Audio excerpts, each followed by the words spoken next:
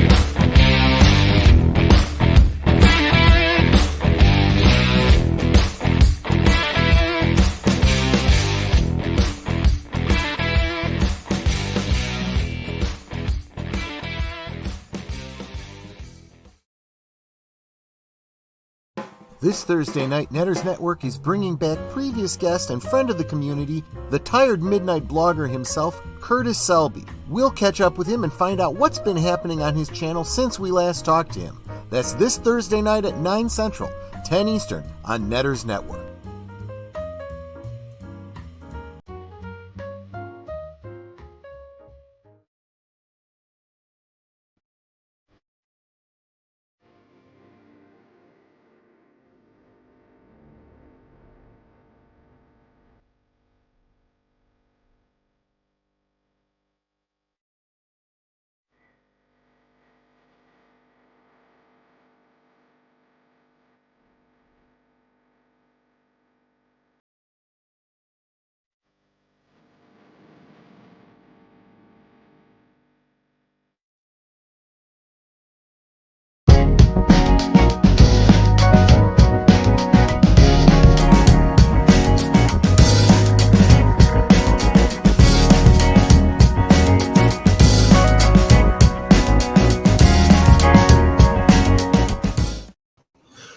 Good evening. Welcome. Happy Monday.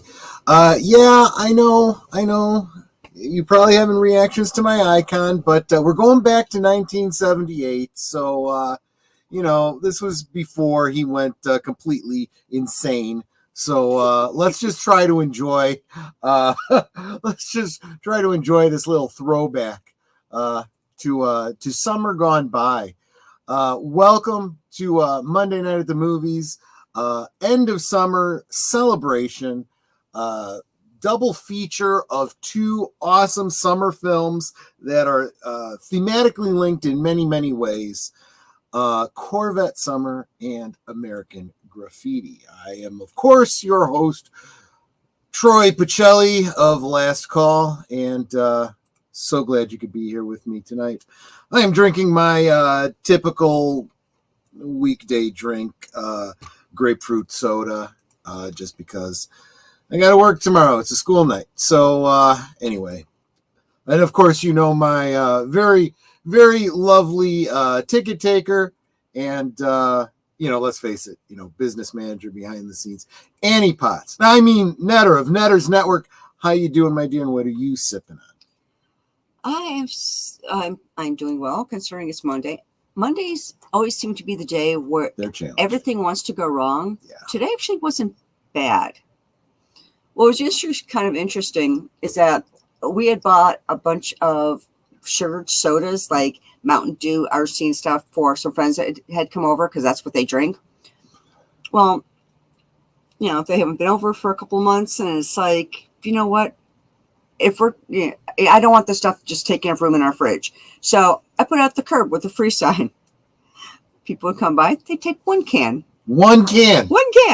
I had 2 boxes of this stuff, 2 pretty good sized boxes. Like if you picture like boxes of paper come in, like about that size, maybe a little bit bigger, filled with Mountain Dew RC, and sugar-free Canada Dry ginger ale. And I did say, in fairness, anybody walking by isn't going to be able to take more than one or two because they're not going to be able to carry and then it. The prize was a 2-liter gallon of regular Dr. Pepper.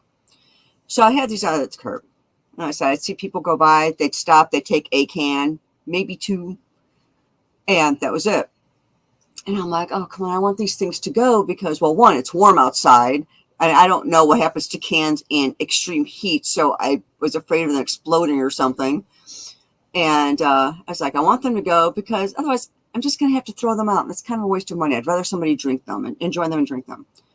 Well, finally, this afternoon, like right around, like just after lunch or so, car pulls into our driveway, woman jumps out, looks at the cans, opens the back door of her car, grabs the box, throws them in, and drives off really fast like a bandit. Yeah, like she was.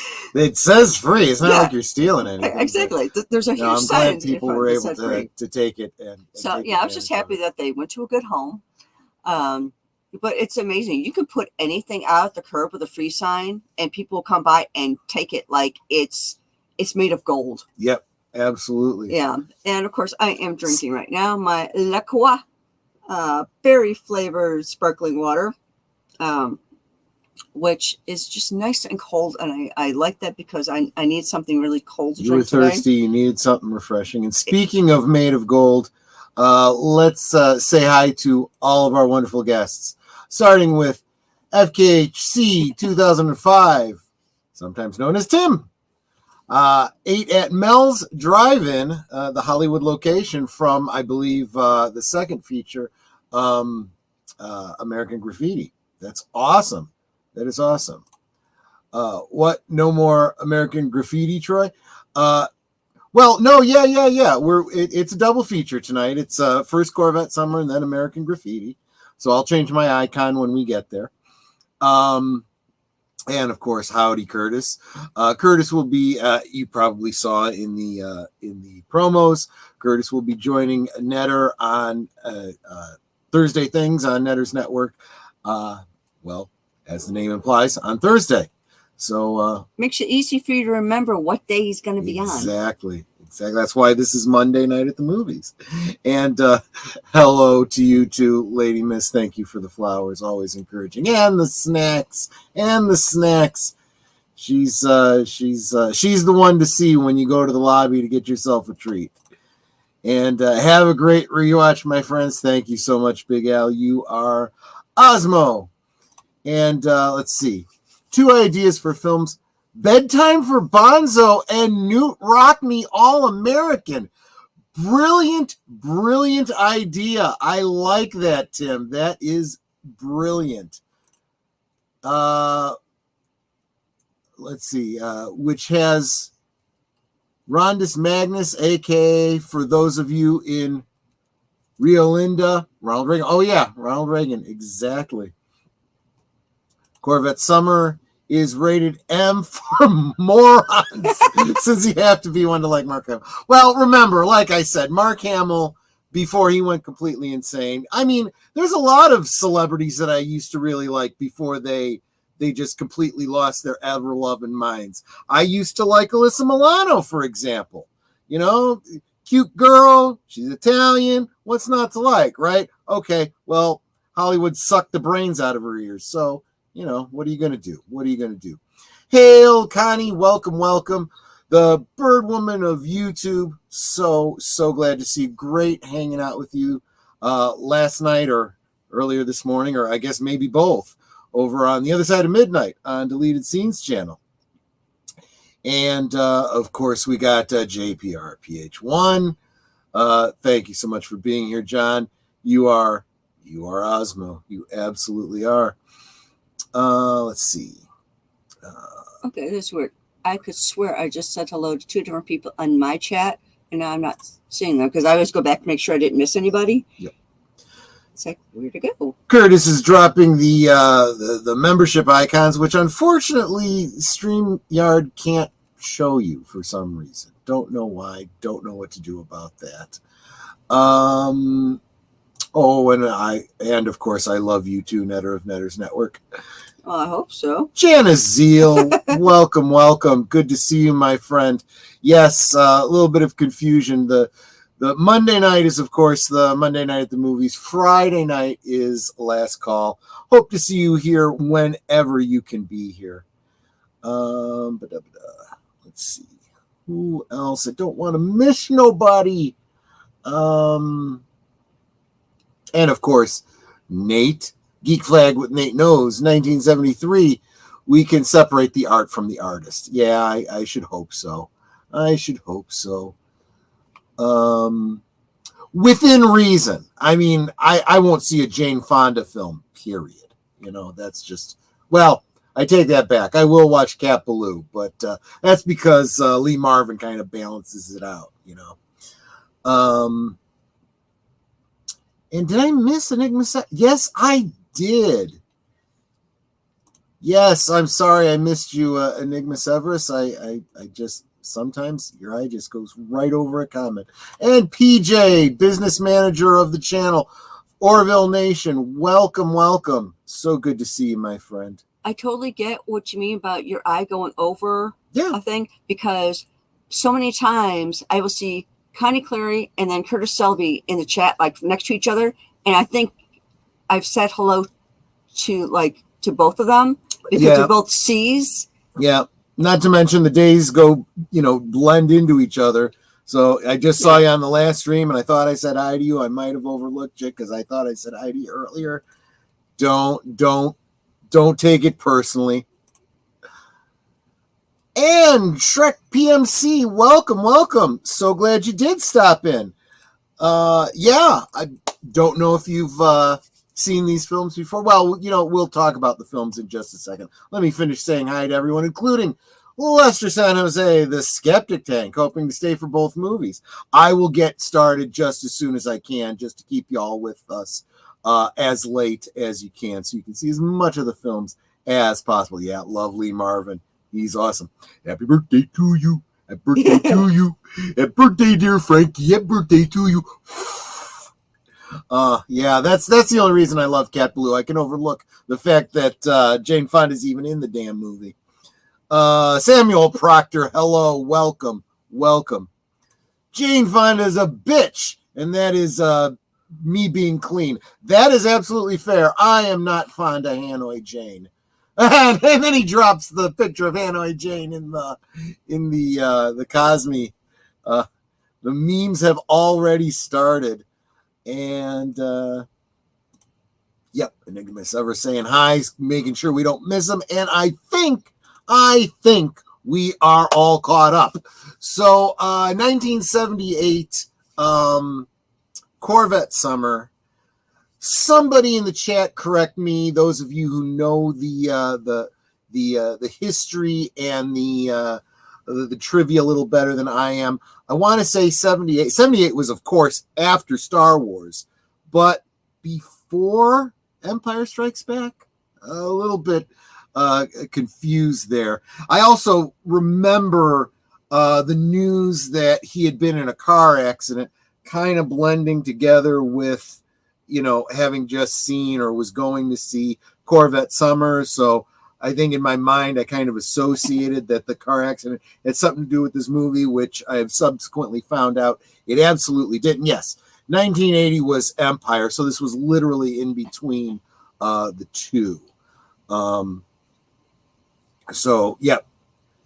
Oh, yeah, you guys are all getting Samuel Proctor, Tim, Shrek PMC. Yep. Yeah. So it was right in between those two. So again, this was that little bit of a lull period where the fans were still hoping for there to be a sequel to Star Wars. This is also how I always say, it was a Tauntaun accident, right? And people said, the facial scarring that you saw during that scene, that was because of his accident. Yeah, it turns out it wasn't that bad of an accident. That really was makeup. It wasn't, a scene added to cover the I wish I had the soundbite queued up. Otherwise, I would grab. I'm going to have to do that. I'm going to have to make sure I grab that. I know Tom Connors does over on his channel. Yes, he will. Oh, it was while he was doing Star Wars. Yeah. So if he was like really, really badly, facial scars, the same facial scars you would expect to see from the Tauntaun thing, you'd expect to see here, because this was after the car accident, after Star Wars, right? So yeah, there you go. Anyway, so we can get to the chit chat about the movie once we get it started. So I'm going to go ahead and get it started. Then I'm going to come back and ask the chat, if you've seen it before, if this is your first time, all that kind of stuff. If you do not have your own copy of Corvette Summer, which, I would expect that you probably don't, unless you grew up like me and Netter and Nate and Orville Nation, Big Al, some of us older folks that, would have grown up in this era where this was a touchstone film in 78. If you don't have it, the link is provided for you, the live stream of the films that I will be playing on Cosme. So go ahead and click on that, open it up, and, you can listen to us and watch the movie at the same time. I am going to go ahead and get started right from the 00 mark. And if you are watching in the future with your own copy, you can sync up with us by my countdown as I go. 5, 4, 3, 2, 1, play. And we got Leo the Lion. A little bit too much. There we go. Hanoi Jane urinal target.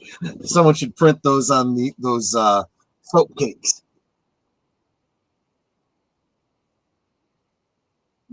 Hey, that's my car, Enigma's ever said.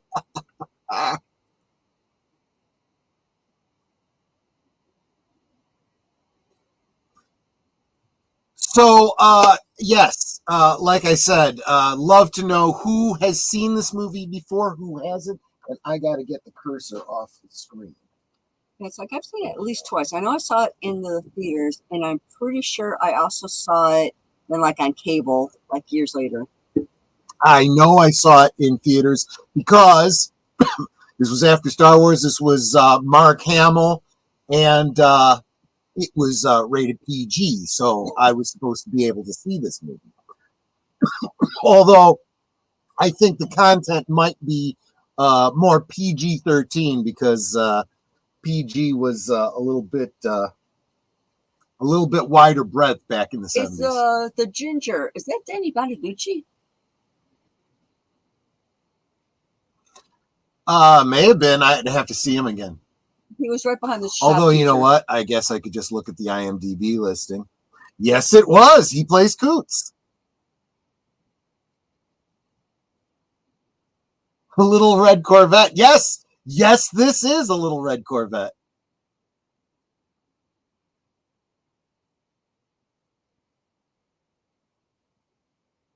So there were two Corvette models that I made, my Ertel. Can't remember if they were Ertel or Monogram. One was a 57 Chevy Bel Air, and the other was a 79 Corvette Stingray. Always wanted to build this one, the one that he ends up, this one, or at least the one that this will become.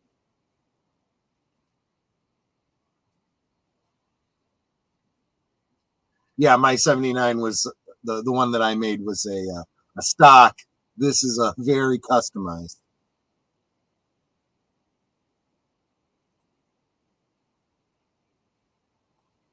Whoa, Gary Ambrosia, thank you so much for the $5. Not sure if that's a super chat. No, it's got to be a super chat because the super sticker would say super sticker, and you have the little thing. Thank you so much, Gary Ambrosia. Don't know if you're going to be hanging around with us, but if you want to right-click on the Cosme link above, we have just started Corvette Summer. Hit the big red button. And Mark Hamill has just hit the red button to save the shell of the car from being crushed. And that riding on the back like that is highly illegal. It was then too, but they didn't really give you a lot of flack about it back then. Now, one of the things I had asked Troy yesterday, because I couldn't remember, I'm like, okay, Mark Hamill cares a lot about this car. And it's like, well, why? It's not like it was his car, right? And then he explained to me how, like, his school, they used to get cars donated to them to work on for practice and all that sort of thing. And this was one of those cases where they got a car that, you know, was a junked car or something, was donated to them, whatever. And so it didn't belong to anyone.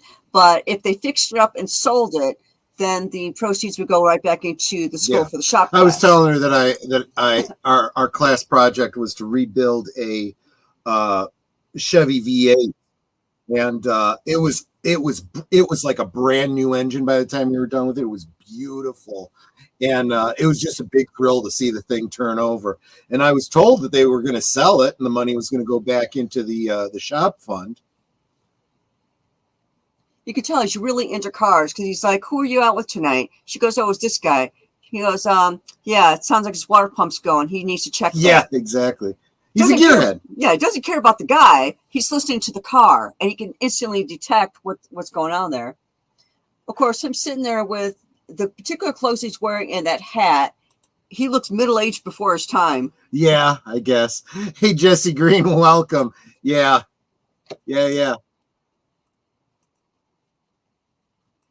Wow. When he makes a model, he makes it from friggin' scratch. Jeez.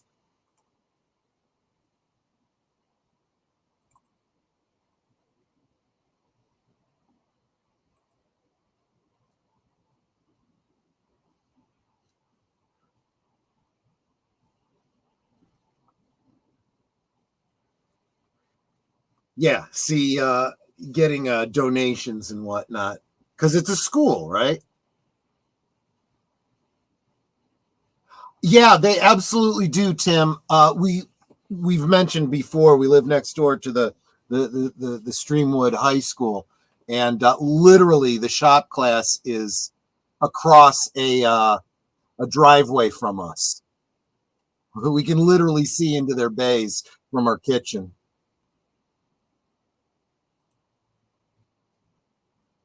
Three weeks before they got Star Wars, he was hospitalized for a little while, came back to finish, and he told Harrison Ford, "If my hair is different,"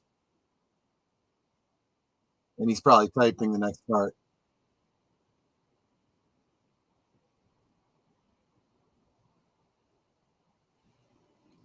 So he doesn't really care about anything else in school except for shop class because he probably just wants to be a mechanic.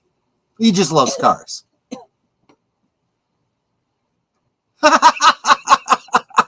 Well, wouldn't you? I'll tell you, on hot days, I would do this exact same thing.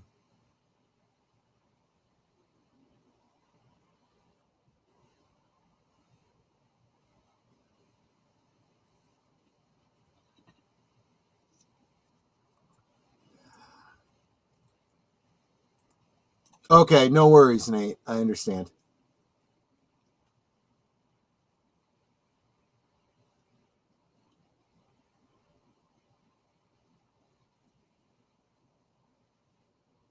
Years ago, I made a list of movie Star Wars actors.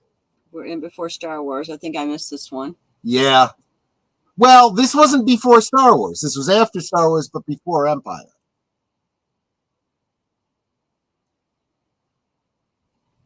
So technically, this wouldn't be before Star Wars. But American Graffiti, which we will be watching after this, Harrison Ford, before Star Wars.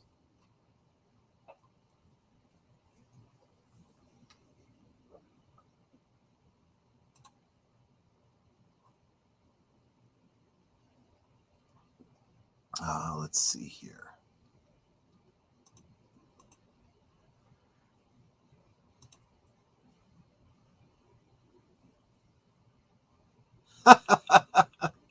So I just decided to take a quick look at the trivia for from IMDb.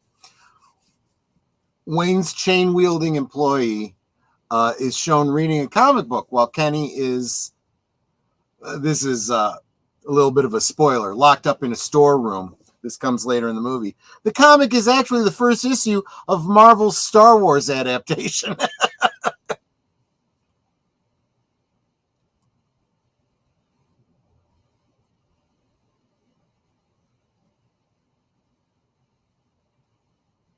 Okay, so IMDb, if you believe IMDb, says both the film's leads, Annie Potts and Mark Hamill, were in car accidents prior to principal photography for this movie.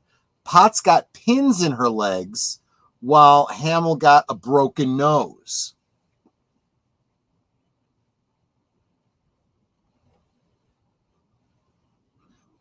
Well, the nose looks pretty good now.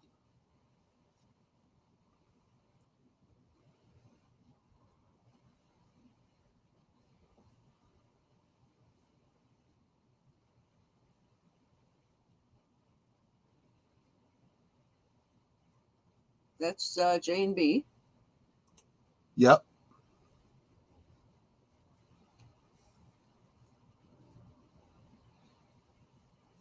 So I guess he was a senior and maybe just graduated. One of the customized Corvette Stingrays used in the film was discovered missing from the MGM studio lot in September of 77. The stolen vehicle was recovered by police later the same day.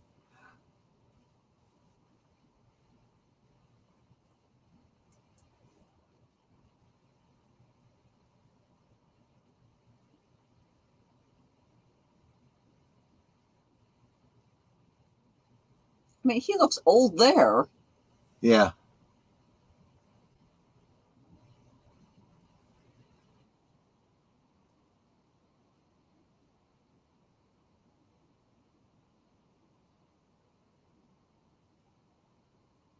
The mold of this film's centerpiece, 1973 Corvette car, is part of the collection of America's National Corvette Museum and displayed at the Corvette Americana Hall of Fame in Cooperstown, New York.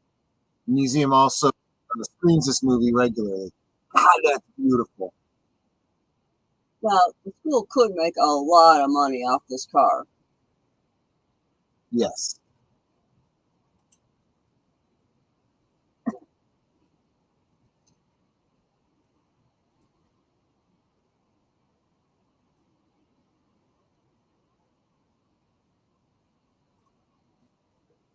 So now they're all get to take turns driving it. And Jesse Green saying hi to you. Yes. Yeah, because I said hi earlier. Who does? The disco will never die. Yes, that's absolutely true.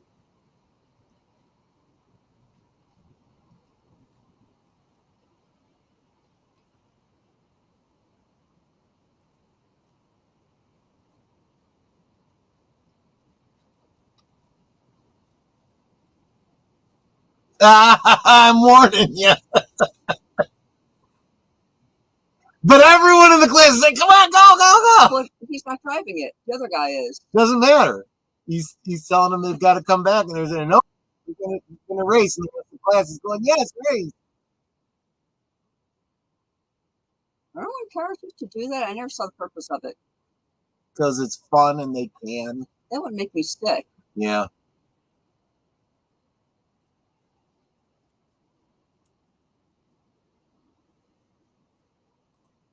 But that kind of car is a ticket magnet.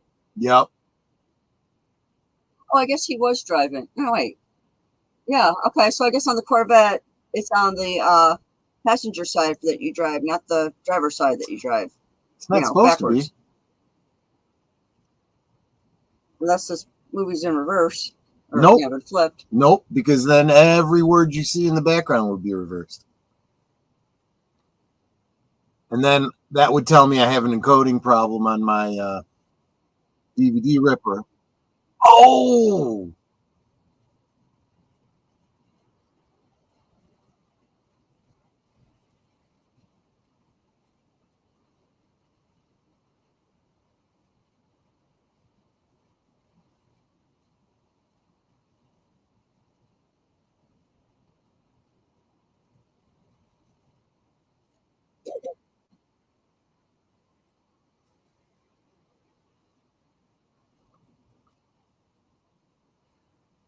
Apparently, Fran Drescher uh, had a small role in this film that was cut.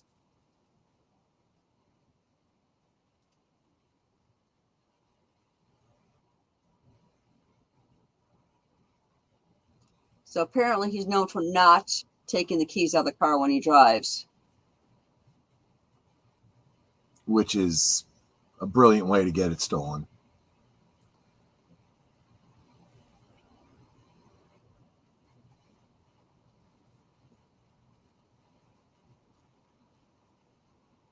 Okay, here's the answer. The Corvette car was a 73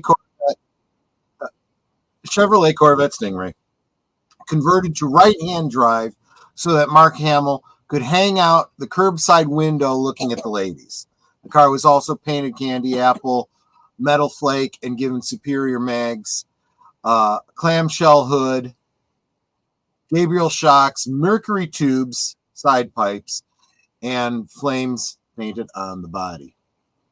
Yeah, so that was the custom job.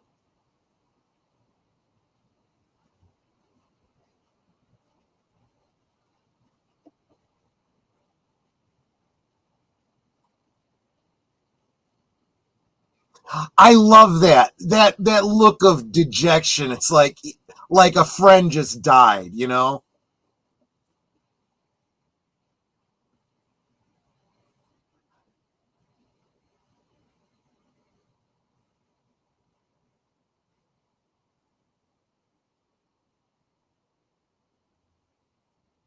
Well, now the cop car's all sticky.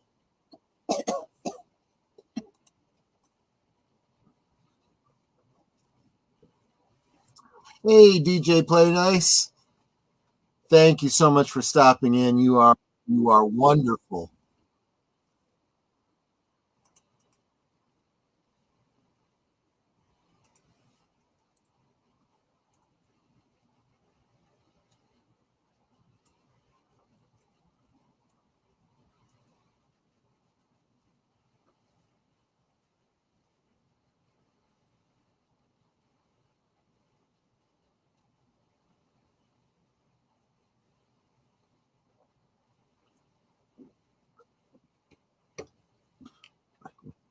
Hey kid, there's a new drug in town. It's called crack.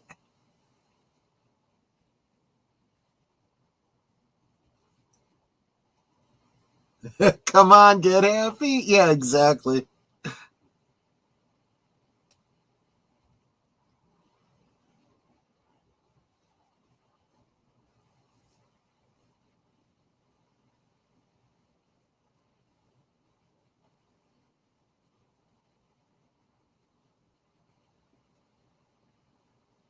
Yeah, see his right eye is all bloodshot. And I guess he always kind of had that zit underneath his lower lip there. Mm-hmm. It's not a zit though. I think it's a mole. Yeah.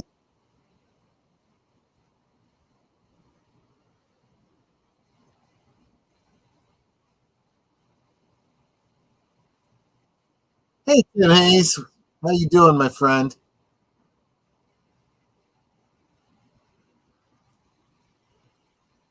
Hey, Tim, did you see that Star Wars Follies over on Retro Blasting?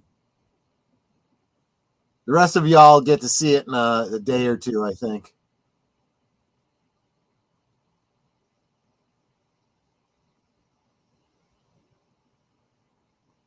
Yeah, it's good. Check it out. Why is he like taking all the signs? No, he's probably just taking the one. No, he took one out of the bathroom. He took one off of a pole.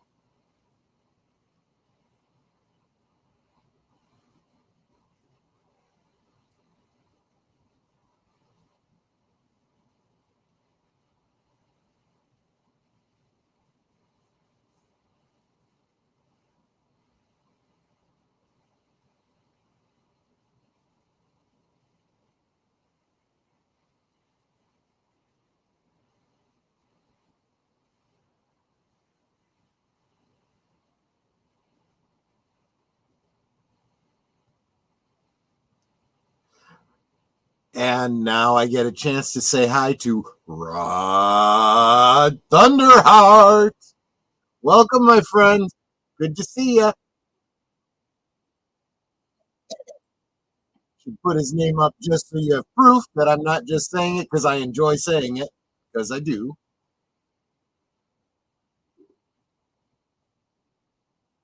Yeah, his car was stolen, so he has to hitchhike. Well, I hope he told his mom where he was going. I like how you put that, Rod. Just swinging in for a drive-by like. Thank you, my friend. Super, super appreciate it.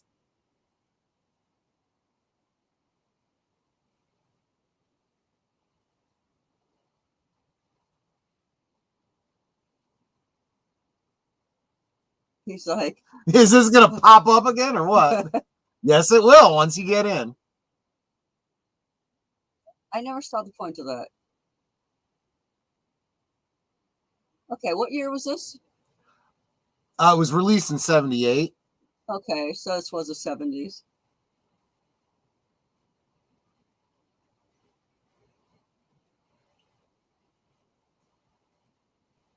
I like Camaros too, yeah.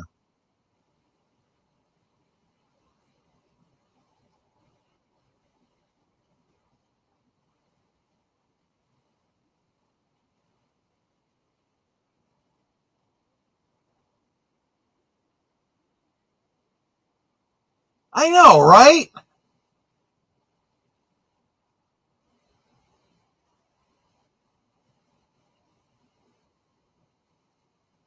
No wonder he's got so many cars behind him now. Yeah. My mom had stories of my grandpa hitchhiking when he was young. I almost didn't exist multiple times.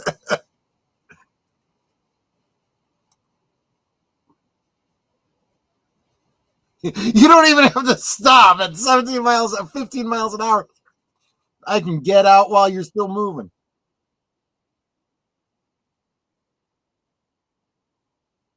And all the cars behind him. They look like bugs. Rear up. Yeah, exactly.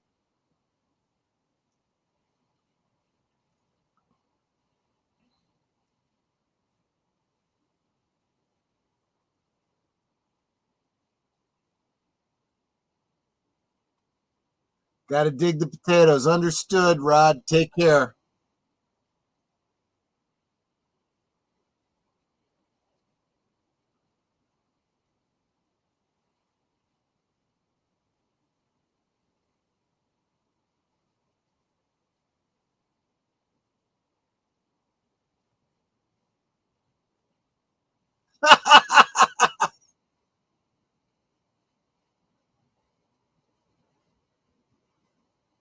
Duh.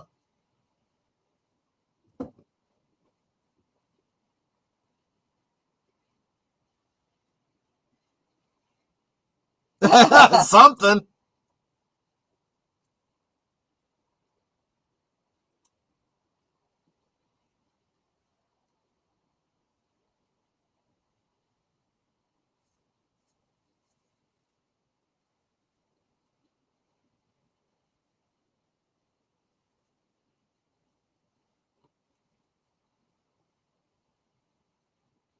You know, you're absolutely right. He was 26 years old, and he was playing an 18-year-old. But he looks for. I mean, between the greasy hair and stuff, he looks like he's so much older. According to an article in the September 7th, 1978 edition of the Los Angeles Herald Examiner, local car customizer Richard Corquez built 2 copies of the Corvette for a total of $60,000. That would be approximately equal to $250,000 in 2020.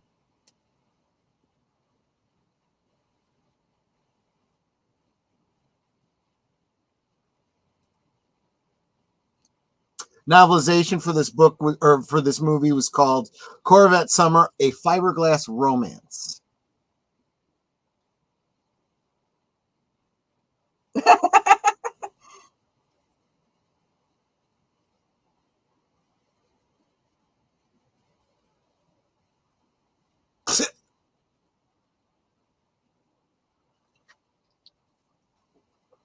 Great career ambitions.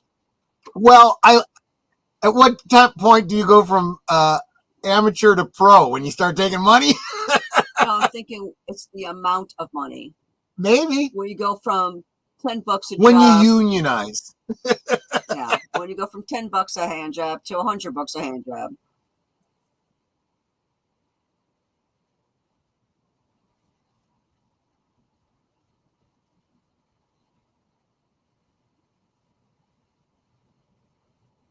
Well, that's a transformation.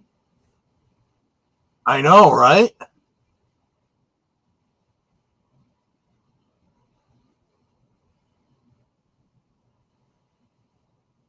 So the van is a 71 Chevy customized by Hollis Wheels Incorporated of Garden Grove, California.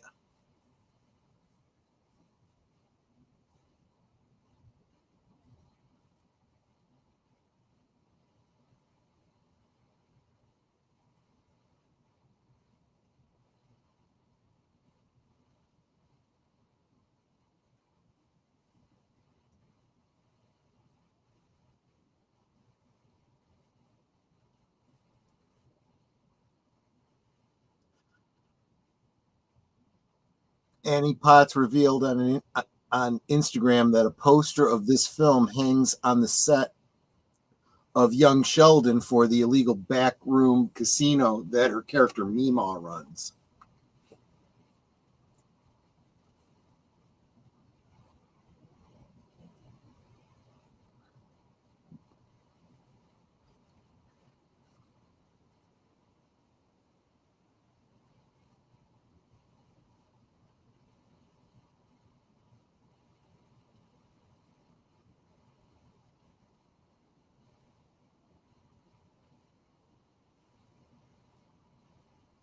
Vanessa.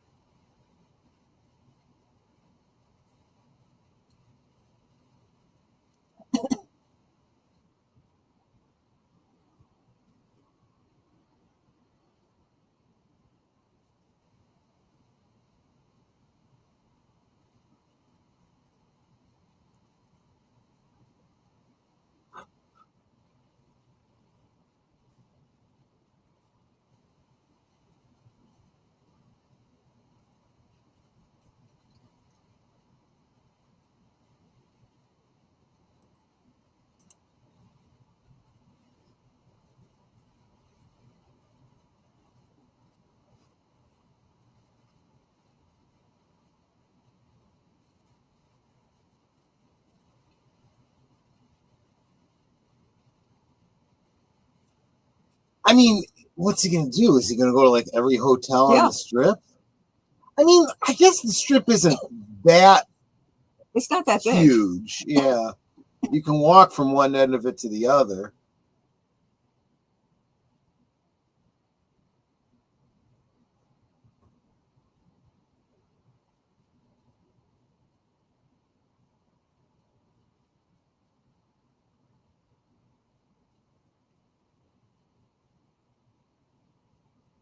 Most of these are real diamonds.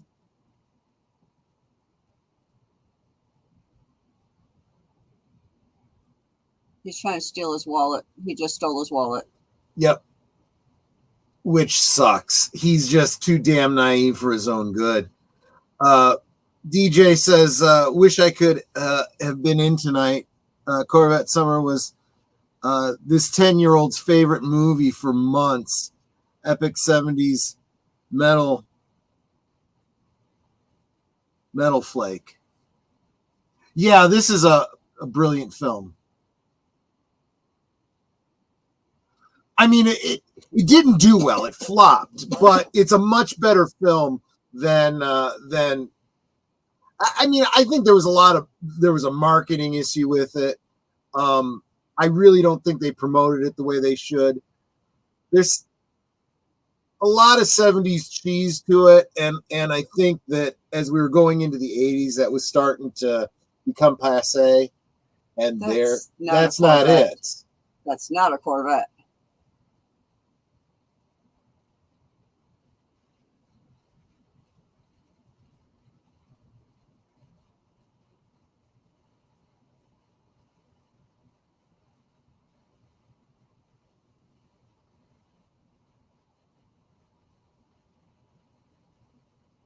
I mean, he's going to have to.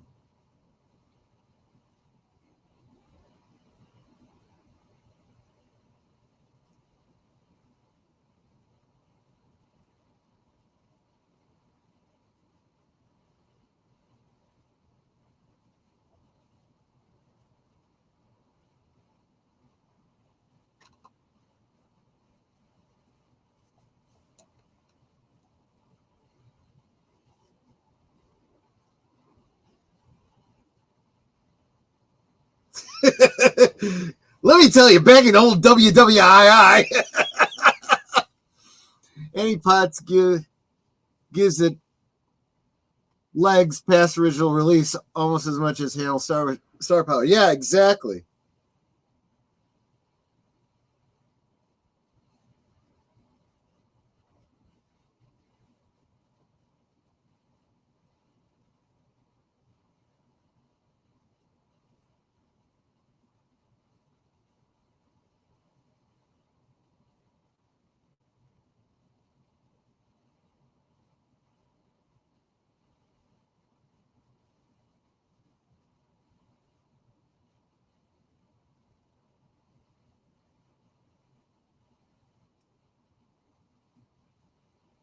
Portland.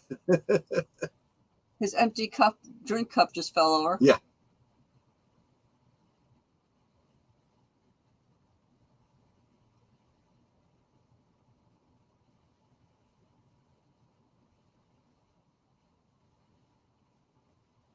Yeah, it's lucky.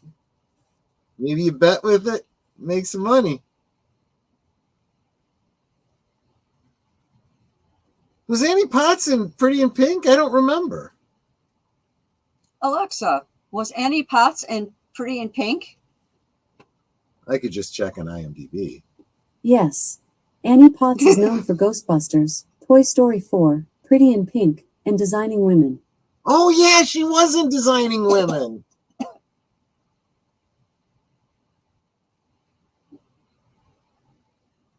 Yeah, use the force. You could do like Qui-Gon Jinn. Put down $2 on roulette and, use the force to win.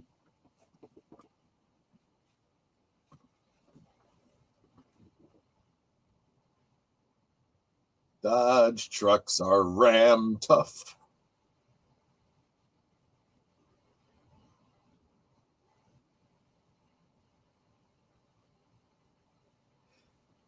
Hey, deleted scenes. Hail to all. Sorry I can't join you tonight. Scheduled wouldn't allow it. Dropping in. A like on both channels. Thank you so much. Take care, my friend.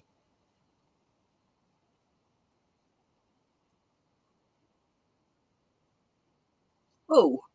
Ow. Right? But yeah, you saw the car. So that's all you can focus on.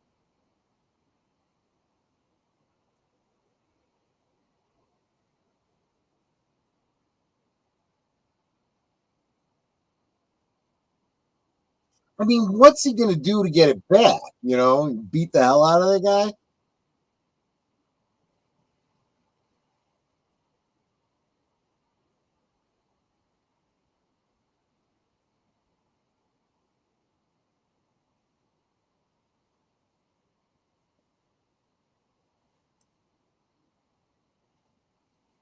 Thanks so much, DJ. Super appreciate you being here.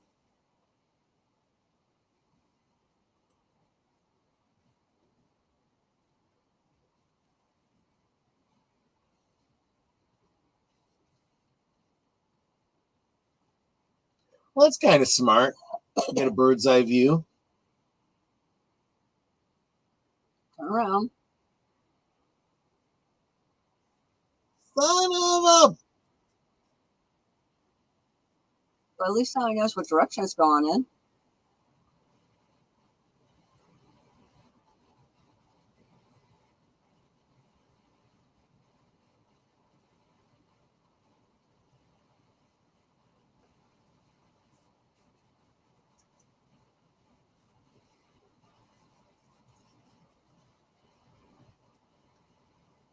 It's on the right-hand side.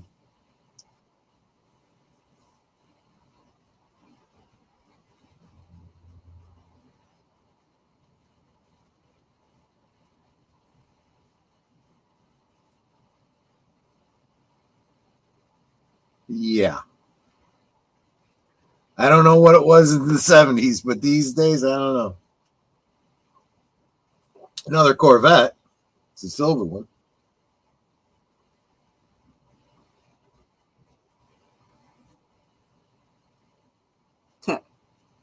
Yeah.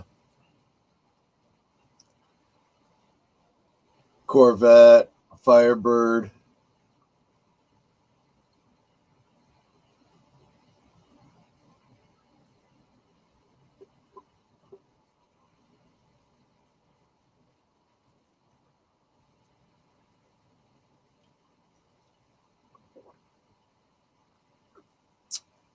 That van looks familiar. Right.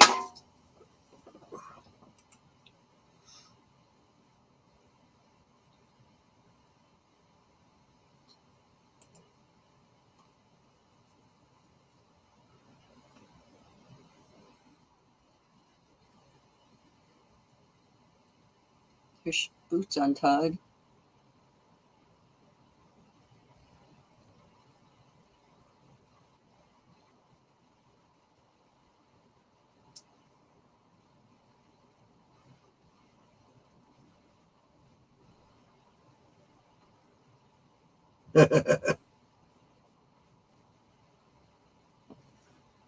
Uh-oh.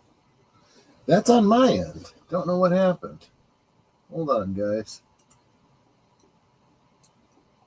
It's freeze frame so you can ogle at her longer. Sorry about that.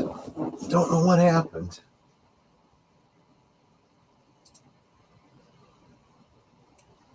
I figured it was just me because my computer's been Okay, really hold slow. on. I'm going to have to take it down for a second. No, it's on my end.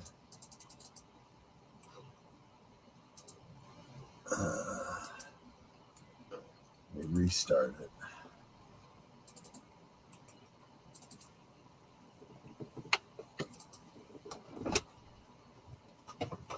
And while you do that, I will get you another refreshing beverage. That's always nice.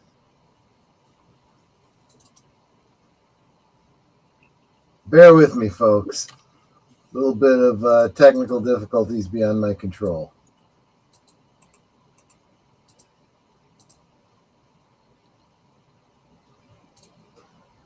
Well, this is consternating. Hold on. Let me check it on my other computer. Movies. Where are you? Come on.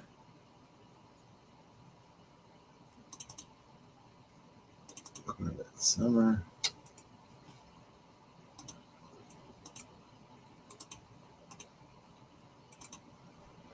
Well, it's working fine on my other computer, so give me a second to pull it back over again. I'm going to have to reload it.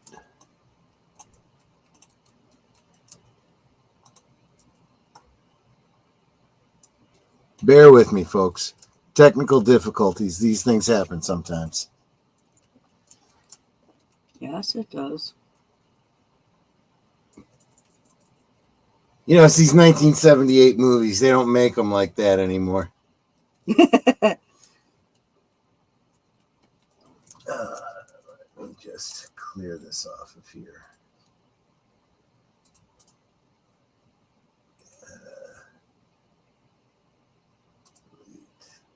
Yes.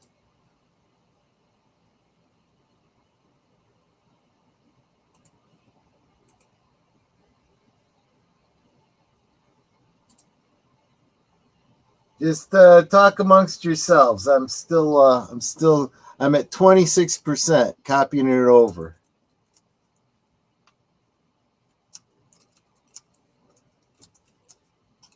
So how was everybody else's Monday? They said mine was actually pretty uneventful, considering that usually Mondays are days where it seems like if something's going to go wrong, yeah, exactly. Well, usually at work, something goes wrong. It's like I always put off making any decisions if it's a Monday.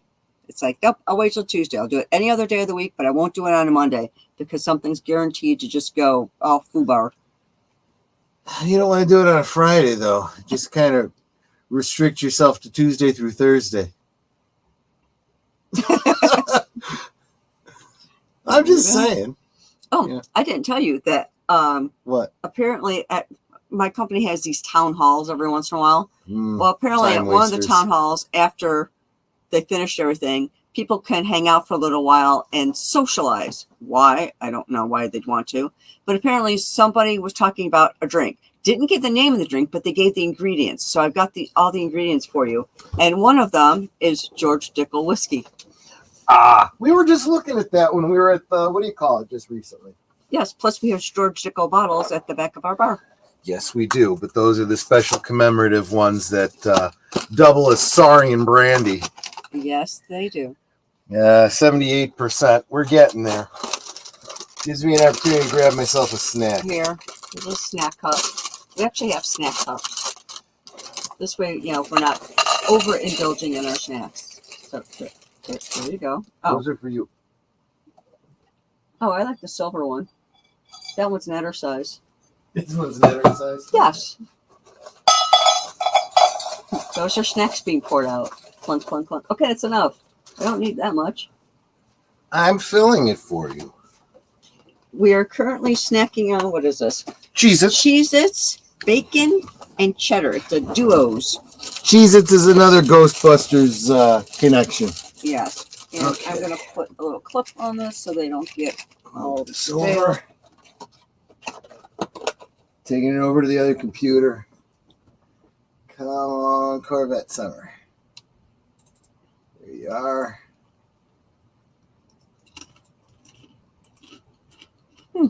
That was a bacon one. They're all good. I like bacon. Okay, so that one can go away. Almost there, guys. Bear with me. Yeah, I was just busy setting up my stream for Tuesday. Oh, right. And that's totally set up now.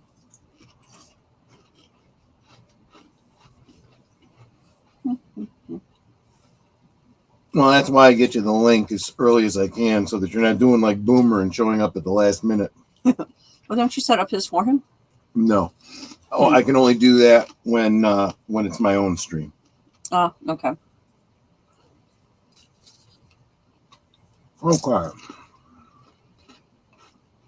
Okay, I'm now at 2,245 watch hours. So, like I said, if y'all open an extra tab, pick like a movie stream or something to watch, because that's probably the longest, like 2 hours. Then, help me get some of those watch hours. I'd appreciate it. Okay, guys, I've got it fixed. I'm just trying to find the approximate spot in the movie. Choose subtitles. A little bit further, because this is where he walks out of the U-Haul for the first time. Yeah. Chases the car.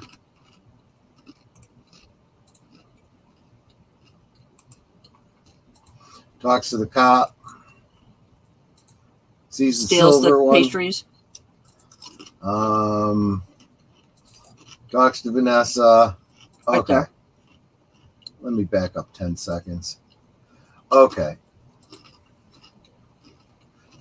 Just for reference, if you are watching along with us and want to resync with us, I'm at 36 minutes, 8 seconds. And let me go ahead and share this so that we can continue. Very sorry, folks, but these things happen from time to time. Too bad I didn't have like a special effect of the celluloid melting or something like that. That would have been perfect. And entire screen there. Share. Whoops. I forgot you got to share the audio too. That helps. Well, I mean, if you want to hear the movie, that is. Entire screen, audio. It should be automatic, There. Save. There. Go. Come on, get down here. Blow this up. Okay, guys.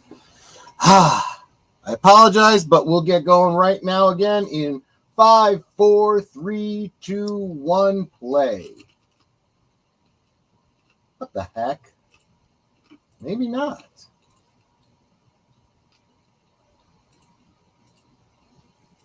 Stop being weird. Come on. You were just working for me just fine.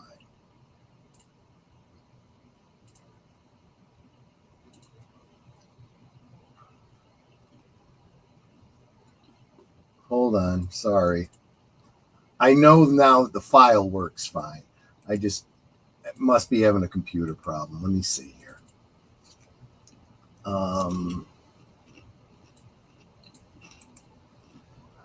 Got an idea.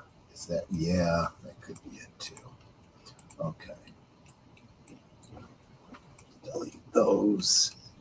Yes. Yeah, so this drink I was telling you about, it's George Dickel, cognac, sweet vermouth, Benedictine liqueur, 4 dashes of Dale de Groff's pimento aromatic bitters, and then you can garnish with a cherry or lemon twist. Nice. I will send it to you in MeWe. Thank you. I don't know the name of it, if there's a name for it, if she just made this up. I can actually drop it in the chat if anyone's interested in trying out whatever this drink is. Okay, hiccups. Okay, so I just dropped it in both of our chats.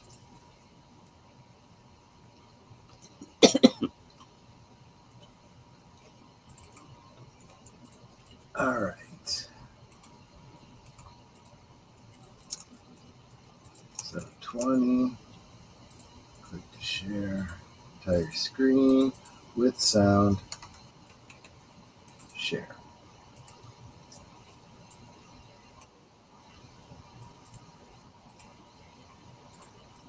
And I'm not hitting pause and trying to find the exact spot. We're at 36:15 seconds, and let's just keep going. It also looks like she might have been beaten up. Okay, we're back on track, guys. Very, very sorry about all that. She gave him her purse to hold? Samuel Proctor to dip out. Sorry, but hope to see you in a little bit. Yeah, she's had a rough night.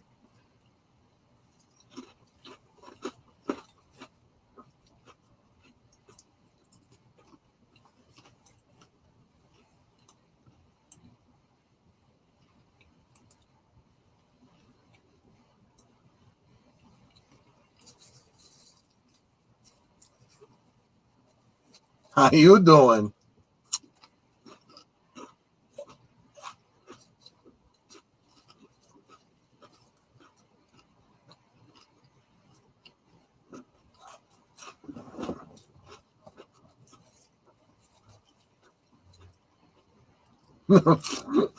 Gariselvi says, huzzah, and Tim says, take it off.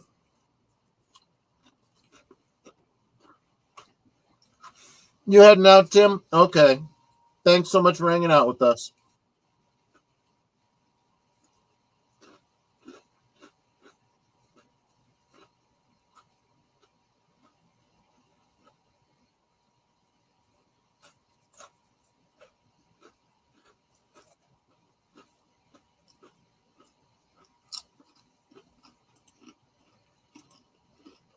I mean, it's nice of her.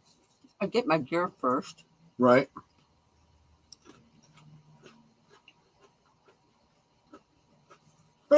Water beds. Hate those things. Always have.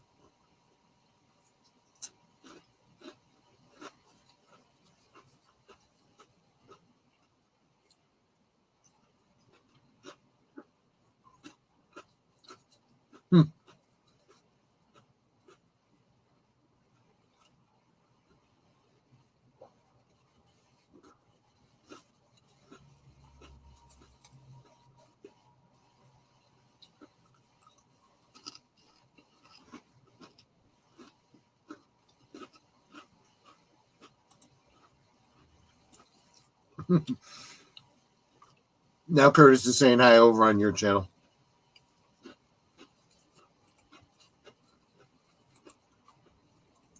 And if I miss saying hello to anyone, please let me know. Because I do try to drop my hi sweeties for everyone.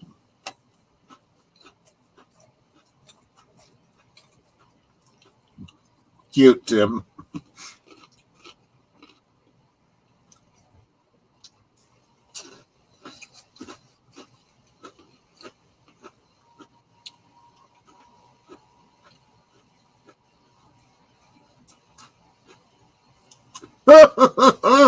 Wow.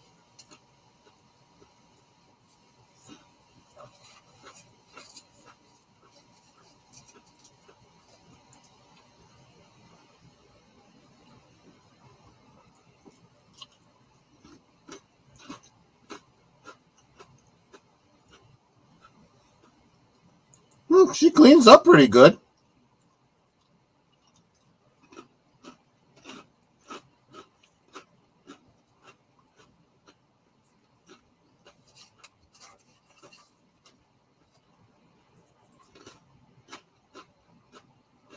Now, supposedly, she's naked.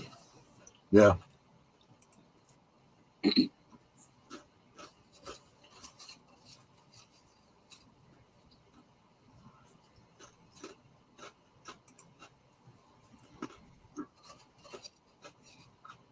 When you get a knot in your shoes, yeah.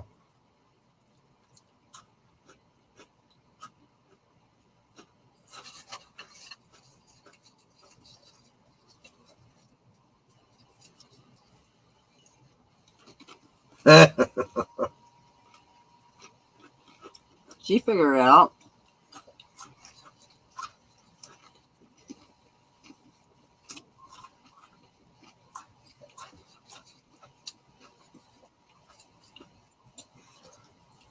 His lightsaber is about to turn blue.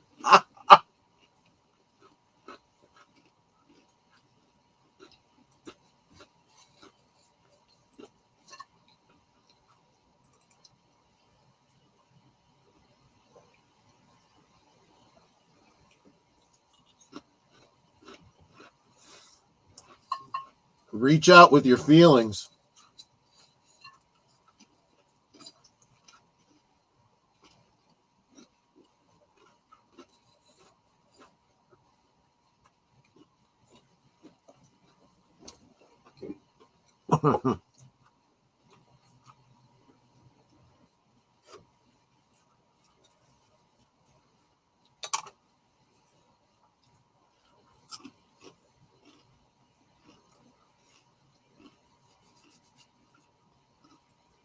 You know, the interesting thing is because he's not trying to take advantage of her, she finds him a little more challenging, which makes her more interested.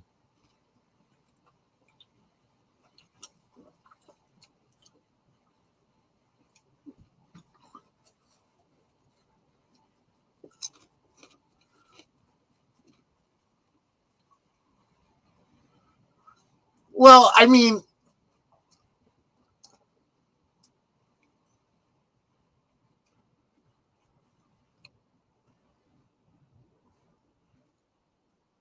I mean,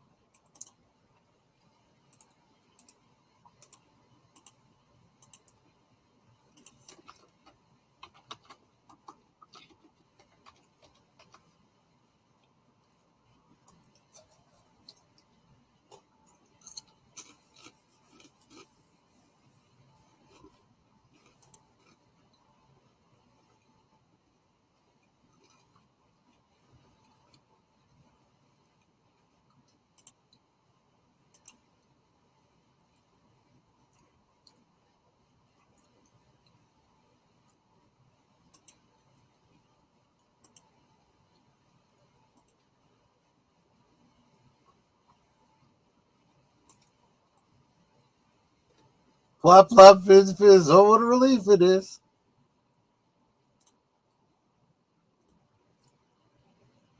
Makes it look like she's got a bad battery.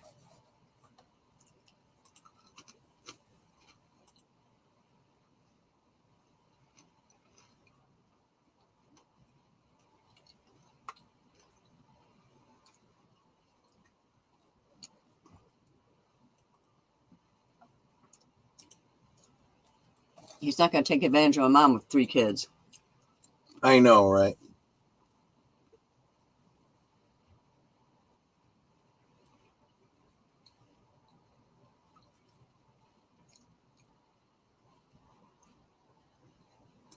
Yeah. Little unscrupulous.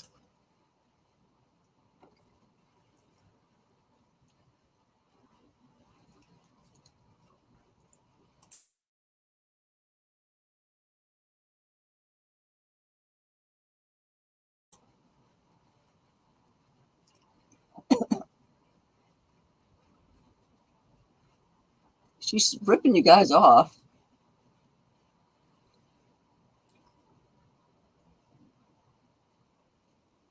She's a con artist.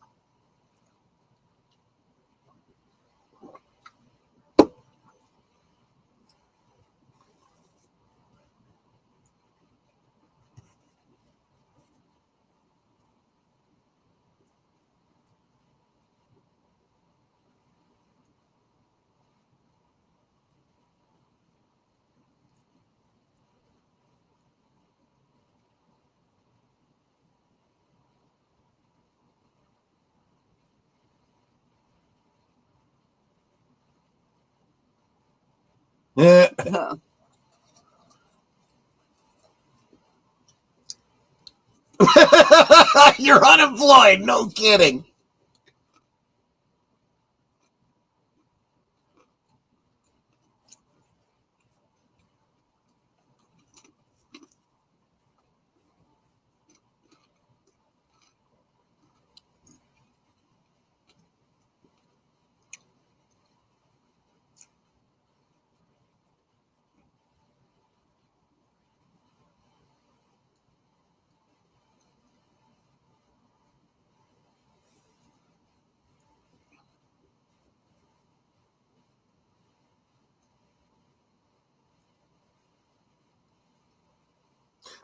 She's actually right. Although prostitution is legal in the state of Nevada, it is not legal within the city limits of Las Vegas.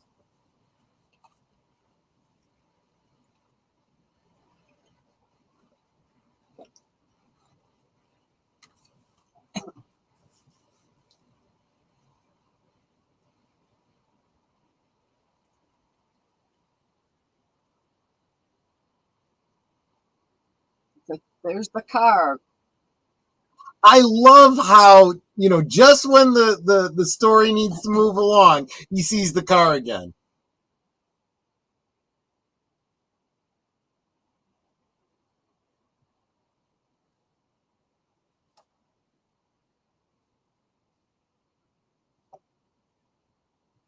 Floor it.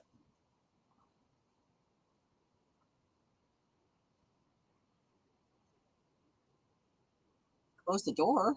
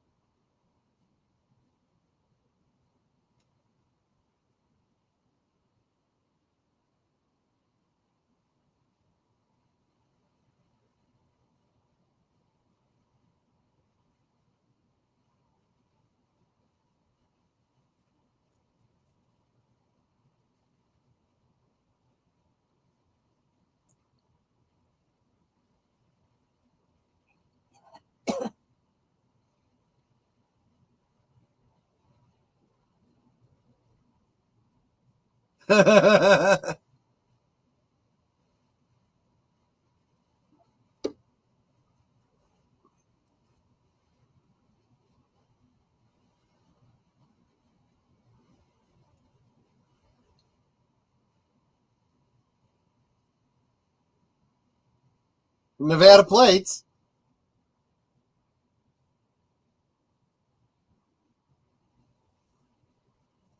That was pretty good.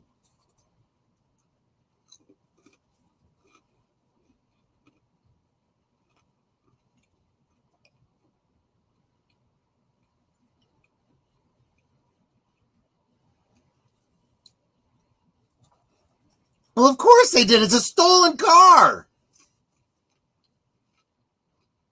And welcome, Christoph, the Vagrancy Horror. We are... Oh, I just realized that I still got the mouse showing. We're about a little less than halfway through Corvette Summer. If you're interested in watching along, links up at the top.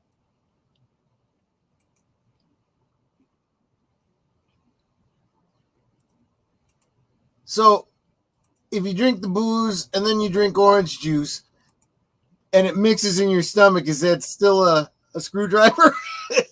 Sure. It's a mixed drink. I guess. Dun-dum-dum.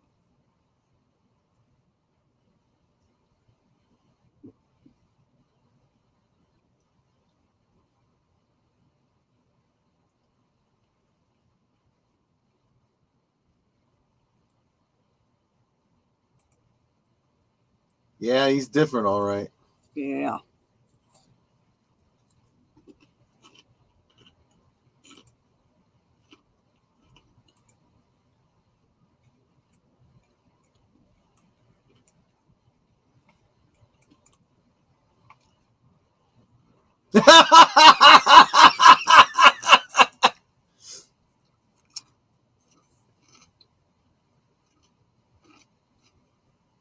Mixing screwdrivers.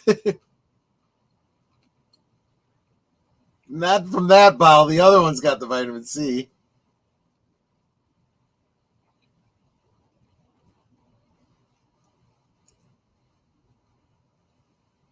Robbed.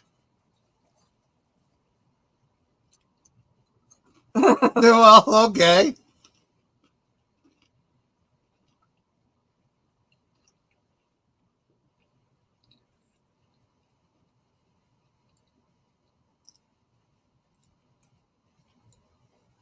It's an alien wrench. Yep.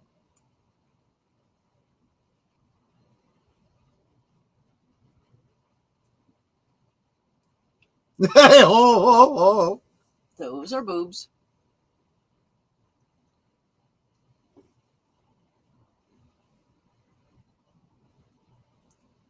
Remember, PG film in 70, was it 78? She asked him to hand her a washcloth, but she already had one. Yeah.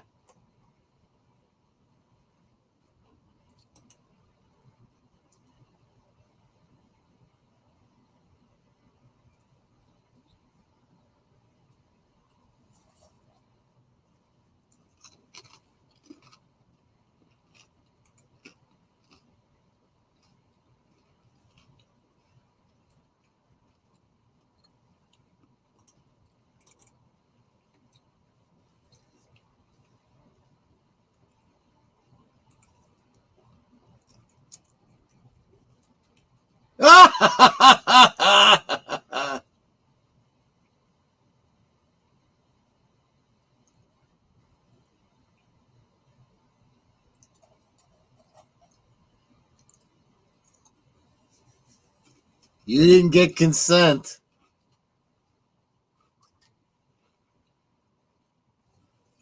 Well, That's consent, all right.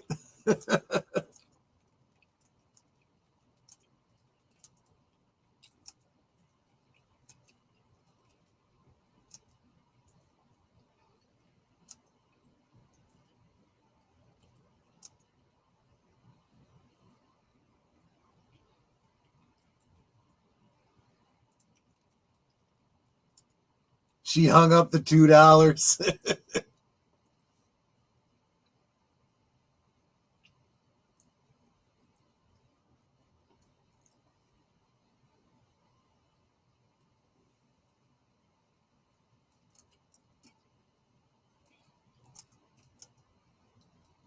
Okay.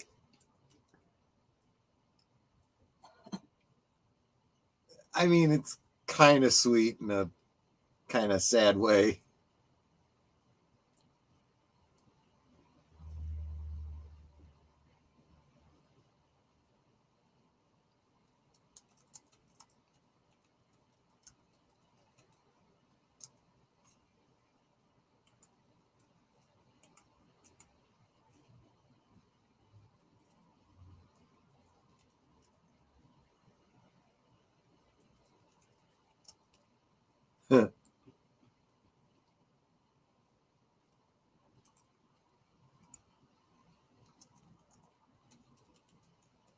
I mean, yeah, wow.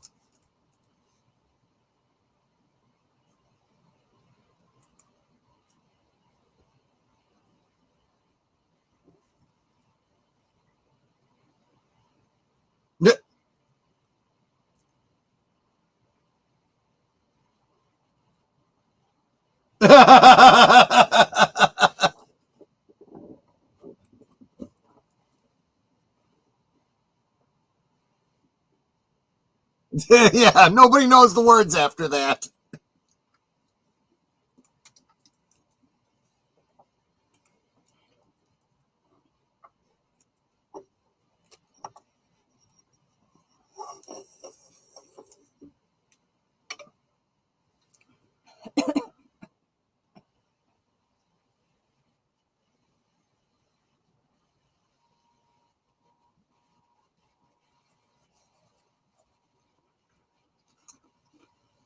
Oh,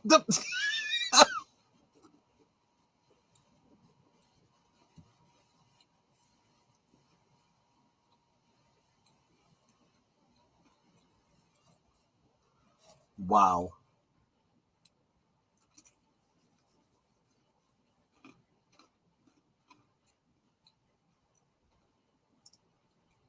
As far as you know.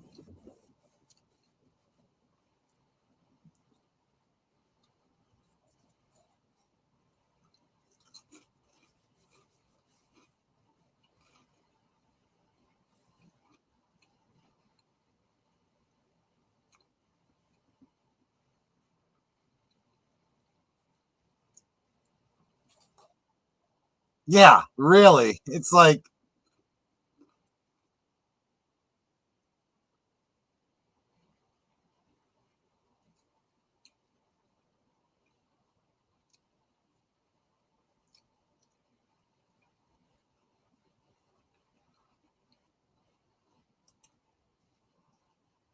That's a good idea. Get a job parking cars. yeah.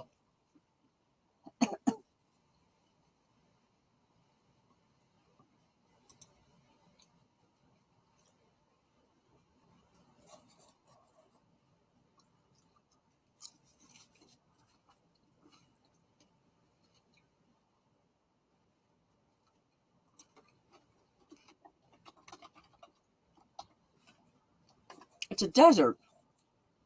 Deserts are huge.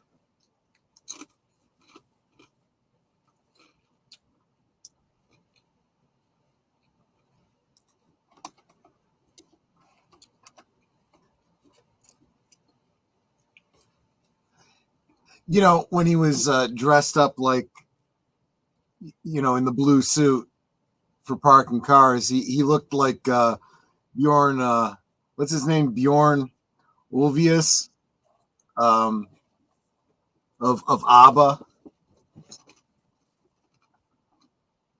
course, anyone who had that color hair wore it in that style back then. They all looked the same.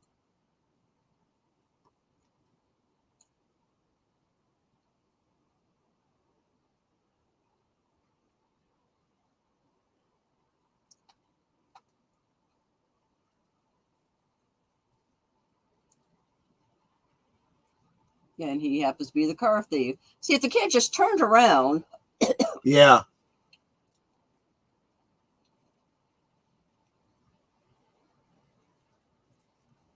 Yeah.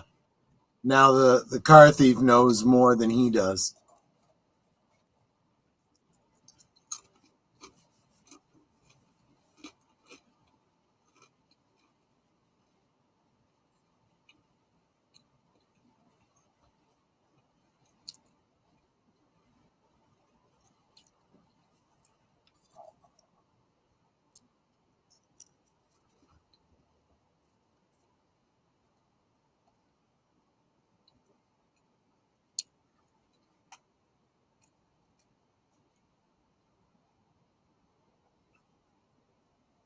Binion's Horseshoe Casino.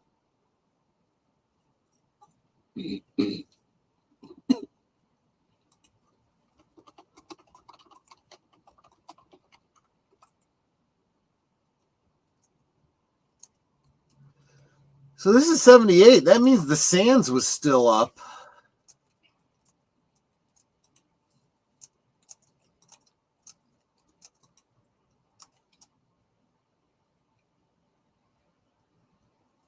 Oops.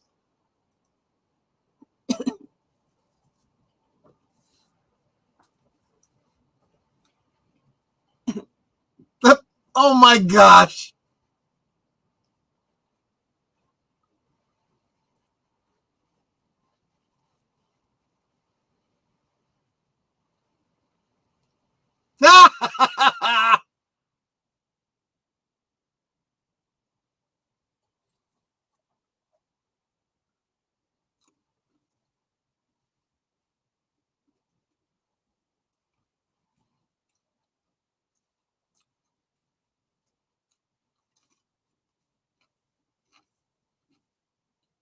No one accuses me of petty theft, whether I committed it or not.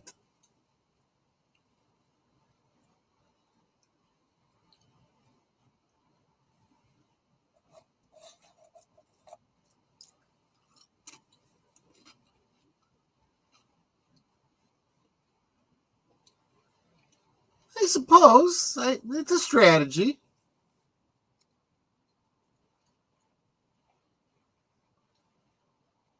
For all that, only $14. Geez. 78. No, that's true.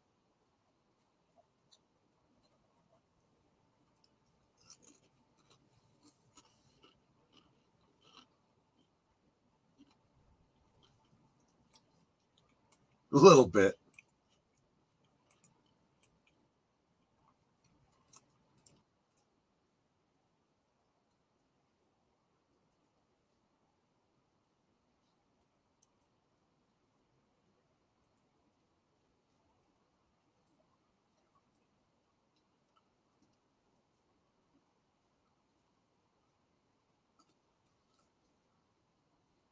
At the car wash, yeah. Working at the car wash. That's the car. Maybe gold now, but that's the car. Yep. Hey, that would go well with that gold suit that I've seen him in.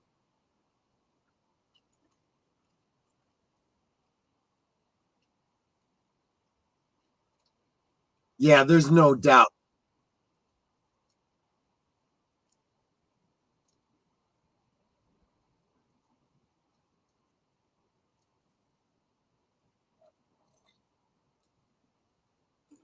Now what are you going to do?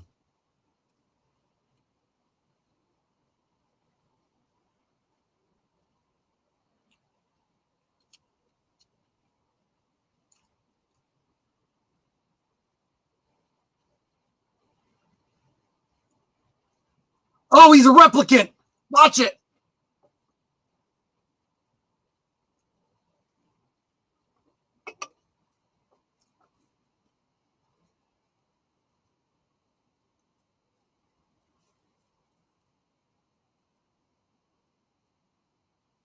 Yeah.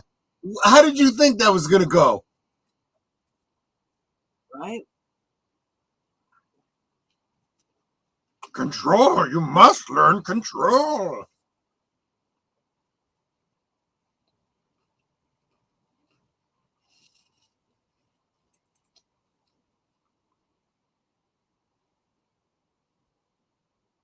Wow. Holy fuck.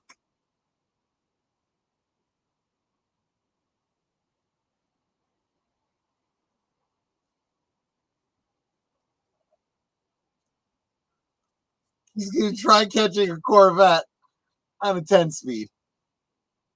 That's been walking. But not by much. He was a better student, he wouldn't be so idiotic with handling situation. Well, yeah. He's incredibly naive.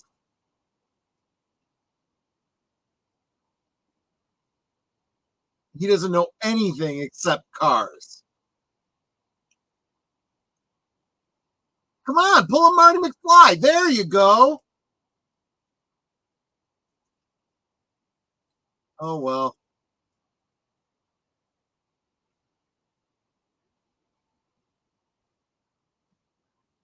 The camper's going to stop. I'll bet you. Okay. Oh, it's a Winnebago.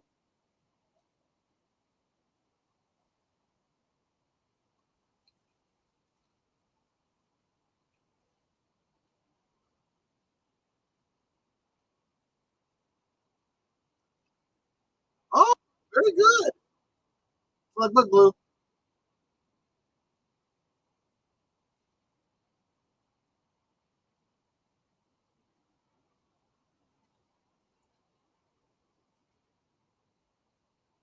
And it's got to be a stunt person because they wouldn't put the actor in danger like that.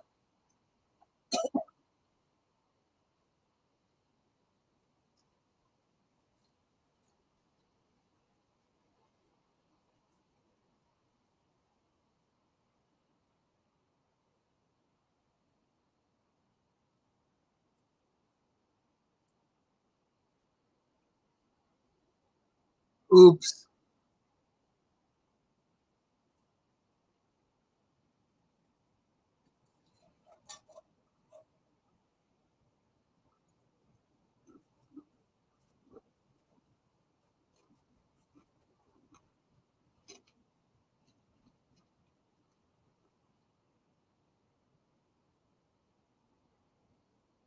Wow.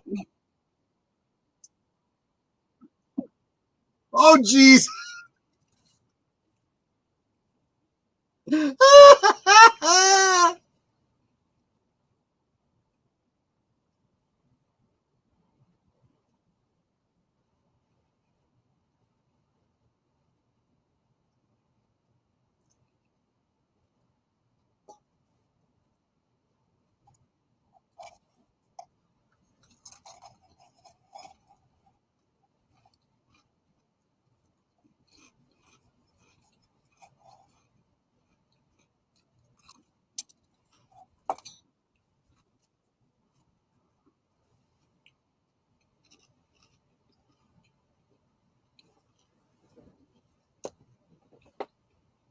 And he's probably hurt his shoulder.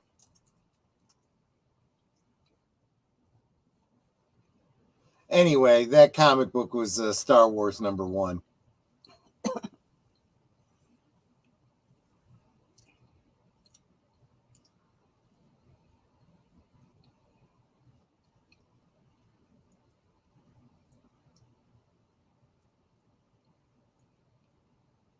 Yeah, you're in trouble. Oh, it didn't actually go out the window. That was clever, though, yeah. How the heck did he manage that? It was in the barrel. And then he piled all that stuff on top of the barrel from inside the barrel? Yeah.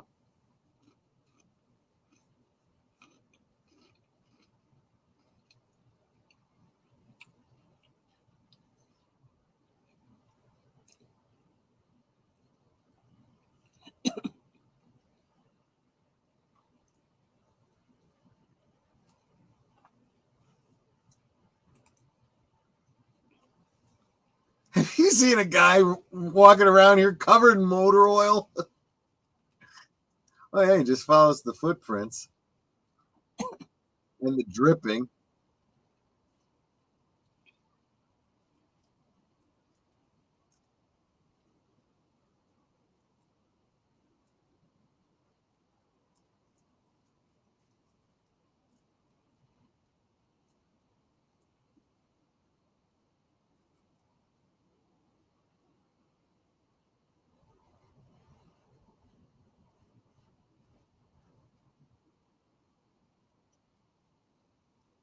Where's Mr. Miyagi now?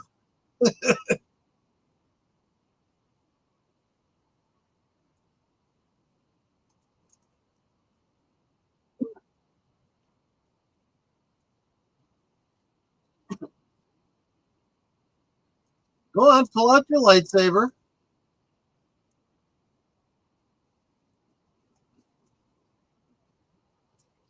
Doy.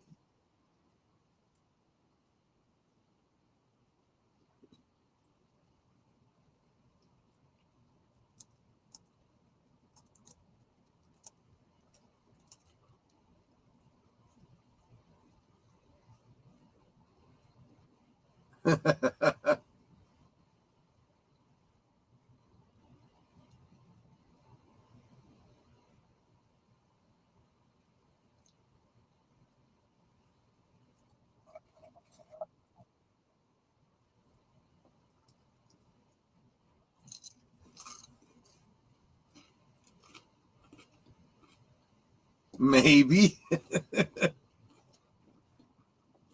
Yeah, I was just saying that, Nate.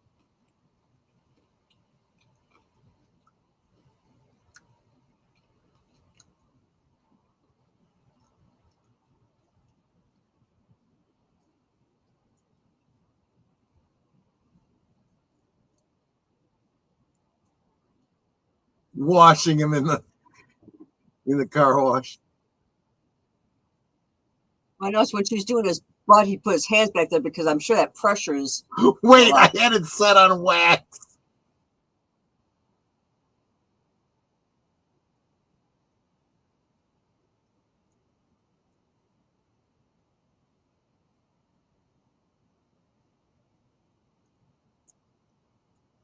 He had his head in his hair.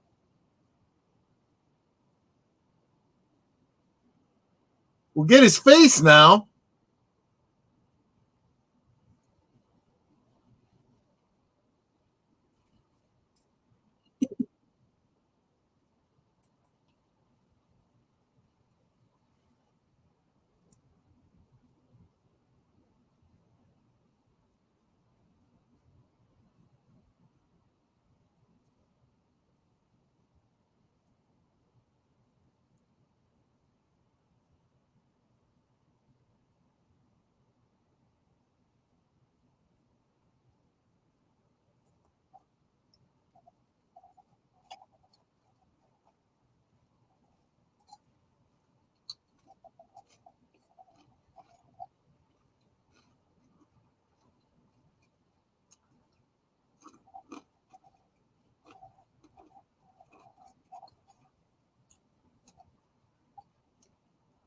Yep.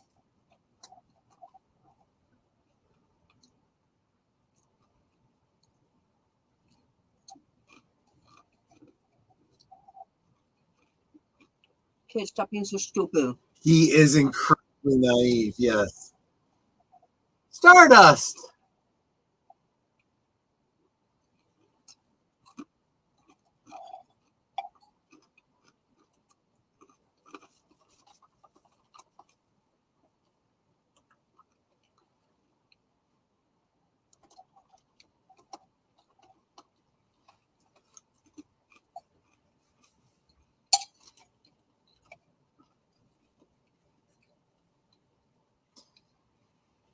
Stardust closed in 2006.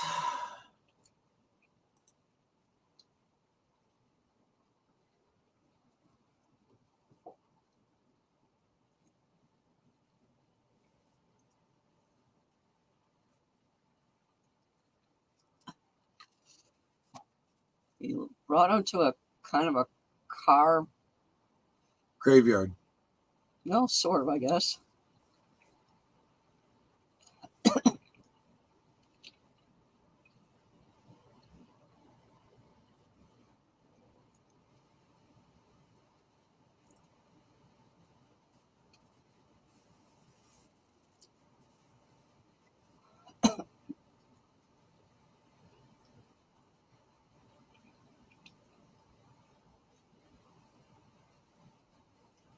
Dang.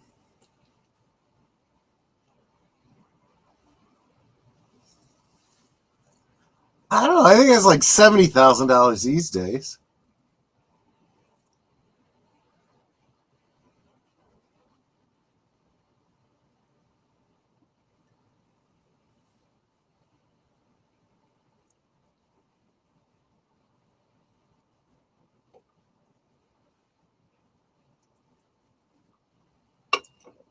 Hey, his hair is clean for a change. Yeah.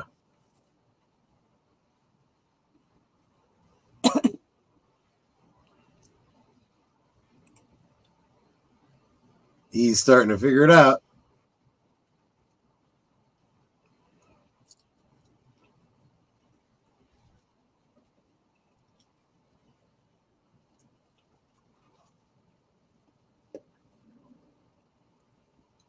It's like he let the one dumb shit drive it because he knew he'd leave the keys in it.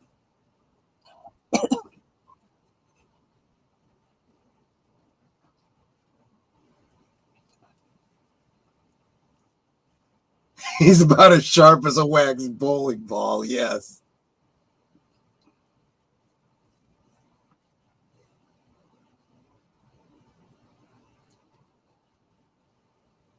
It's not what he'd be doing to your family, it's what you've done to your family.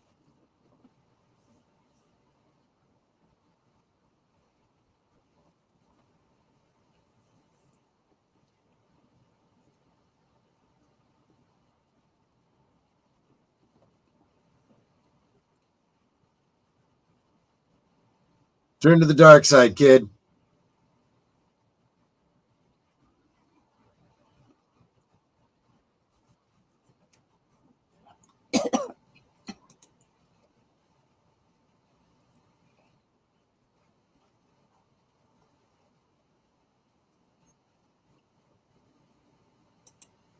He's got a bad bruise on the side of his face, too. Oh, that must have been from when he was beat up with the other guy.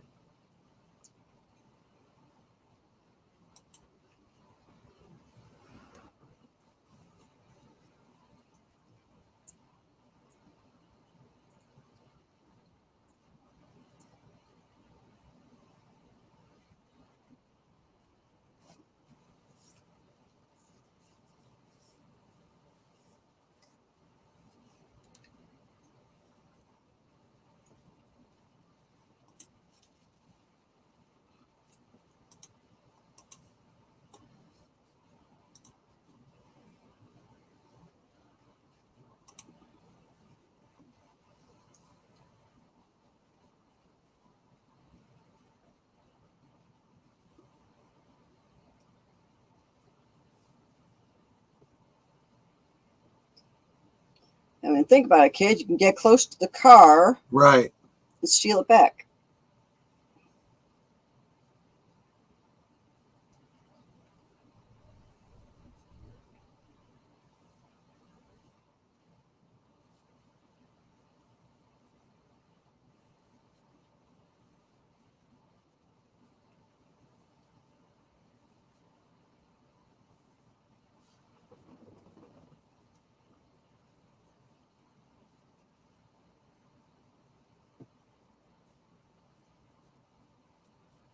yeah. I think his teacher knows what Nasty is. But he's convinced himself he didn't have a choice. He didn't have a choice. Because he was drowning in debt. And this was getting him out from under.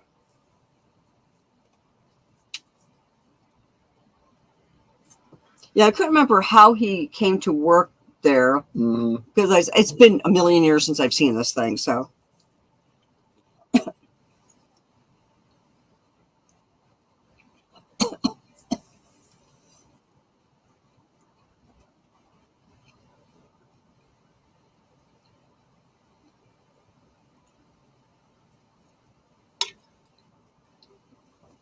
I mean, the economy was really bad back then. It was very much like it is now.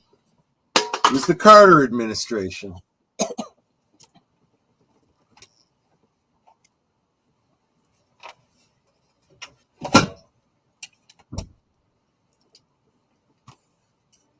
Do you need a drink, babes? Yeah.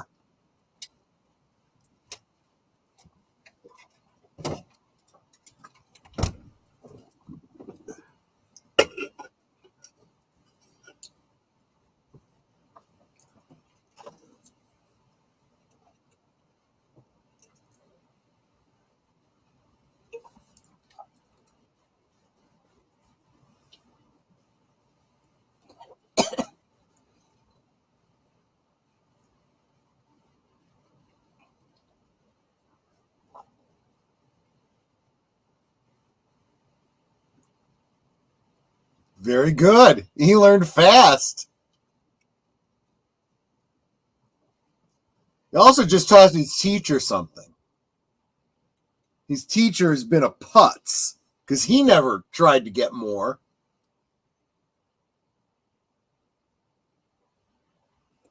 Finally changed his clothes.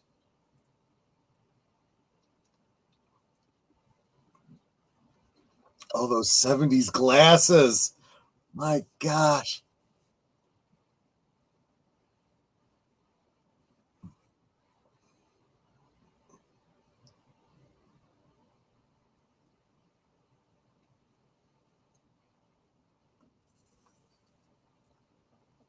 He's trying to act like Mr. Big Shot now.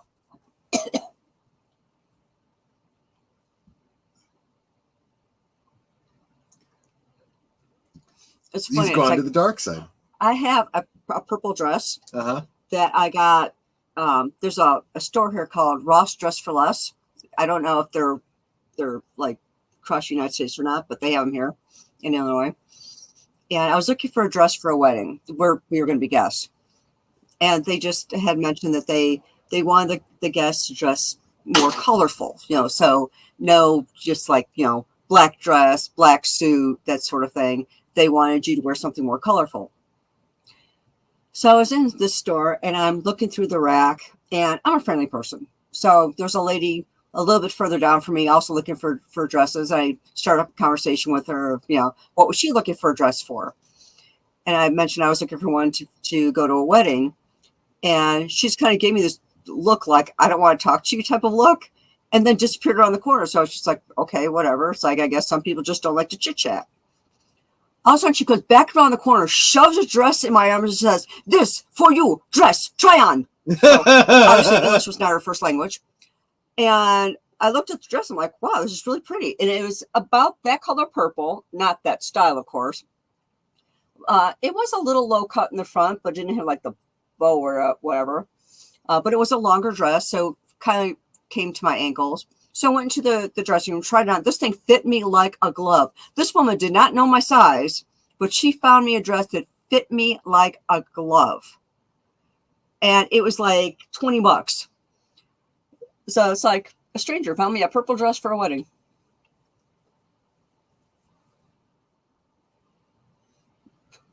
Yeah, I mean, he changed like instantly. Even Anakin took longer to fall to the dark side than this. She's like, I thought I was your girlfriend. Now you're treating me like a prostitute. Yep.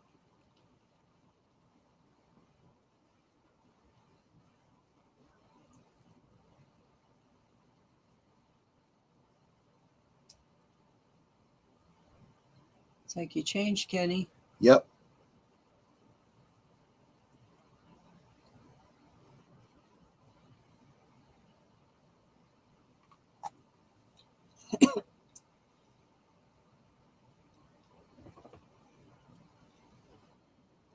If you got to get it, you get it at Ross.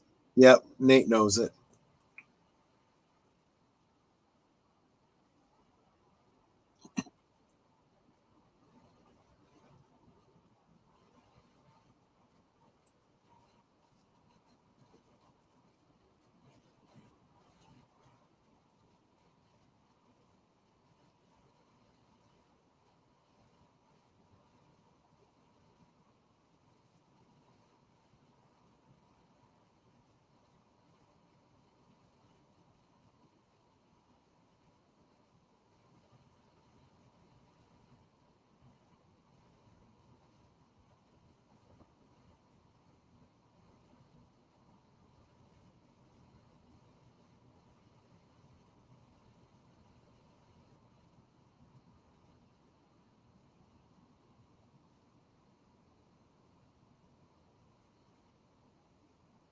Yeah, I understand why he thought that, at least.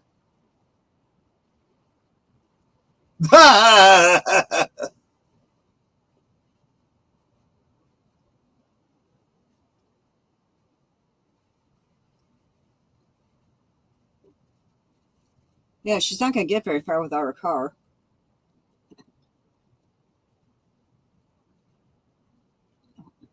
Yeah, really, what's she up to?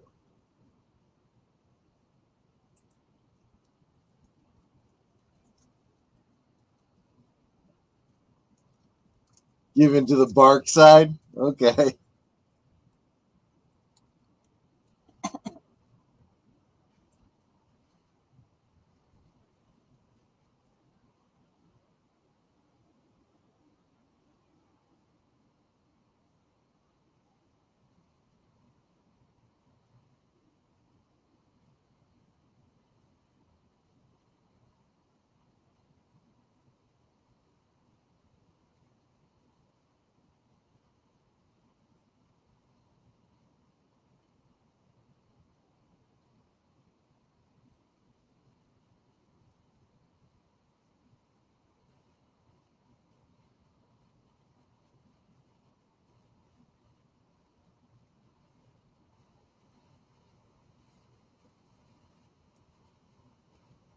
Oh. Yeah.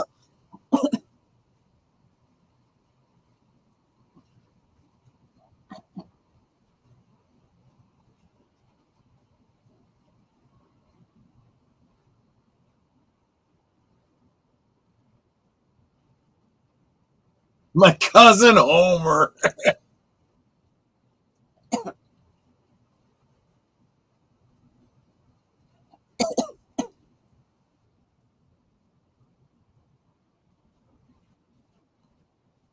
But that's no. Taking out his frustrations on the fender.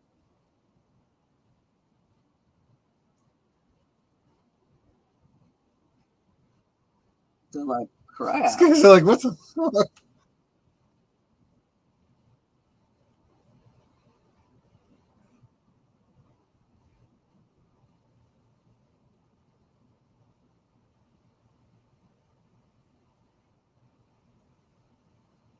Just let him work. Just let him work. What's the stuff he was dipping the Oil. thing in?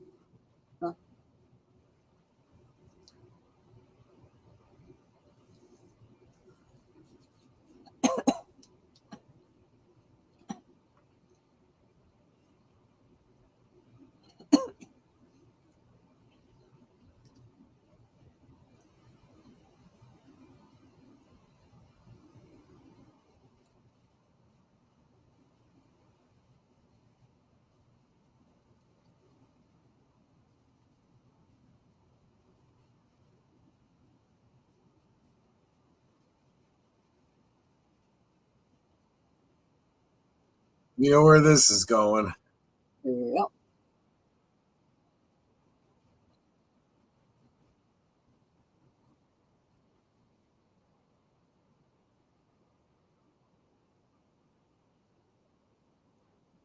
Now, wouldn't they have to tape off the flames or whatever? How do you put the flames on? With a decal? Well, these days they're appliques. I don't know how they were done back in the 70s, to be honest with you.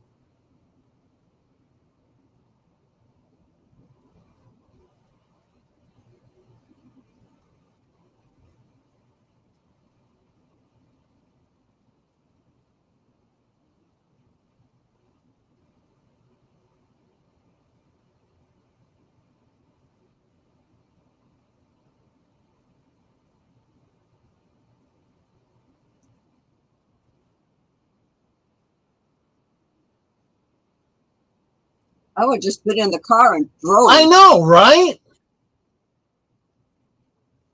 Yeah, I would have had a better plan than this.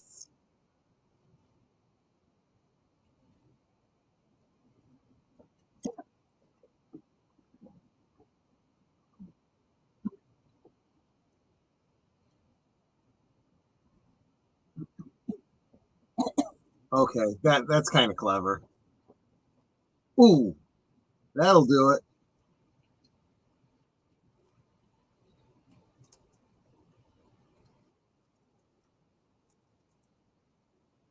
Sinatra and Martin. That's the Sands.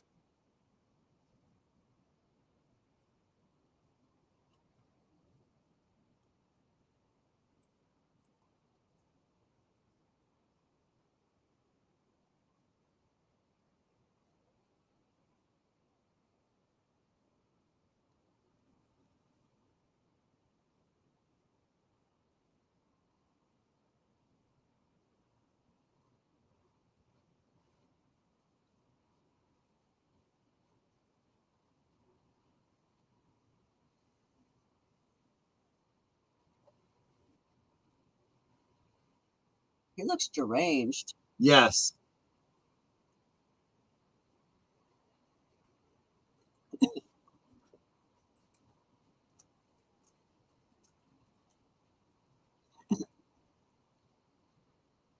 I just want to get my flipper off so I can whack you in the head with it.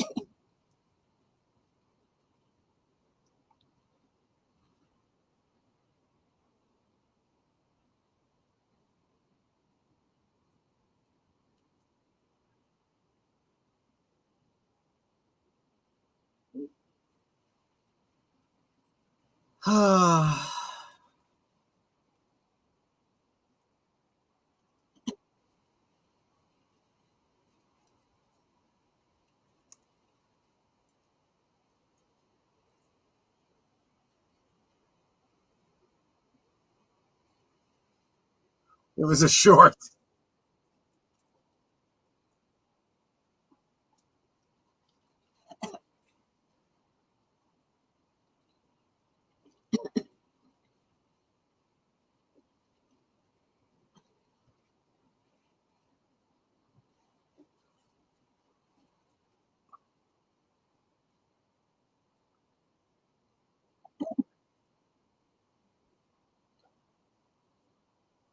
I suppose he had to wait till morning because they locked him in. I guess. Even though they told him to lock up. There's still a padlock on the outside.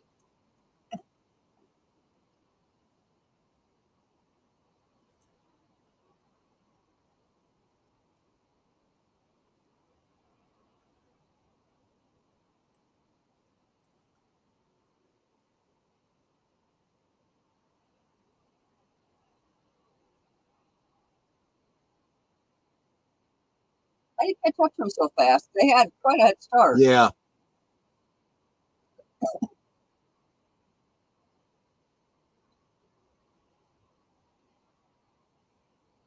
Now punch it. Or do what that guy just did.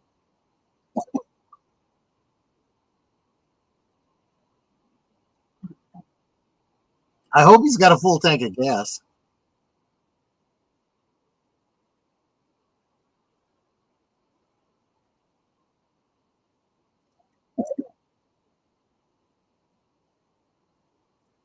Well, at least he knows how to drive.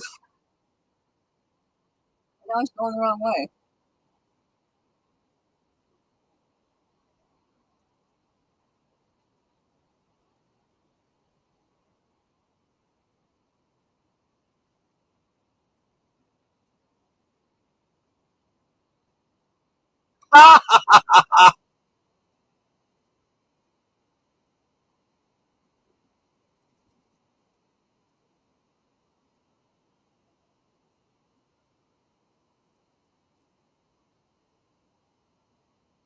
Kinda.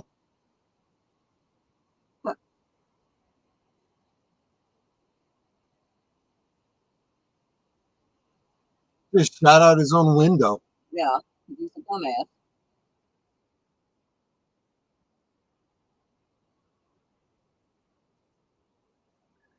Now it's a scene from Death Race 2000.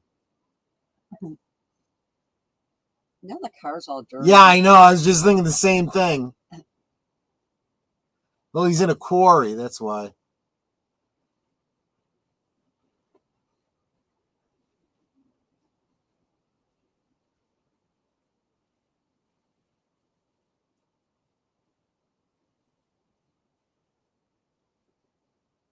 Well, it's not there in the quarry.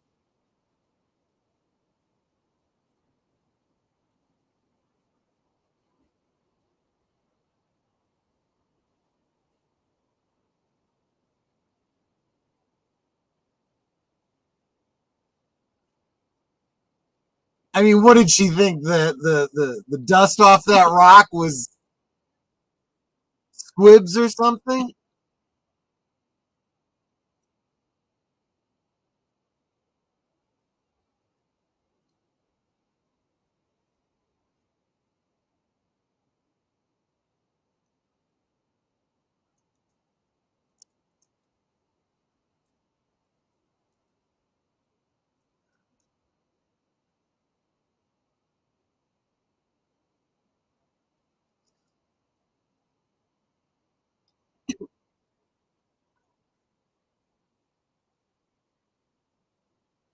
I mean, he kind of needs to have an exit plan here. Well, he's looking for the freeway. I also noticed that when they showed the back shot, the car was all shiny again, and now it's dusty again.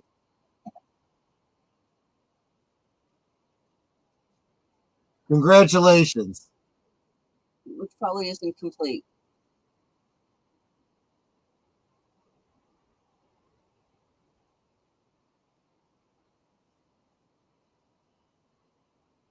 Yeah, that's a problem.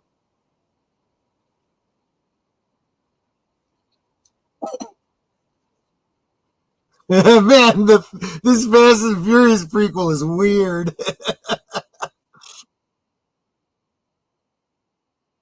And Curtis is saying this prequel is weird.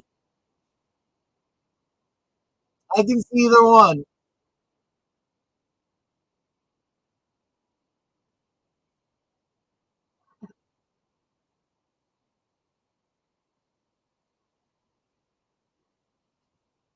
Yeah, kind of a little bit.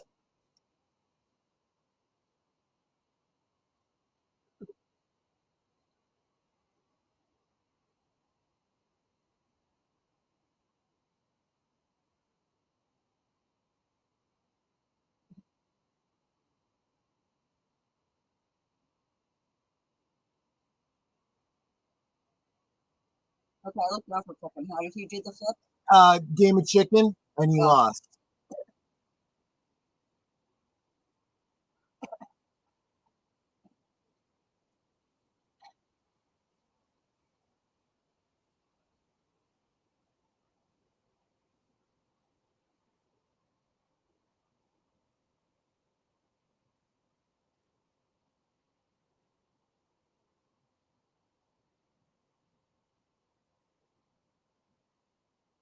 Yep, it was the 70s.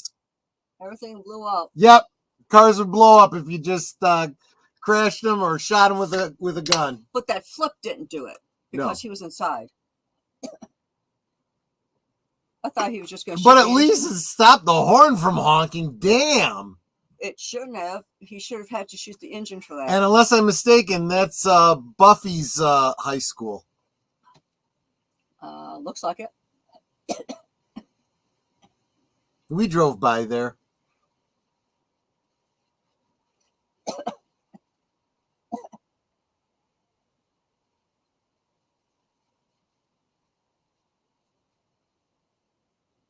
Hey, Tabletop Junkie Games, welcome.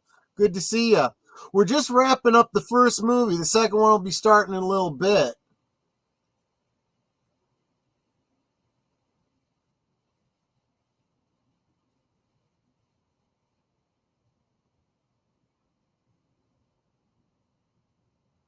Because he wants everyone to see this car. Yep.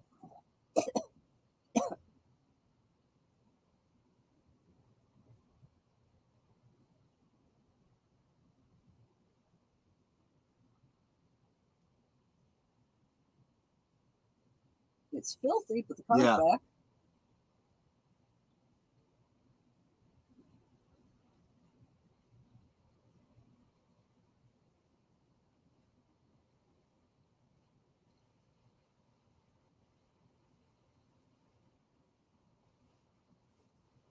Yeah, it was a bit of a trip. Hey, that's the girl from Booze and Buddies. Yeah.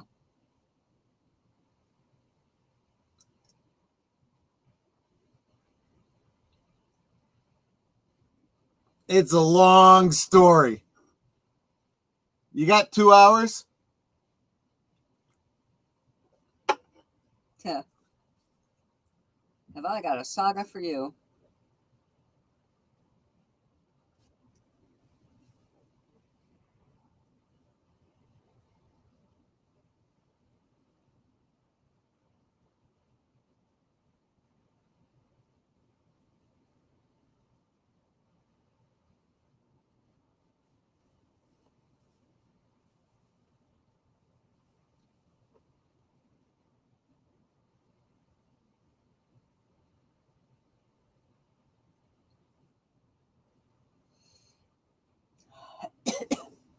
I mean, seriously, the cops clearly don't care. Just remember, the cops only care about filling out a report for your insurance company. They will show up after the crime, take your statement, and give you a report to take to your insurance company.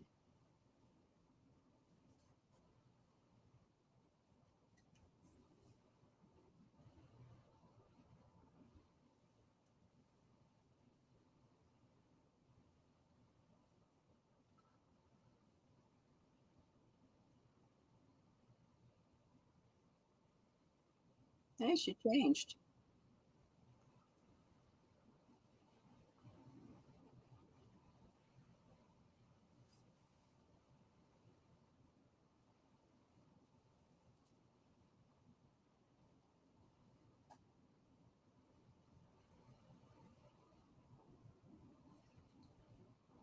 Just be thankful I didn't turn you in. It's your fault that the car got stolen, dumbass. Right?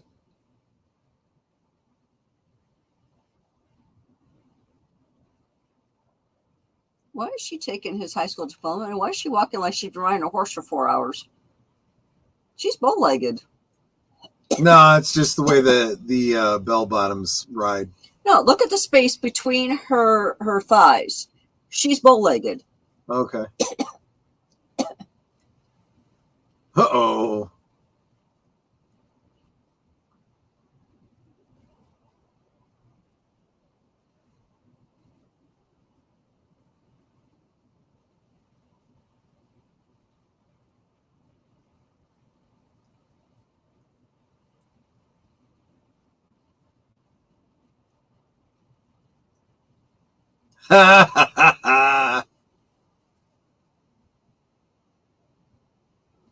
Your diploma's blowing away. Honestly, the diplomas they hand you are perfunctory. It's just it's their official records that matter. So when you go to a job or whatever, the fact they confirm you graduated, that's all. Okay. The last couple of jobs that I've worked at, I actually had to give them a copy of my high school diploma because I didn't go to college. But you probably had to get a certified one from the school. No, I had to get my transcripts. Right. So I actually had to contact my school in the middle of summer when they're not open and try and get a copy of my transcripts.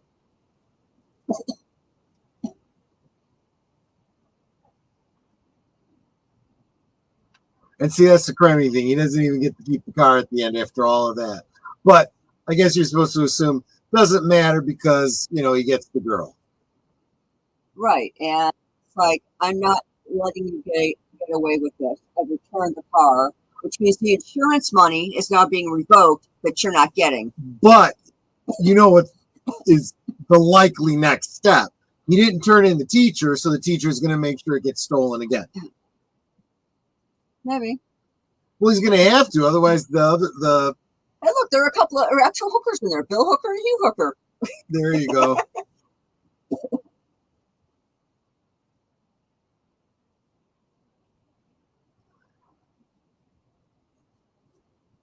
Hey, Troy, sorry to derail, but I got a $119 teal Game Boy collar earlier. Okay, well, that's awesome. All right, guys, you know how this goes. We're going to take a brief 4-minute intermission, and we will get the next movie going for you. That's going to be, what's the name of it again? American Graffiti. Right. So see you back here in 5 minutes. 4 minutes. 4 minutes, yeah. Well, it'll probably be more like 5 minutes. See you in a few. Where's my brand? There we go.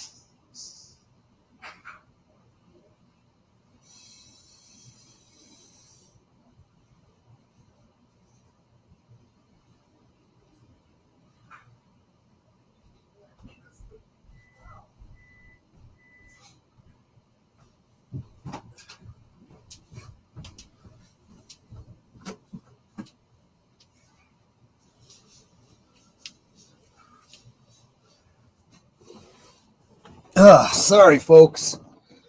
Yeah, I knew that was going to happen. Too much to do. Too much to do. Okay. All right. Let me just real quick change the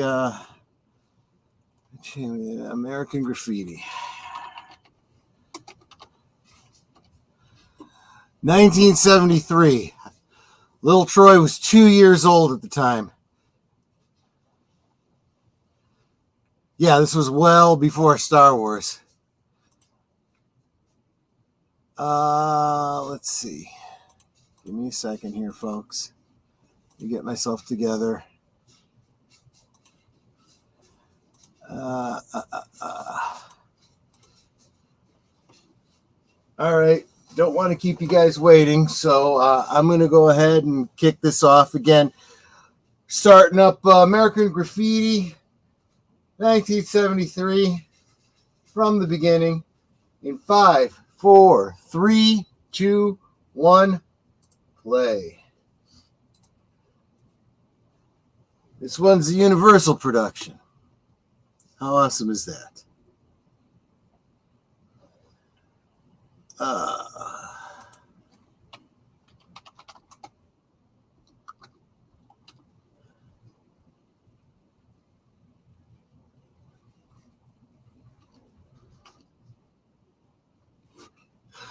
Yeah, obviously, very much the inspiration for Happy Days.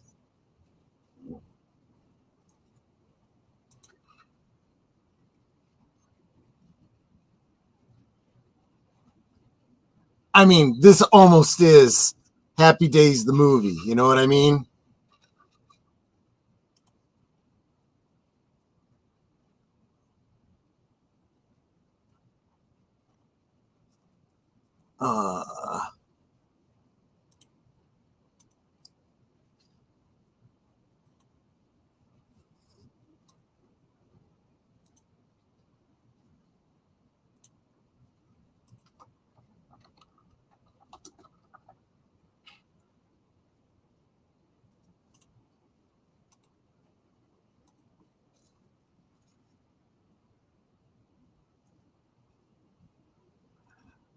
I mean, talk about great cars.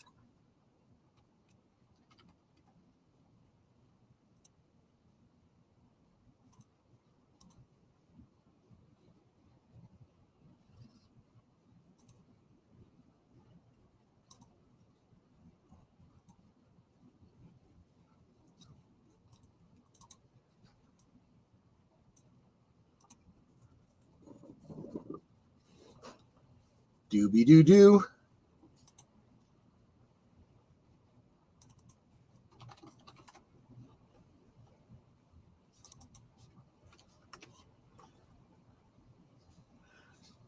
It really does come off as a Happy Days movie, doesn't it?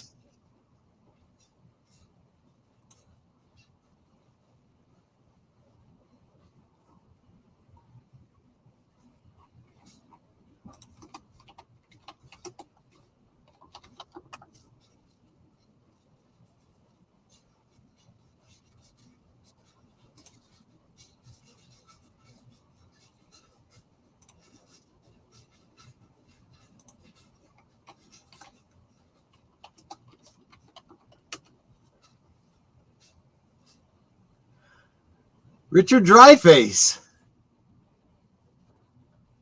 Everyone was so young in this. My gosh.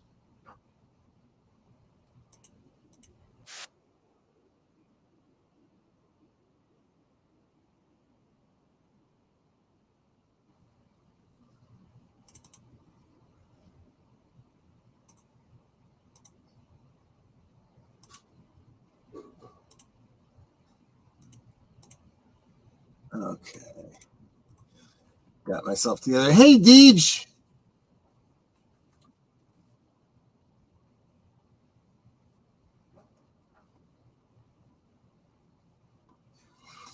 Hate to give the bad news, but for those that knew him, Bird of Prey passed away earlier. Oh my gosh, I had no idea.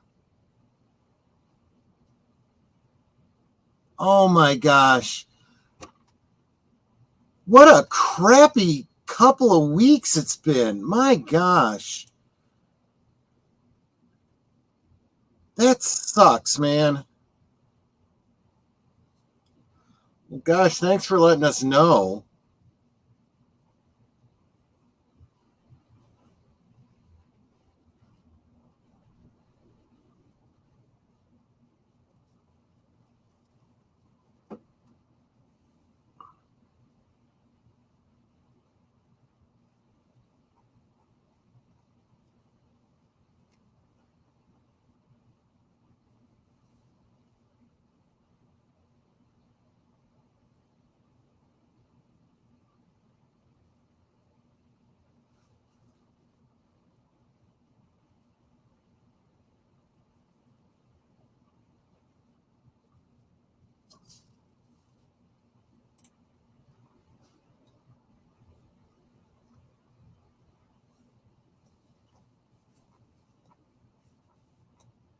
Unless I'm mistaken, there's like a whole documentary on the behind the scenes on this.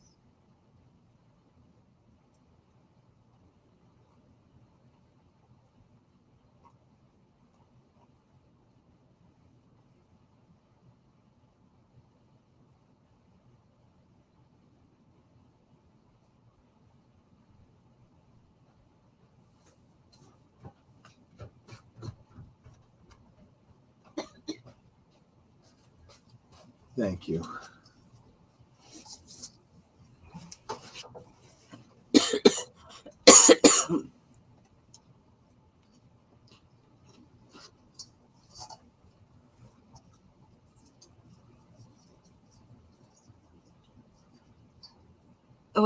This was before Happy Days. Mm-hmm. Yeah. Very much so.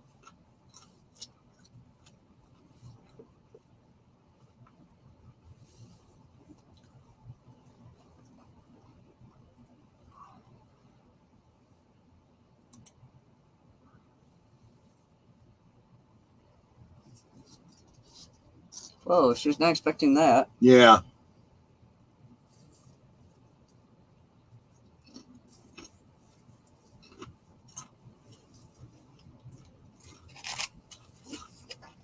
Oh, this bowl.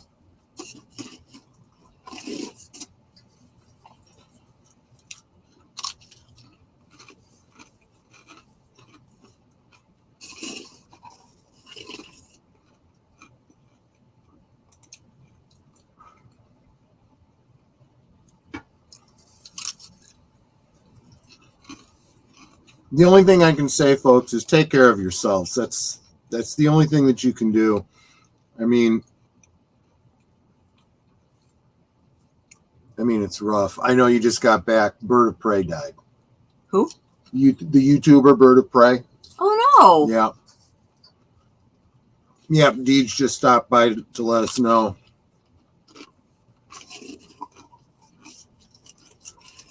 We literally just started.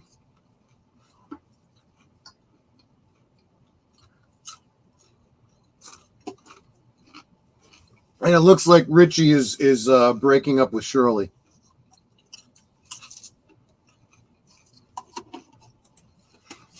I'm probably going to end up doing that through the whole movie. I'm going to forget their actual character names. Steve just broke up with Lori. That's what I meant to say.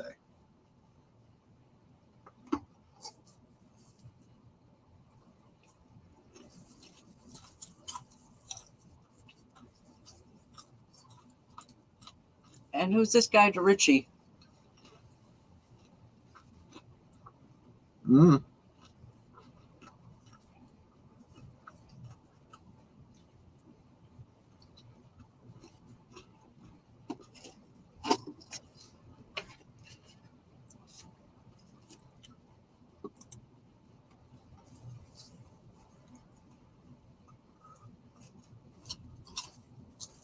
Ah!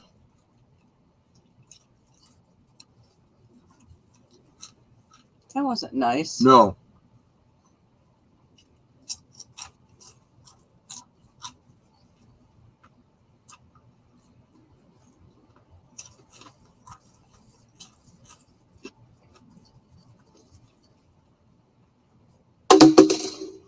2 points.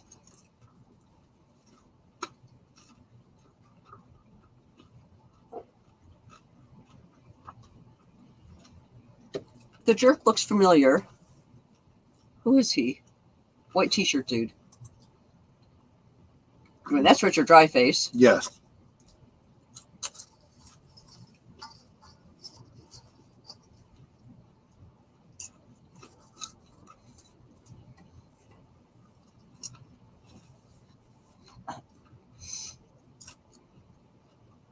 Is that Paul Lamette?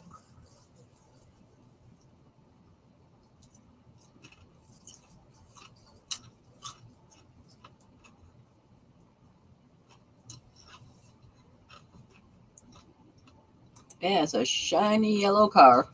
Yeah.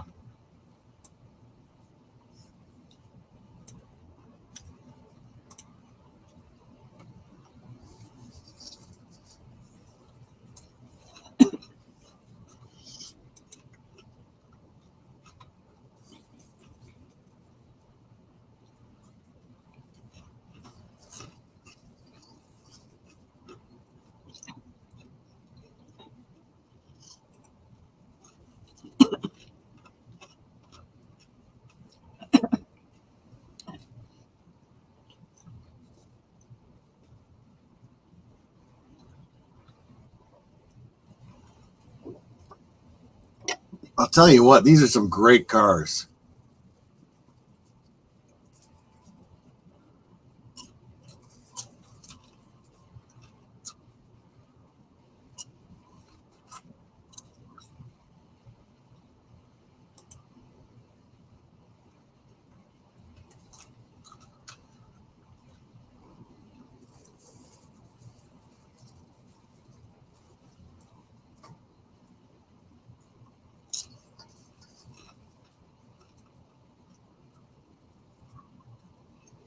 There was such a weird window on that car.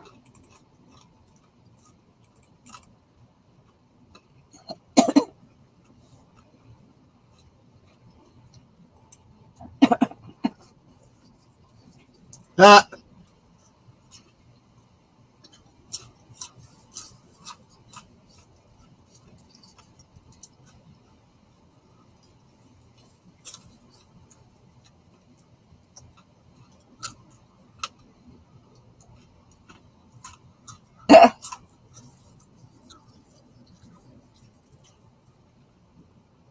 Mooning was a thing back then. Yes.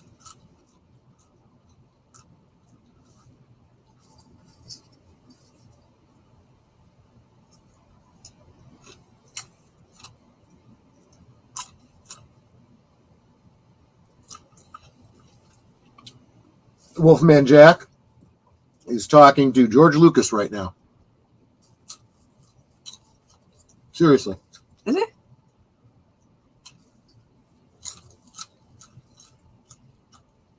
That was Wolfman Jack. Oh. Samuel Proctor says mooning is a timeless art, and then he dropped the moon meme.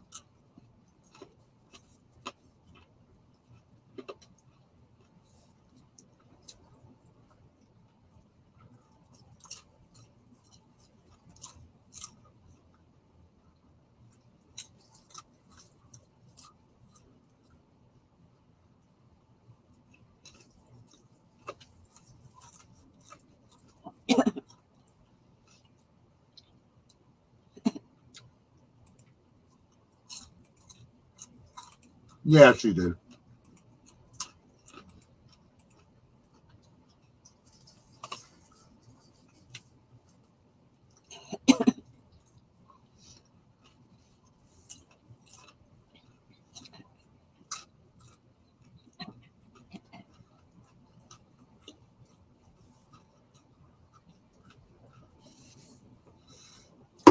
Oops.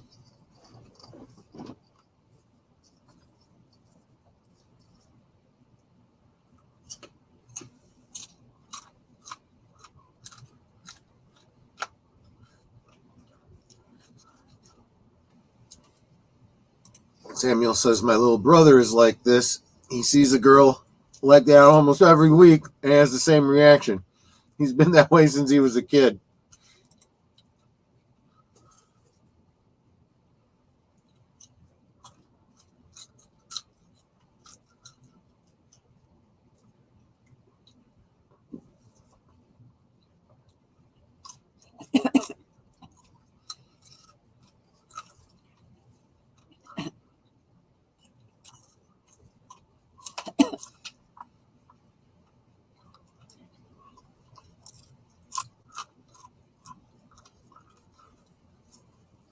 She's probably like a 14-year-old or something.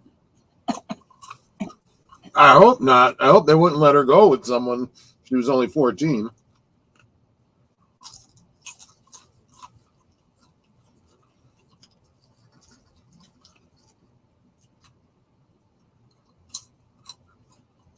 Fire drill.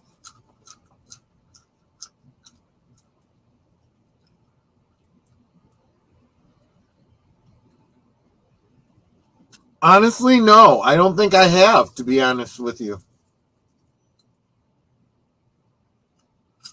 Is that Mackenzie Phillips? Wow.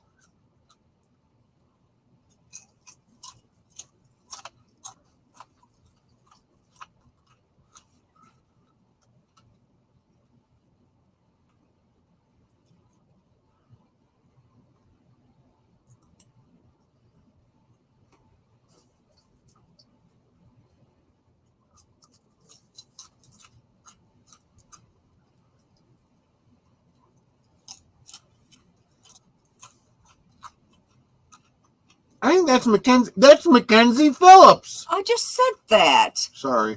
I was trying to listen to the dialogue. Hmm.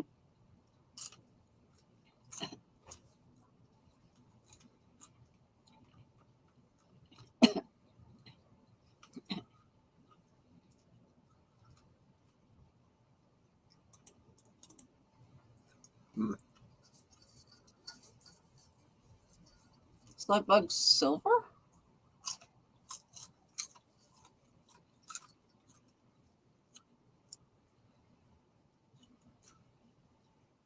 Don't race him, kid. Oh, check out Discord. Okay.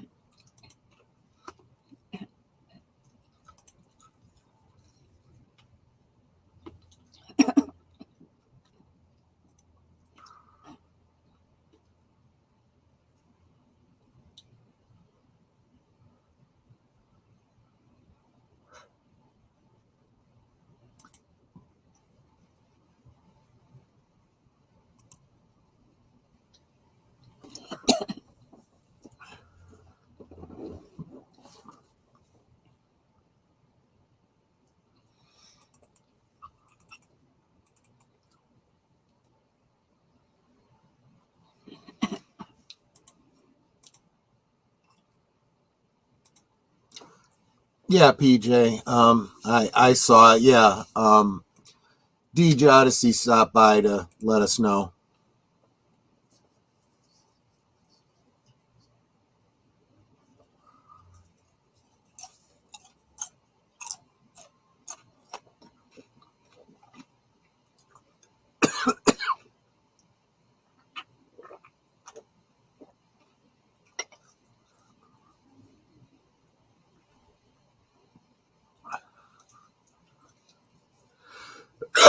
God bless Excuse you. me. Your grandma's favorite, huh, Samuel?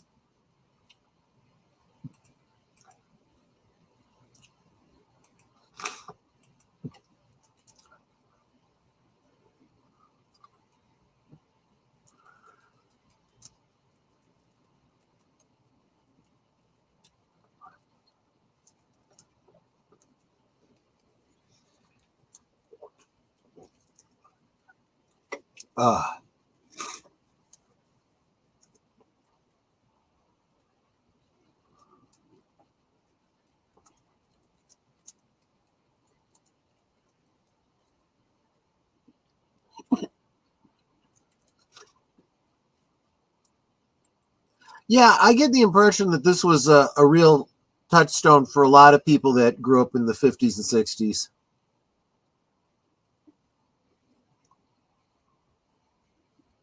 look like they're having fun. Oh, yeah. I meant the singers.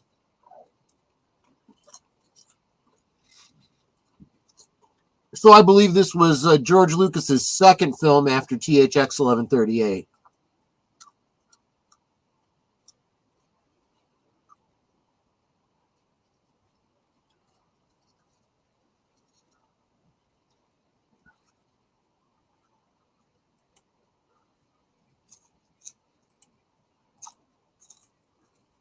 That's why the girl with the fluffy dress that the guy just flipped over her back. Girls were started wearing that dress in the 70s. Yeah. With a wider belt, though. Yeah.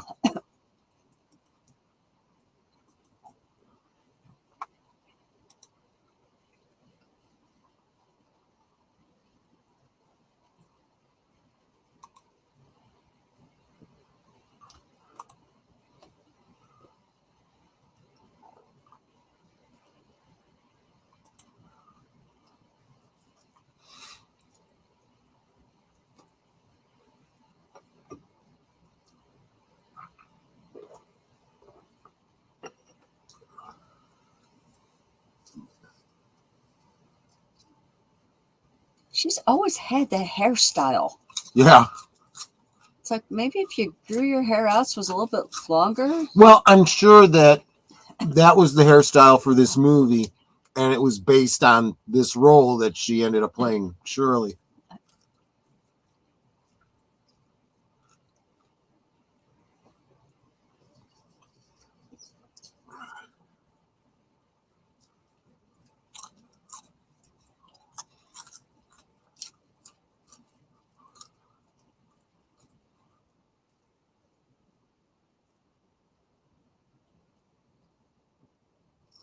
Somebody put cherry bombs on the toilet. Yep.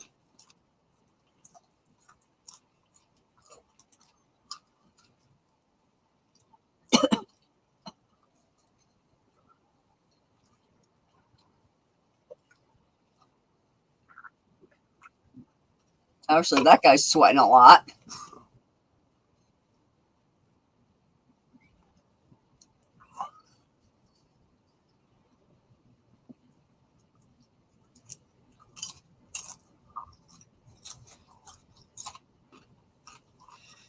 This is very interesting. The film was shot in sequence, so the filming went on, the actors grew tired from the shooting schedule. The characters they played would also look more and more tired as the night went on.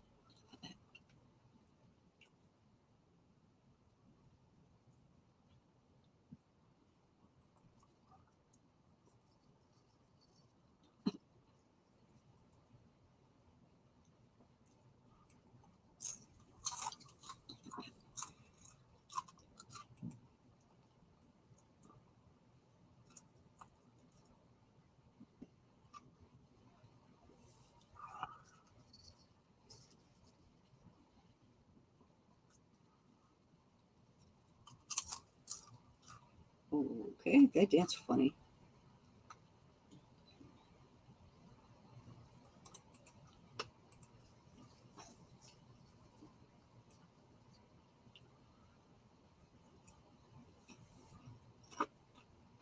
Actually, I still remember my combination for the lock that I used on my locker in school. 153912. Wow. That's pretty impressive. From freshman year. When Samuel went to military school for a semester, the first day, a bunch of punks lit the toilets on fire. Wow.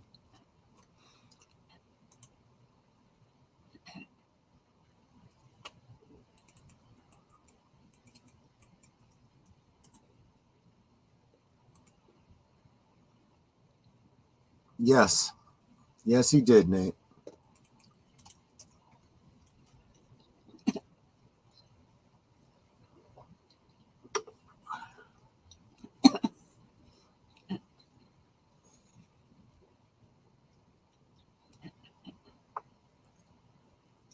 Although presumably it was actually Stovokor, not Grethor.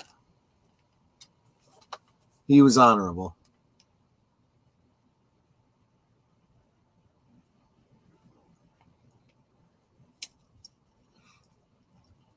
See, I'm wondering if Grease was also inspired by this.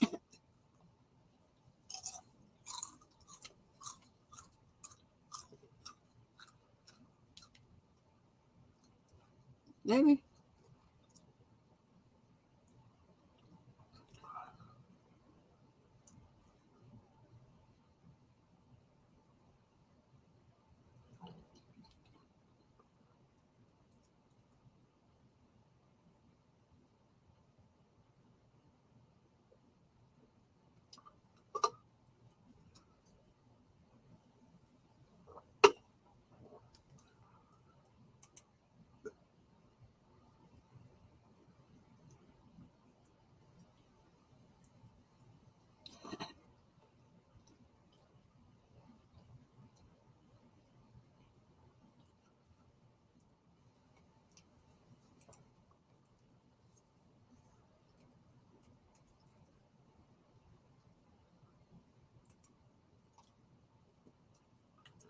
With a production budget of $750,000 and its eventual box office gross of over $115 million, this is among the most profitable movies ever made.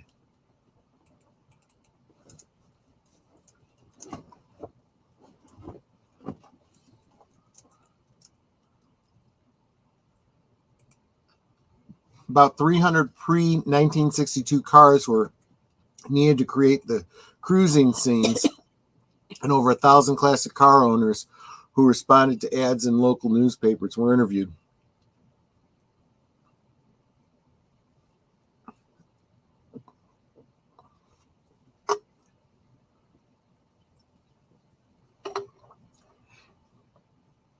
In gratitude for his performance, George Lucas gave Wolfman Jack a fraction of a percentage point of the net profits. This ended up being enough money to give Wolfman a comfortable income for the rest of his life.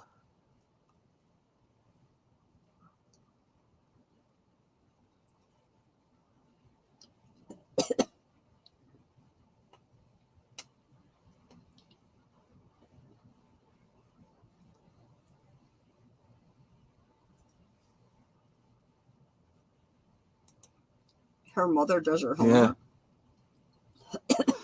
Take care, Orville. PJ.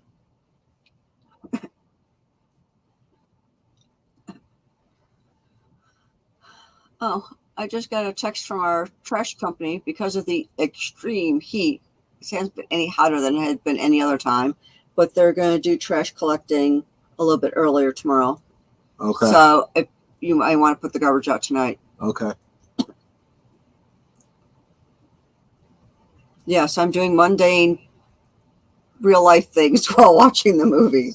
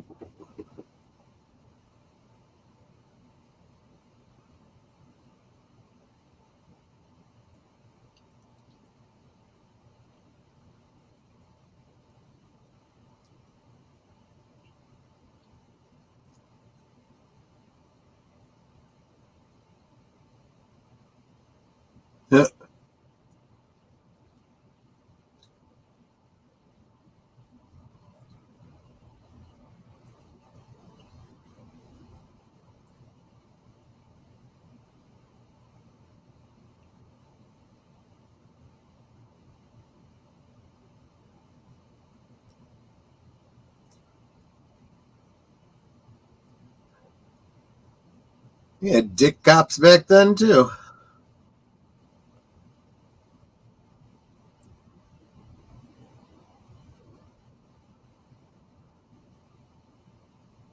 Jeez. Got enough of them?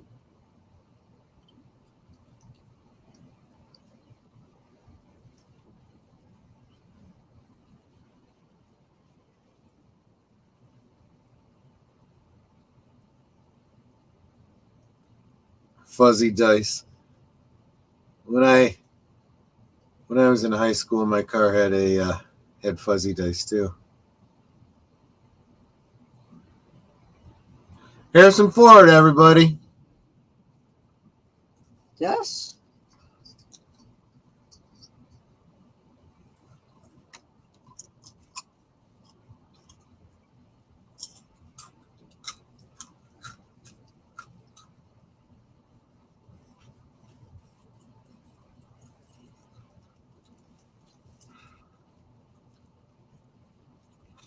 The reason he's wearing a hat was because Harrison Ford refused to cut his hair. He said his role was so small it wasn't worth it. Oh, yeah, because then if he went on to do Star Wars right after this. No, it wasn't right after this. It was almost, it was almost 4 years later. Or if he was in another film, True. right around the same time, that called for him to have longer hair. It's like, yeah, I wouldn't cut my hair either. He was offered $448 a week, and he passed on it. He said he was making more as a carpenter. So when they made it $500, he took it.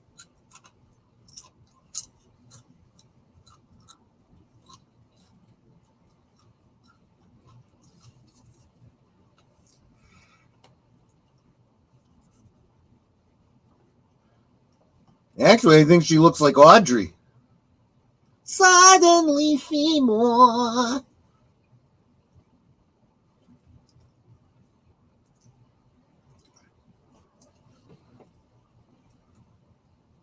She does look like Connie Stevens. A little bit.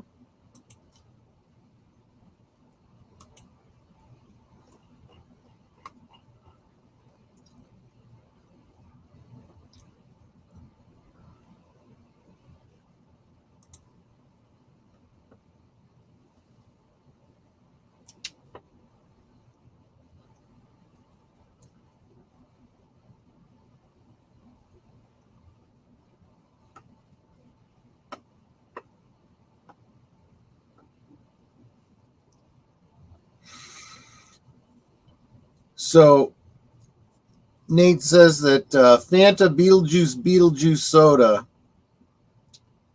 the flavor is haunted apple. Dork. Tastes like liquid Jolly Rancher. Oh, I can imagine exactly what you're talking about. Oh, okay. He didn't let her stay in the driver's seat.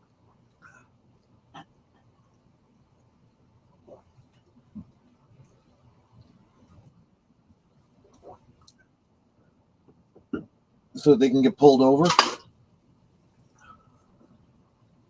I guess.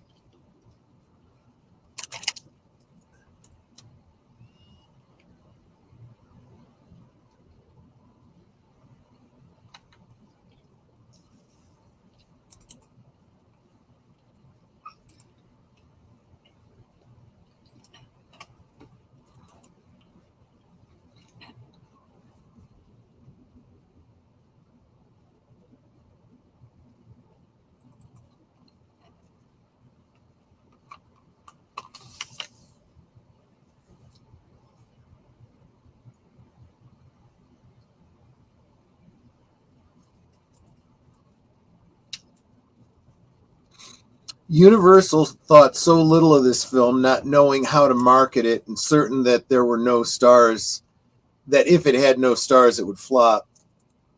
It sat on a shelf for 6 months before the studio finally decided to release it.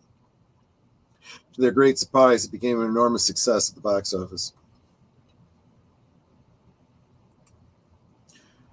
Mel's Drive-In was demolished after the movie was completed, but the owner's son, Steve, decided to reopen other Mel's restaurants in 1981 as a small chain. There are 3 Los Angeles themed after the movie and 3 in San Francisco, where George Lucas is known to eat occasionally.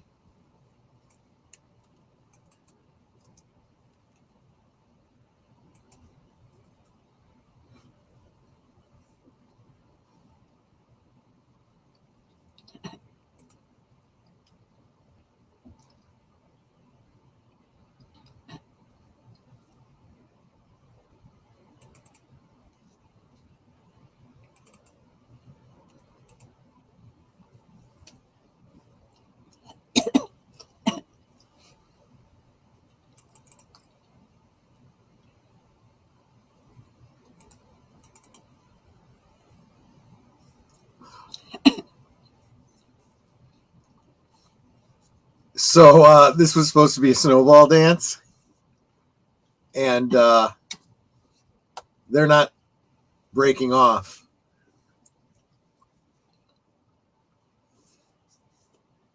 Because she doesn't want to break up with him, and she's trying to get him to not break up with her.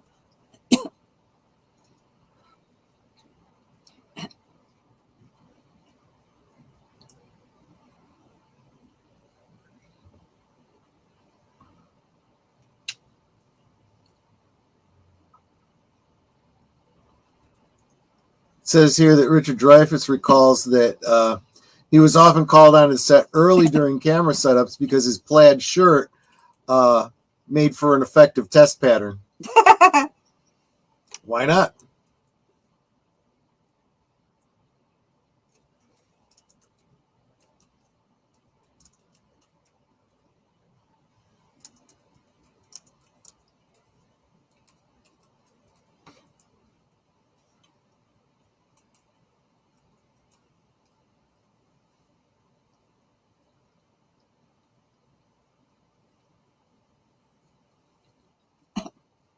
She's got to get going, but she's not going anywhere.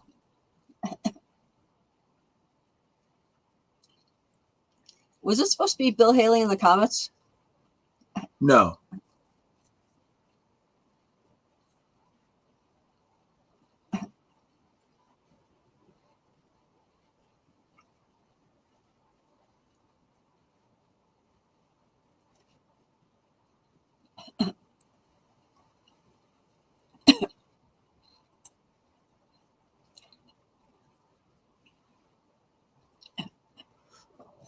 Lucas's father was very conservative and gave him an autobiography to try to keep him slow on the road. Didn't help one bit. Lucas souped it up into a cruising machine. Nice.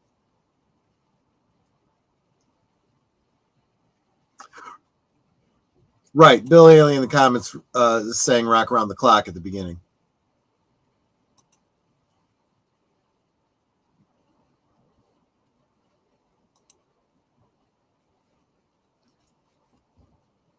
How did he graduate the last semester? Don't know. Unless it's the beginning of a new school year. This is the end of this. This is the end of the summer. Well, then how did he graduate the last semester? The last summer of the school year, and this is the end of summer. Yeah, but he said, I graduated last semester. So they're currently in a different semester. They would be going into a new year of school. Yeah, that's why I just said this is the beginning of the school year. Right. So shouldn't he be? Oh, right, because he's going off to college now. Right.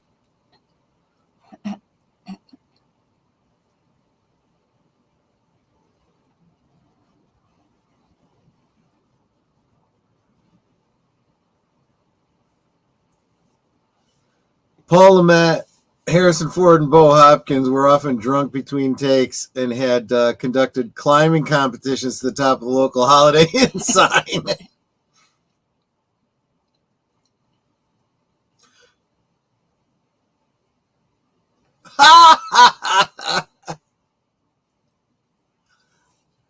George Lucas missed his high school reunion because he was too busy shooting this film.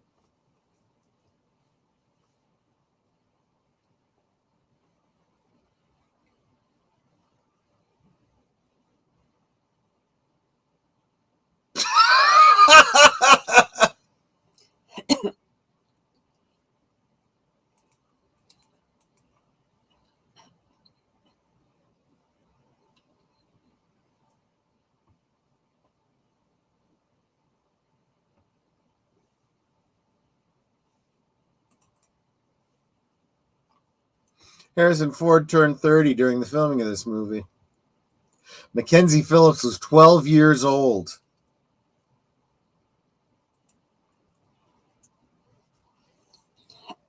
Most of the cast were in their 20s. Charles Martin Smith and Ron Howard were the only real teenagers at 18.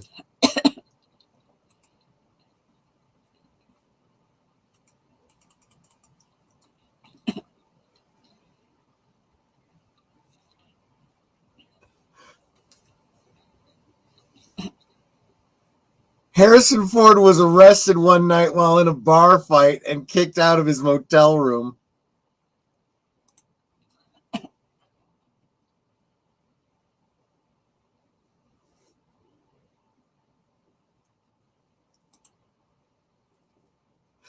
I've heard that. I don't know, and I haven't seen anything in the trivia about it yet. But then again, I'm not sure I can trust all the trivia in IMDb is kind of like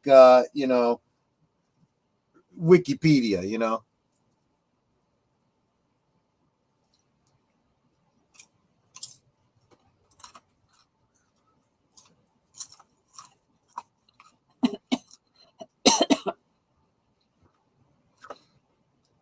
I think it was a gag. I mean, they were like anything else. If the sound was calibrated correctly, they'd work, but they were usually installed, cranked all the way up, and they were very, very distorted.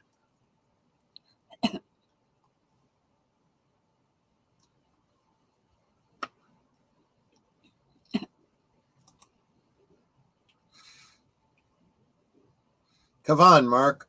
Good to see you.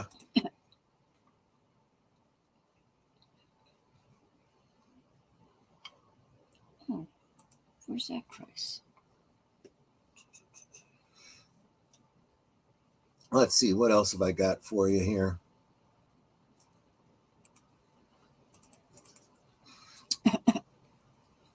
Okay. Maybe this isn't... It's widely assumed that Ron Howard was cast as Richie Cunningham on Happy Days due to the success of this movie. Ironically, the reverse is true. Ron shot the original pilot for Happy Days in 1972. When the pilot wasn't picked up, ABC aired the pilot as part of an anthology series, Love American Style. Oh, yeah, I knew that. George Lucas cast Howard based on the pilot, and American Graffiti's subsequent success inspired ABC to reconsider the series, adding a greaser character based on John Milner. The series debuted in 1974. That makes sense and tells me what the connection is there. Okay.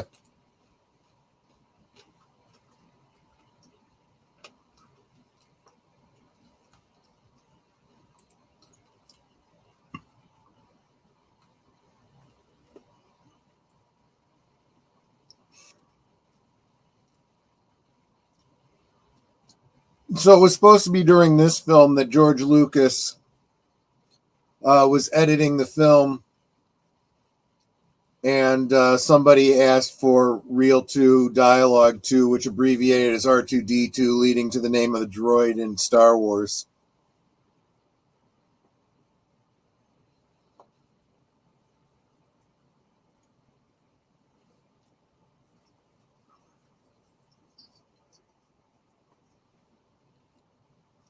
Well, hopefully he can get back to his friends.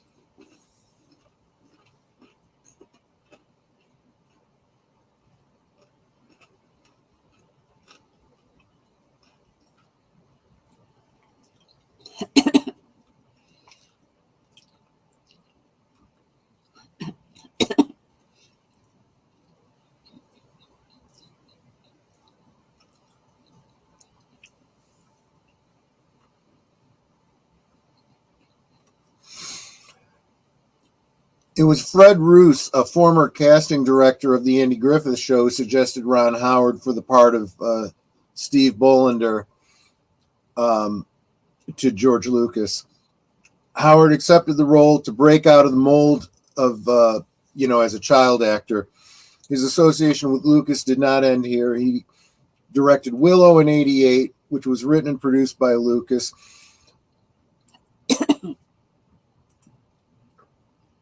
He was considered to direct Star Wars Episode 1, Phantom Menace. He eventually directed Solo Star Wars Story.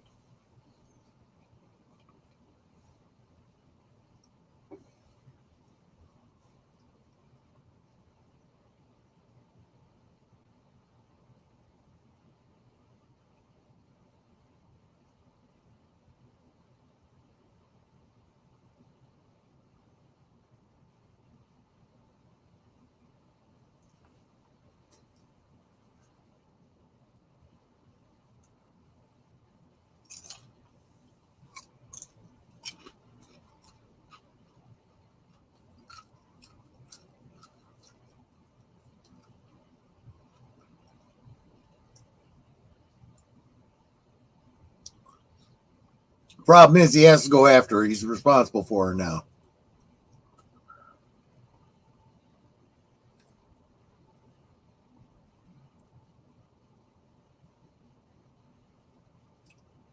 And he is going after her.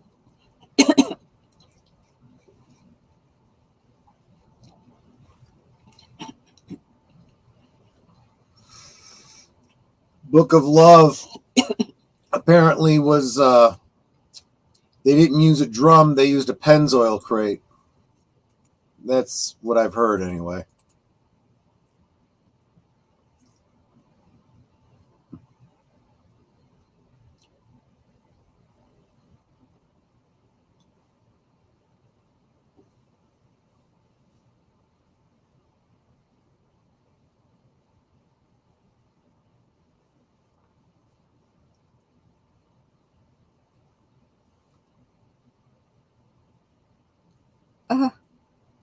He had to get out of the car so she can make out the other guy.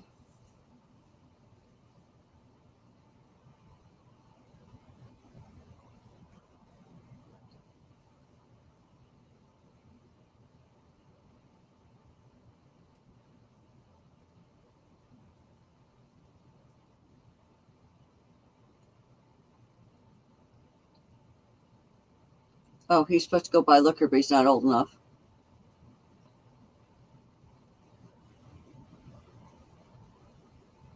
In a flood.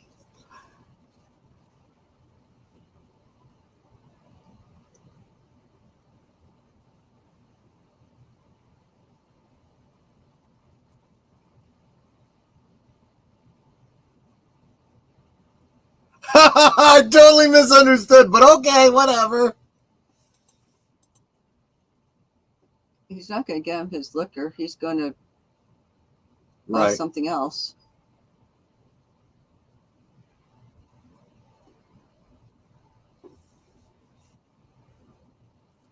She's probably going to buy whatever it is that he wants. And right.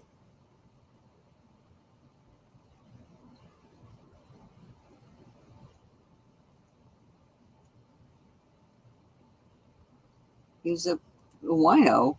Yeah. Where'd the guy go?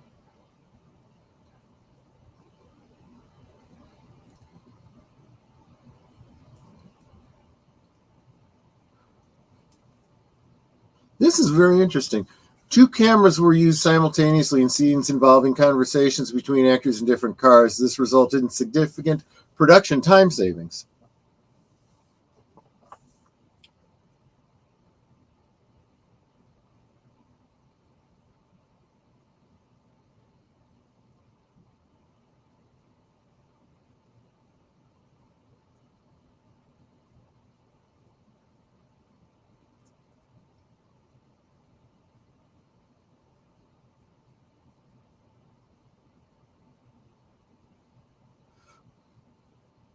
You were talking about whether or not this character was based on George Lucas. Apparently, several of the main characters represent George Lucas at different ages.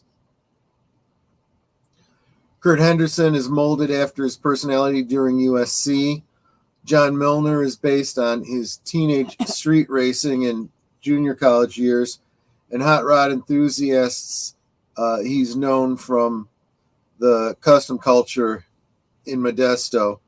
Terry the Toad Fields represents his nerdy years as a freshman in high school, specifically his bad luck with dating.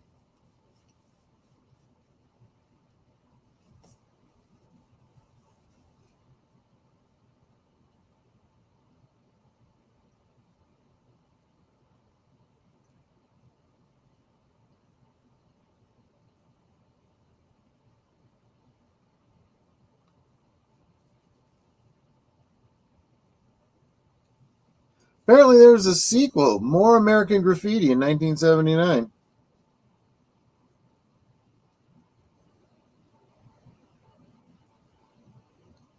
Apparently he buys booze for kids a lot. Or he's a cop.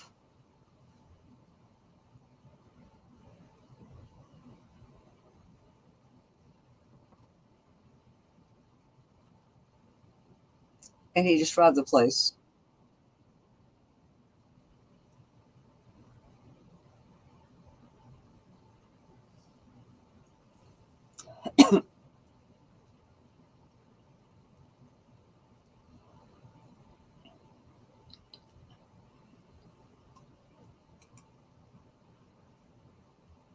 So this film was shot in 28 days,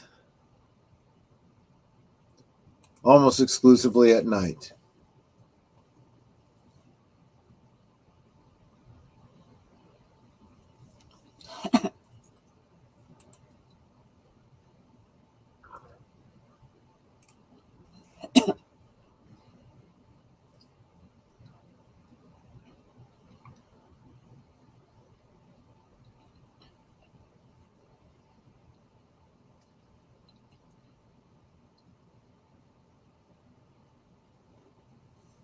Huh. After the success of Easy Rider in 1969, Universal Pictures hit on the idea to let young filmmakers make semi-independent films on low budgets in the hopes of generating similar profits. This idea was to make 5 movies for $1 million apiece, or hopefully less, not interfere in the filmmaking process, and give the director's final cut. The other movies were The Hired Hand in 1971, The Last Movie 1971, Taking Off in 1971, and Silent Running in 1972.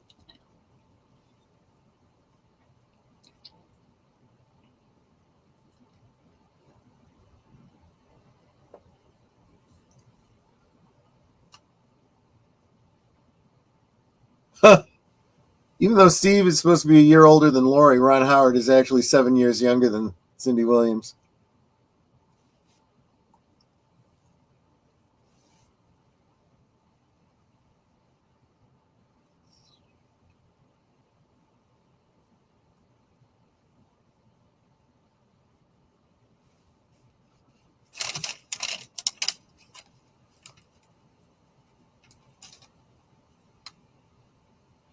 George Lucas turned down the opportunity to direct Lady Ice, Tommy, and Hair in order to make this film.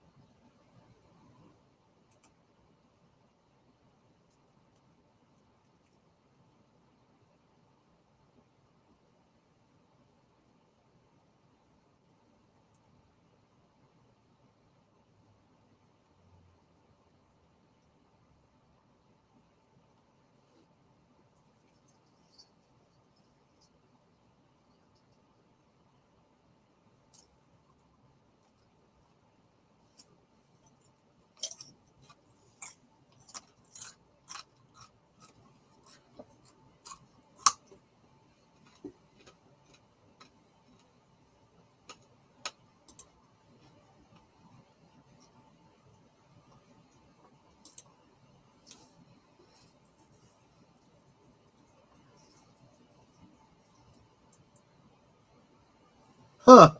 Apparently Mark Hamill auditioned for a part.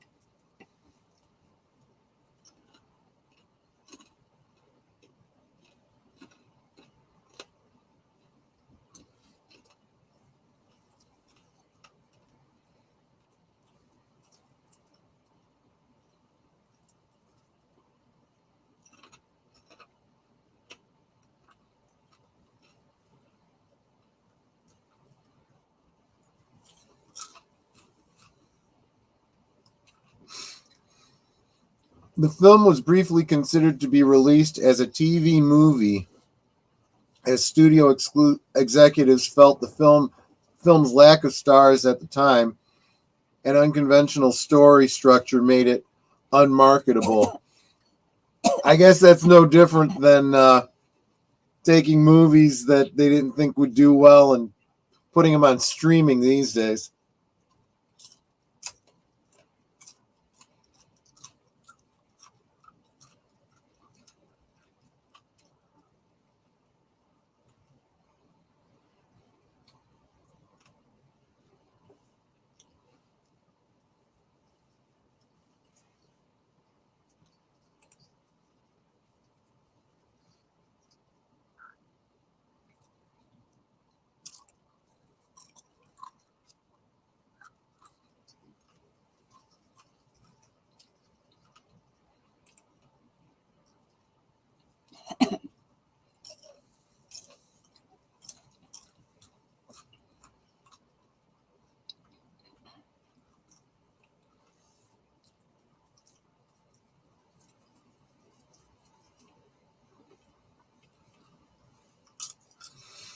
Oh, you guys are going to love this. Mackenzie Phillips claims to have not to have remembered Harrison Ford by name after appearing in this film with him. Years later, she heard his name in connection with the success of Star Wars, and when she went to see it, claimed to have recognized him as the only man who would sell her marijuana. Well, already then. He's not a Negro. Who's a Negro? Wolfman Jack. Wasn't he Hispanic? He broadcast out of Mexico. I think so.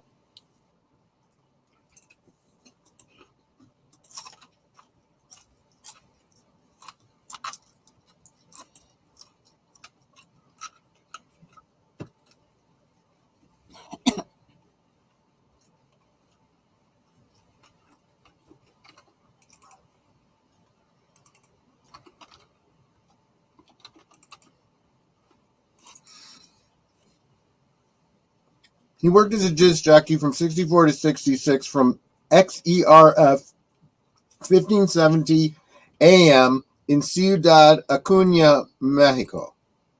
At the time, it was a 250,000 watt radio station. It was powerful enough to reach much of the United States. It was known for interesting choices in music and disc jockeys with a lot of attitude.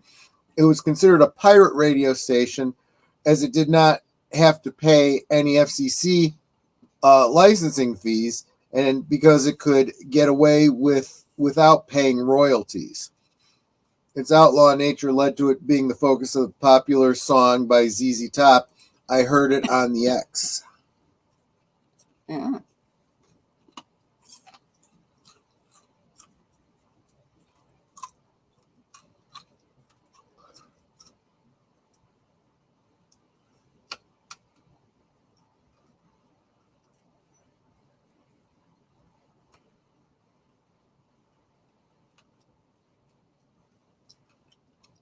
Is that a water balloon? Yep.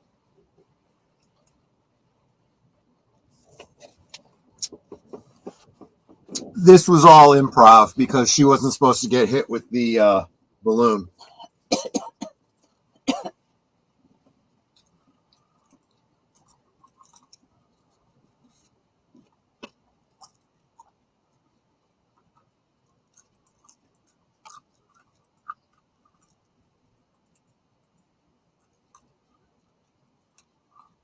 Of course, they locked it.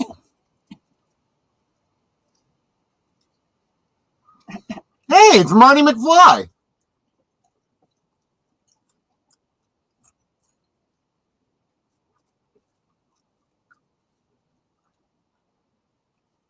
Oh, are those the girls that threw the water balloon? Yep. So they're putting shaver cream all over it? Yep. And he's laying all the air out the tires.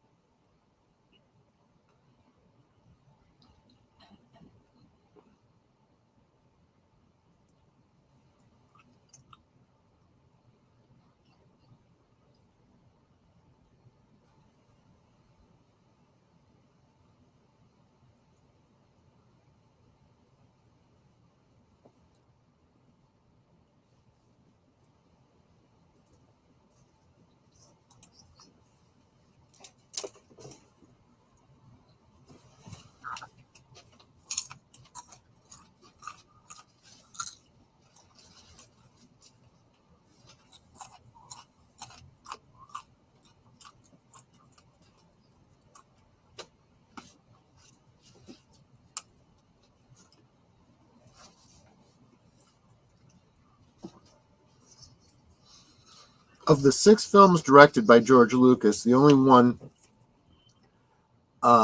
not to be in the science fiction genre.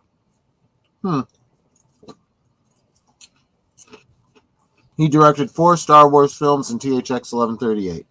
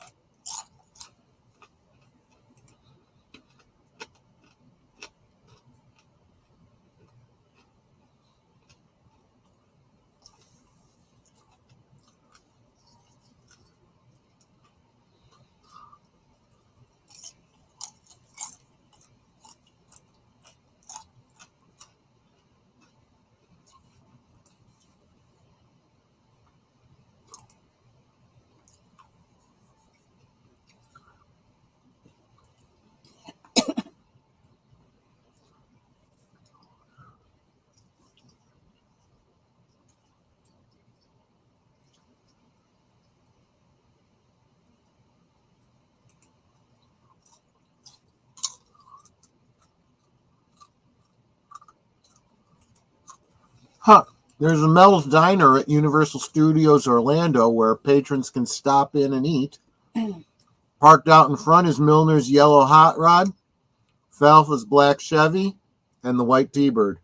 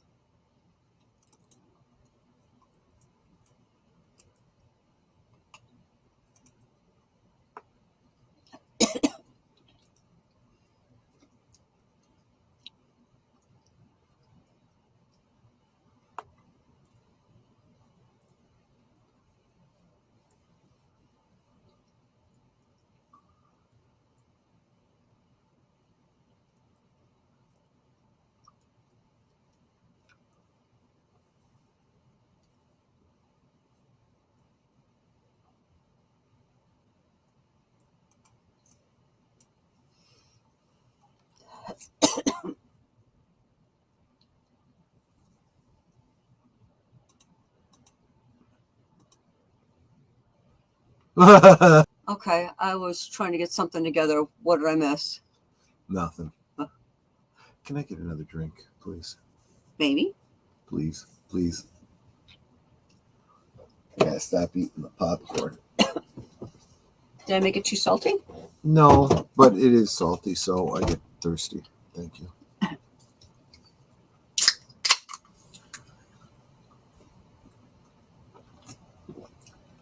Yep.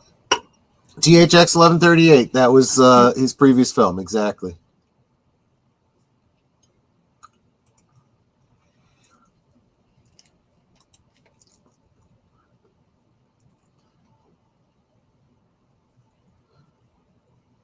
Did the car get stolen or wrecked or something? No, I don't think so. Because they said, oh no, not the car.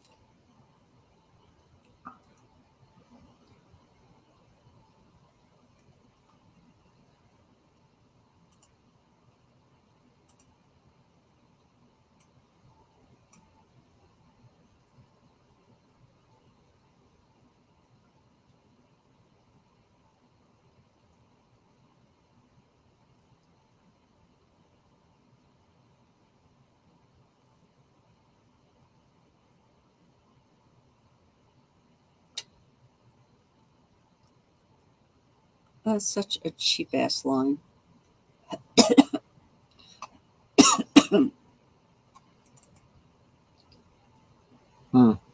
John Milner complains that rock and roll had not been the same since Buddy Holly died. Holly died in 59, 3 years before the setting of this film. Naturally, the characters in the story would have no idea how much music would change in only 2 more years. On February 2nd, 64, almost exactly 5 years after Holly's death, the Beatles had their first American hit with I Want to Hold Your Hand. As lamented by Wolfman Jack, 64 was the year that killed the further development of rock and roll because after the Beatles led British invasion, it seemed that everyone wanted to sound like them.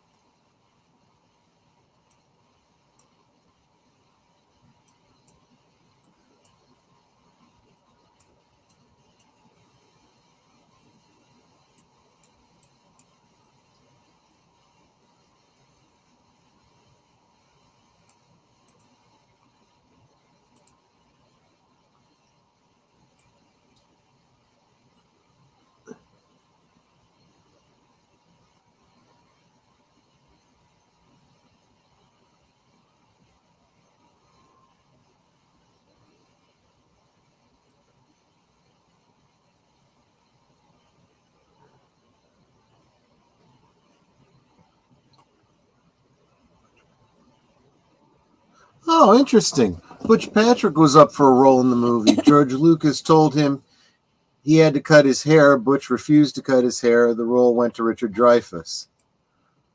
Butch Patrick of the Munsters, I believe.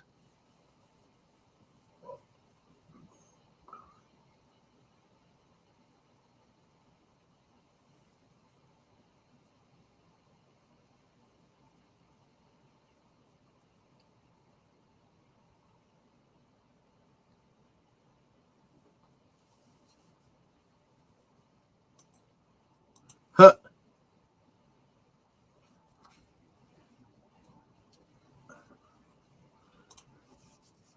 A few weeks ago, I showed my little brother Aliens for the first time. I shook some salt into the popcorn, but the wrong cap was on, so a whole river of salt fell in the popcorn. Oh, gosh. That's terrible.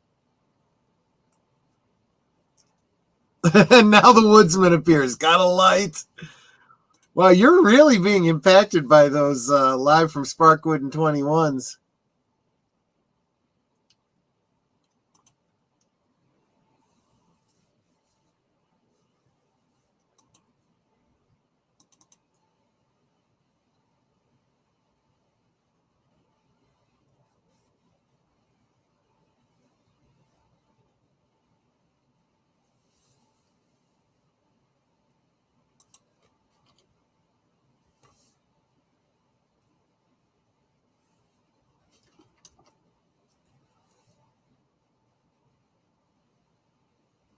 Well, considering it's midnight now. Right?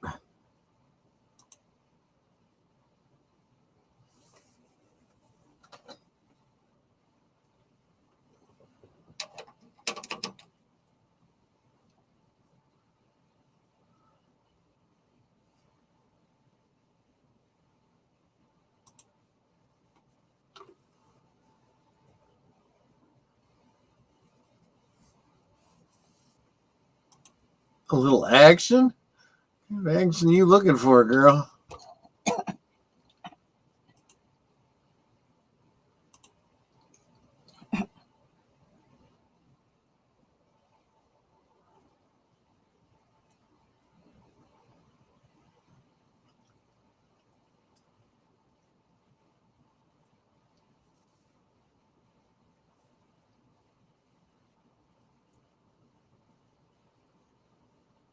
Huh.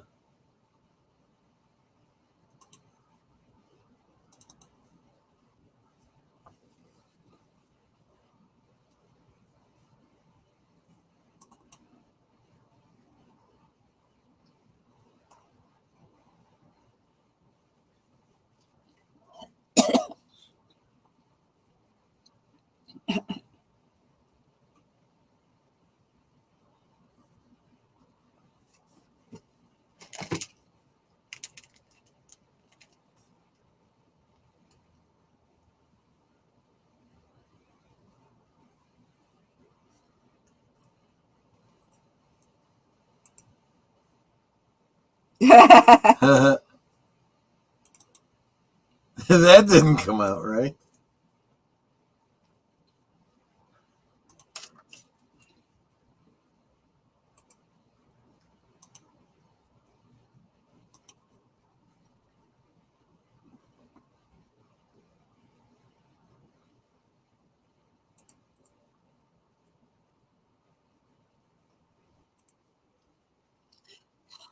Jeez.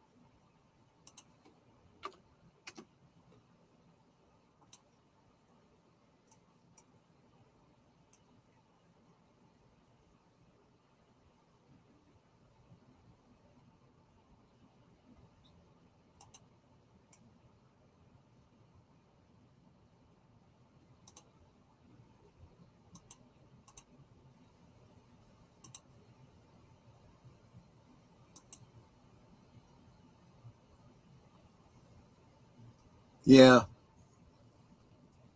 I'd be a little wary about what the chance is going to be. Yeah.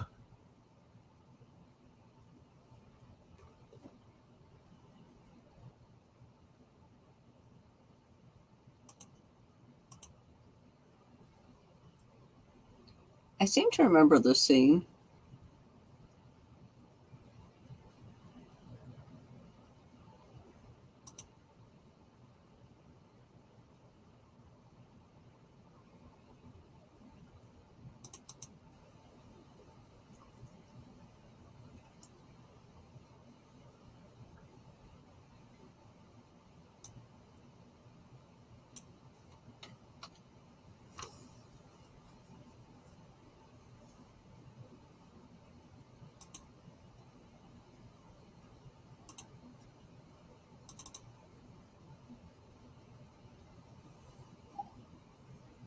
But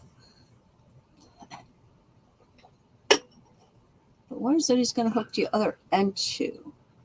Don't know. It's like, I don't remember what it was he was going to hook it to.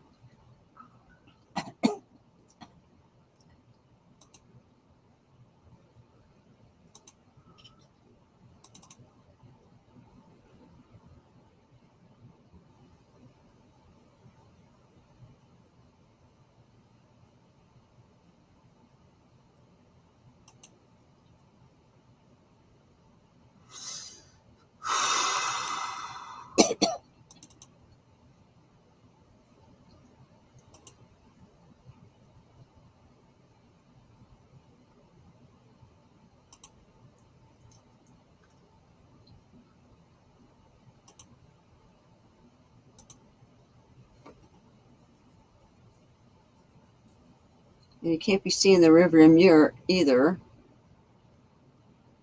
Well, the chances that he just happens to look in his rearview mirror when they're not moving. He's a cop. If I was a cop, I'd be looking in all my mirrors, constantly checking around.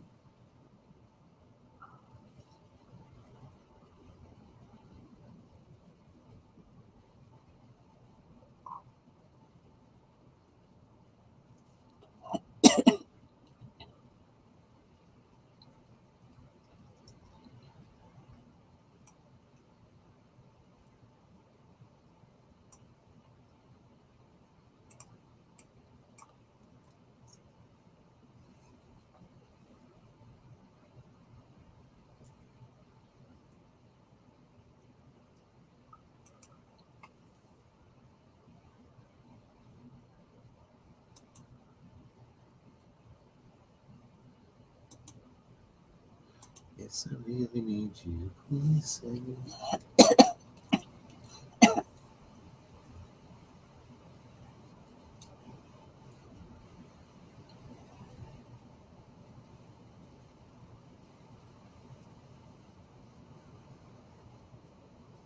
Woof! Oh, that pulled the rear axle right off.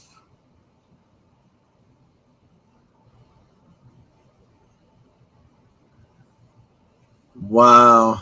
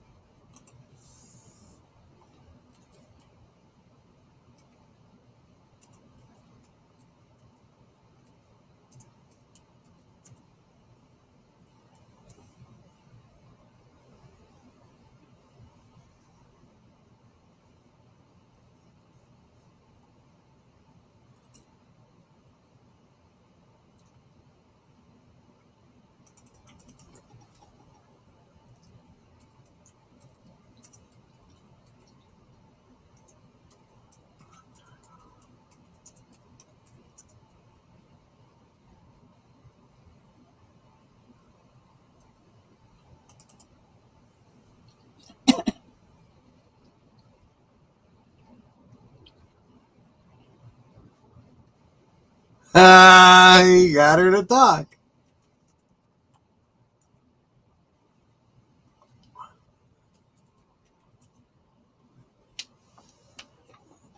The story of American Graffiti is said to have taken place in September of 1962, just before school starts.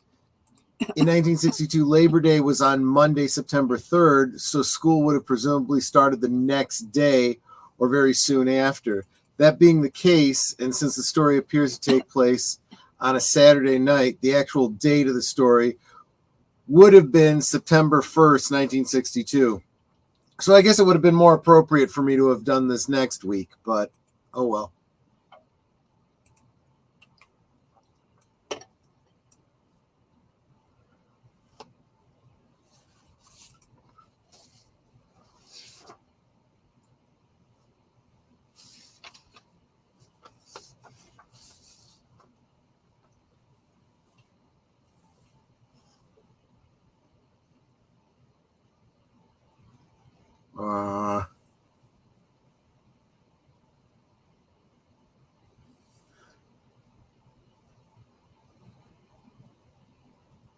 She thought he was on a date or whatever, but she was just sitting down talking to him for a minute.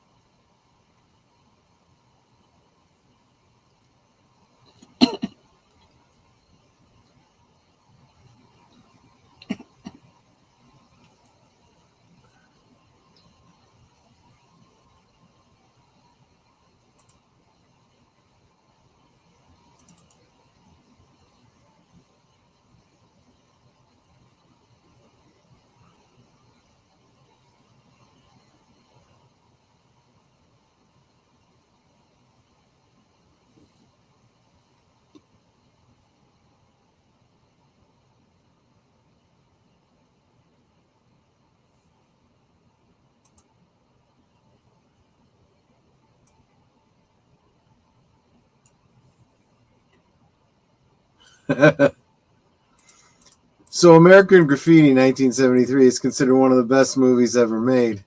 More American Graffiti 1979 is considered one of the worst sequels ever made.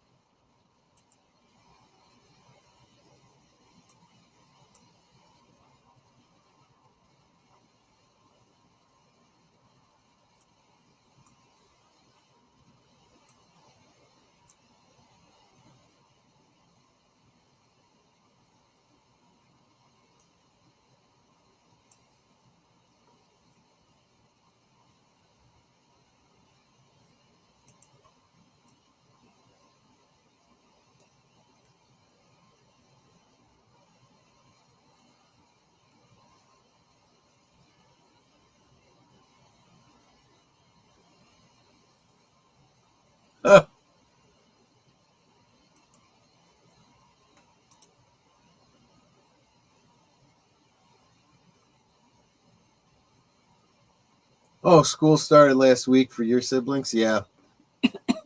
Yeah, I mean, I've noticed that they've started schools earlier now in August, but when I was a kid, it was always September. Curtis.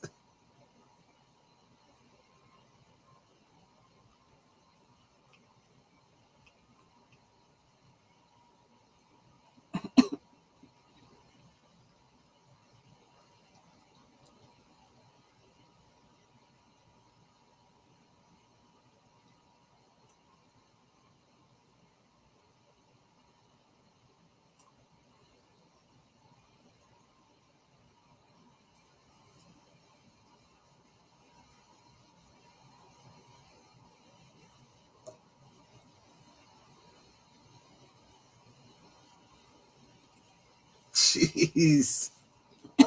Or the silver doodah that was his gear shift. Yeah. So he's Mando and she's Grogu.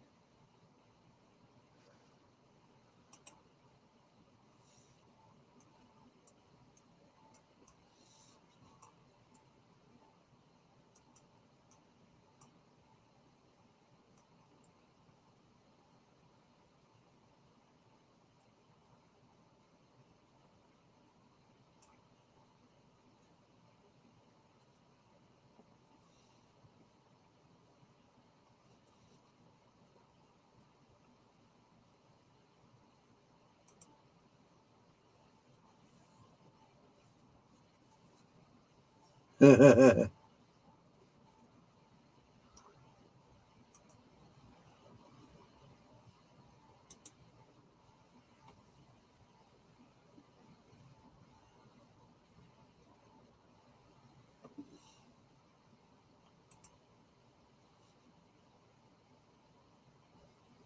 heck?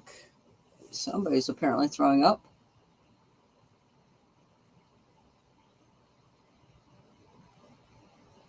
He's just really bad at it.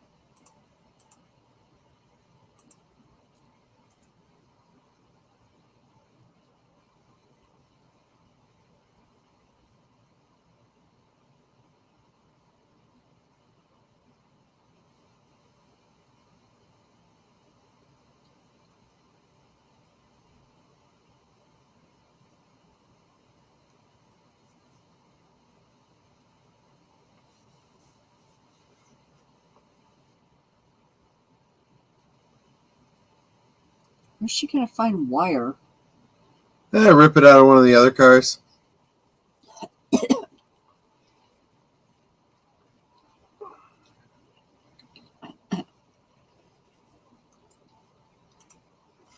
So both movies are about hot rods that get stolen.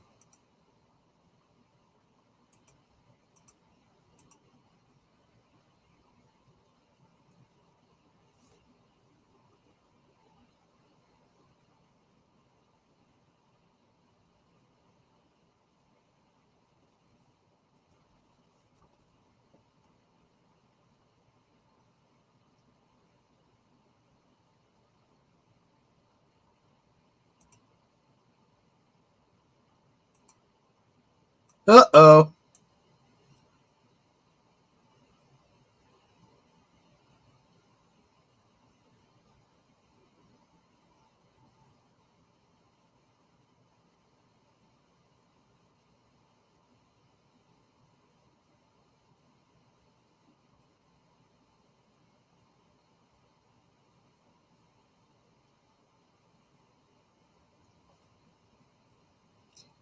I mean, can you imagine that your entire existence is driving around in your hot rod? That's all you do? I know. Kind of. Well, boring. you know, I mean, some people go through that for a year or two, and, you know, then you got to get gas money.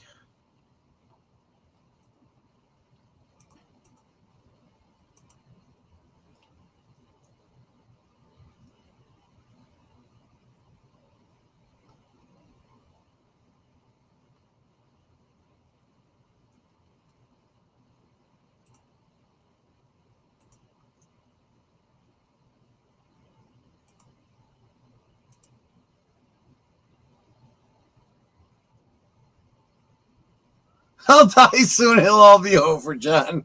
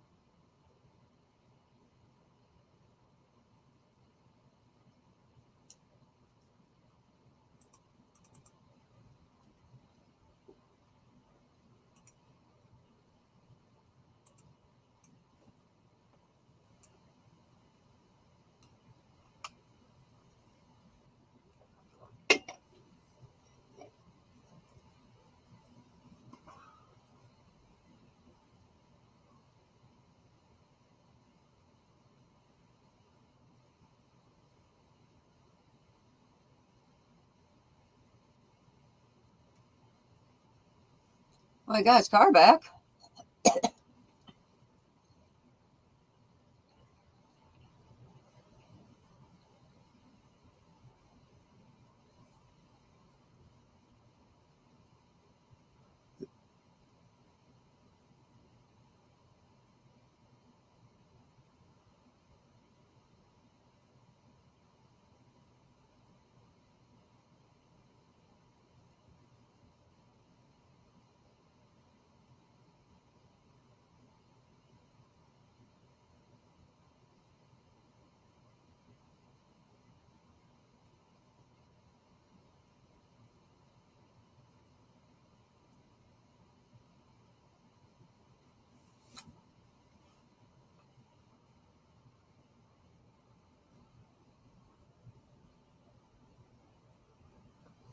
Oh, I mean, it was Steve's car, right?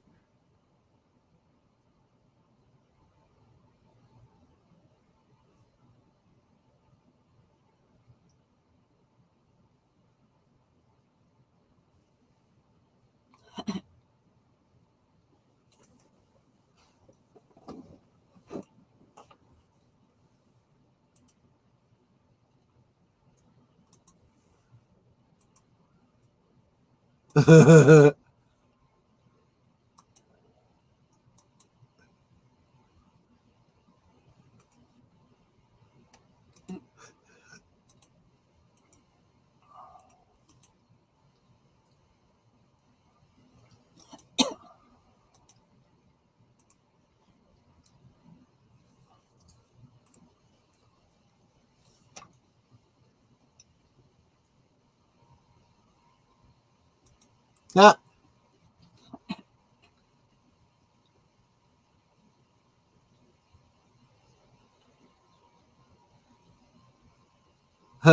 He's got a split lip.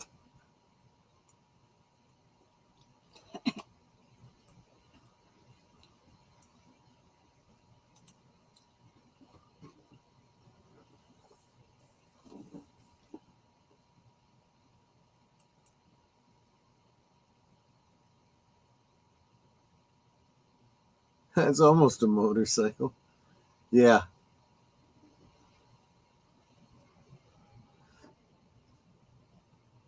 Yeah, it's like it's a Book of Boba Fett reference, right? Like a banta.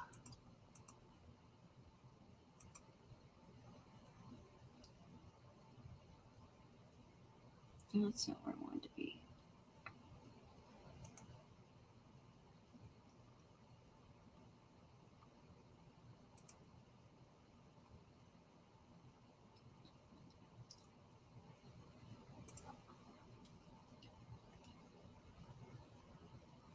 Yeah, I know, Samuel.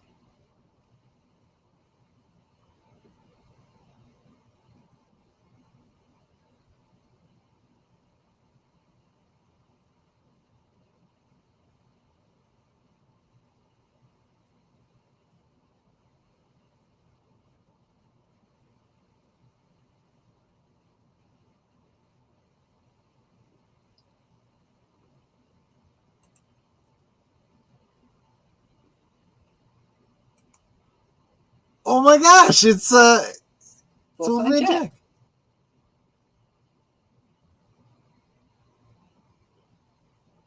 Of course it's Wolfman Jack. You heard him all night. I know.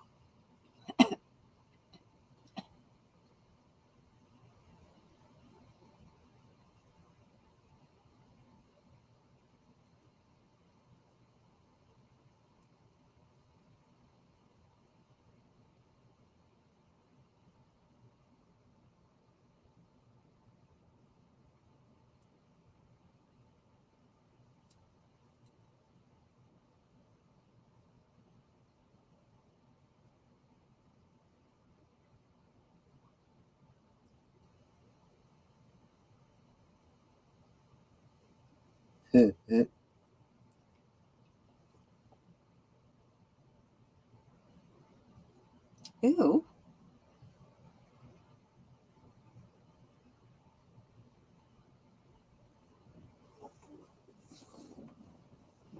He'd make a great Klingon, right? Yeah.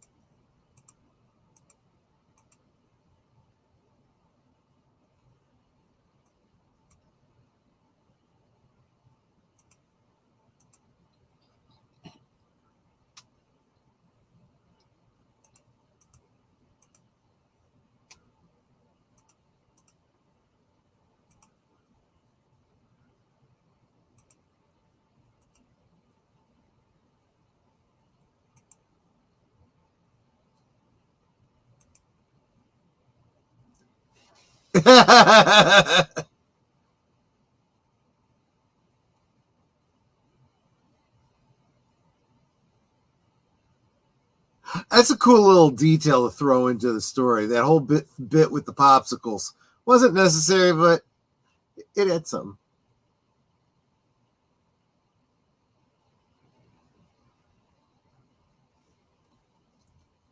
He knows he's the Wolfman. Yeah, he does now for sure.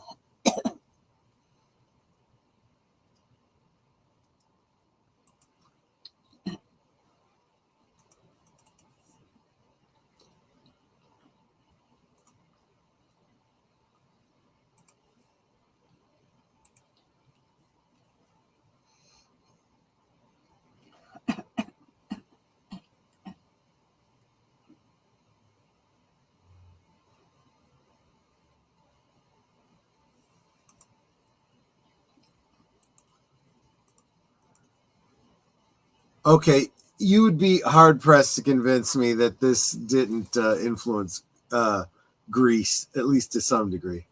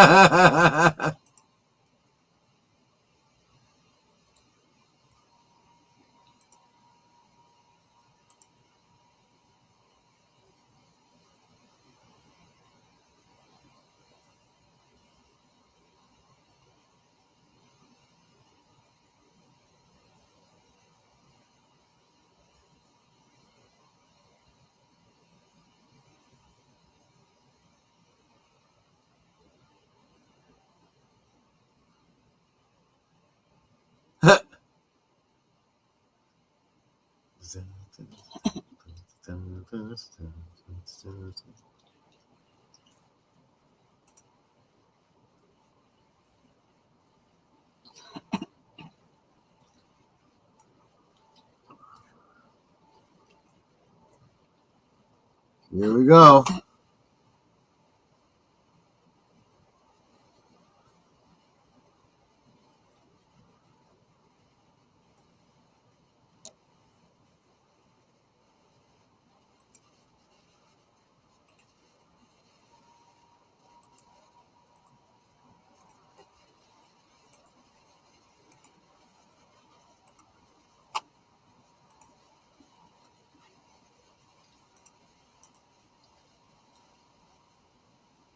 Yep, green onions.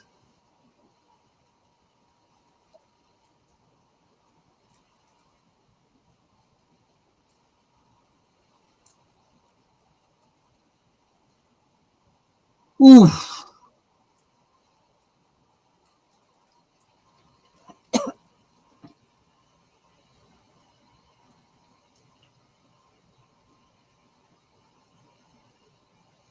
Yikes. So he flipped. Get Cindy Lou Who out of there.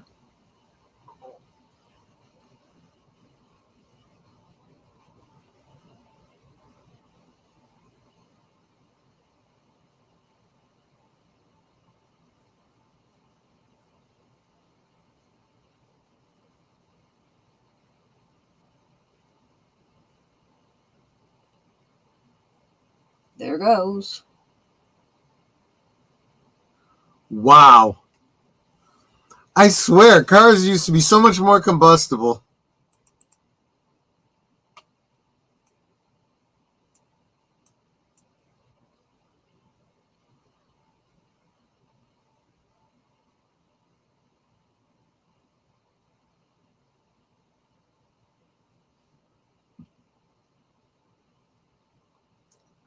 Ah, damn it, Chewie. Fire up the Falcon.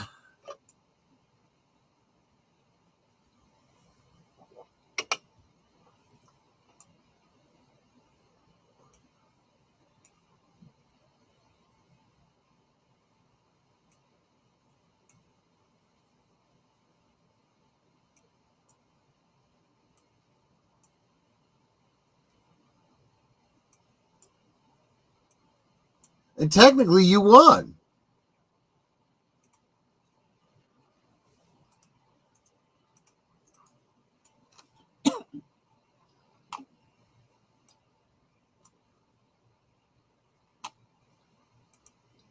Yeah, you're absolutely right, Samuel. Now the car that they keep pressuring us to get stay on fire way longer and can't get put out by fire hoses.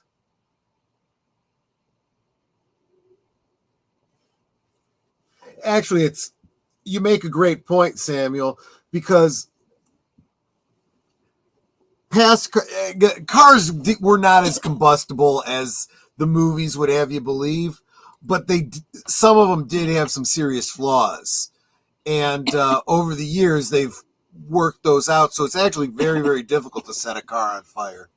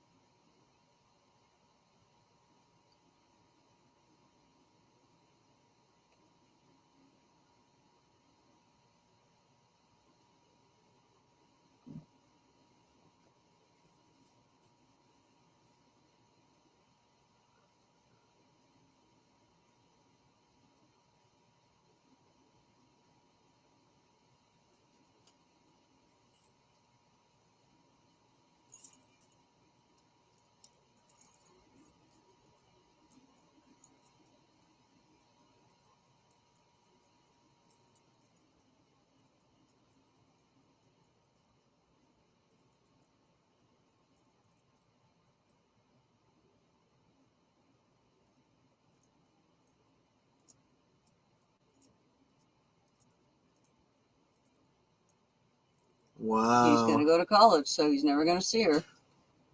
So the two songs that Shauna and I used to do, they did get a job earlier, and they're closing with the song that Shauna and I closed with.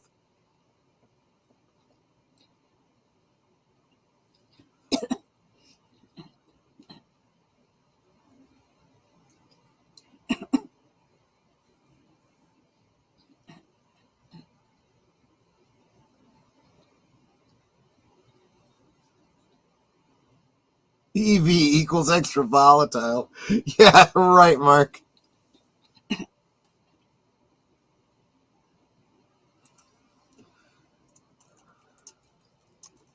That covers a lot of ground.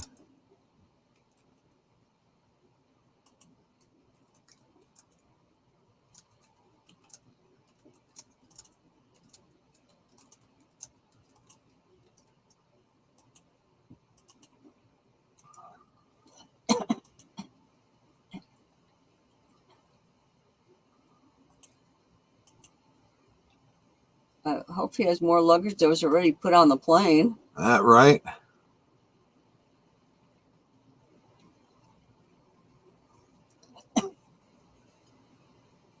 And I bet the toad dude gets contacts, gets his teeth fixed. He's got a bad overbite.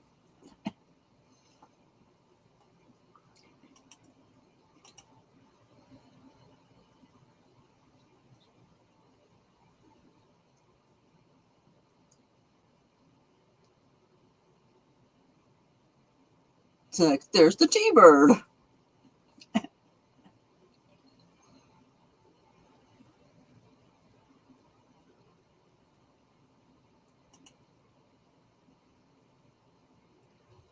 But now it does make me wonder, how does she know him? John Milner was killed by a drunk driver in December of 1964. Terry Fields was reported missing in action near Anlock in December 1965. Steve Bollinger is an insurance agent in Modesto. Figures. He seemed kind of swarmy. Kurt Henderson is a writer living in Canada. He became a script doctor, is what you're saying. Yeah.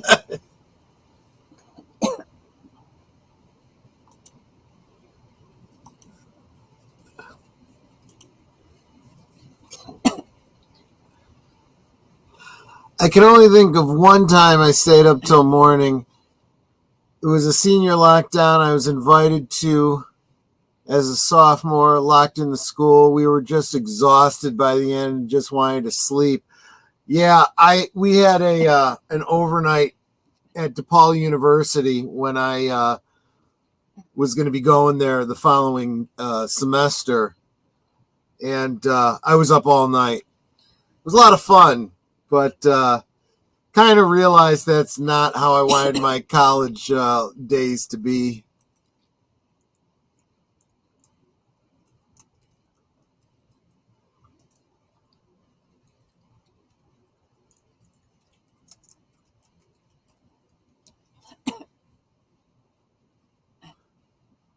Great film. First, okay, so you too, Curtis. I had never seen it before either. Yeah. Yeah, so as far as I'm concerned, I don't know when the exact equinox is, but as far as I'm concerned, we're now going into, with September, we're going into autumn. So next week, I think I announced this previously, Labor Day, I'll be doing a action movie double feature, two films that came out the same year, Cliffhanger and The Last Action Hero. I believe that Deleted Scenes is going to be my guest host that night, so that'll be next week. Of course, tomorrow night, speaking of Deleted Scenes, we'll be over on his channel for Live from Sparkwood and 21. I hope you guys all enjoyed the movies tonight. it does get kind of late, doesn't it? Remember, I do have a poll up right now on my community tab, thinking about doing a Blake 7 series, watch series, asking when people would be interested in me doing that. Saturday afternoon, Tuesday after Live from Sparkwood and 21, late night Friday after Last Call, or give me a write-in.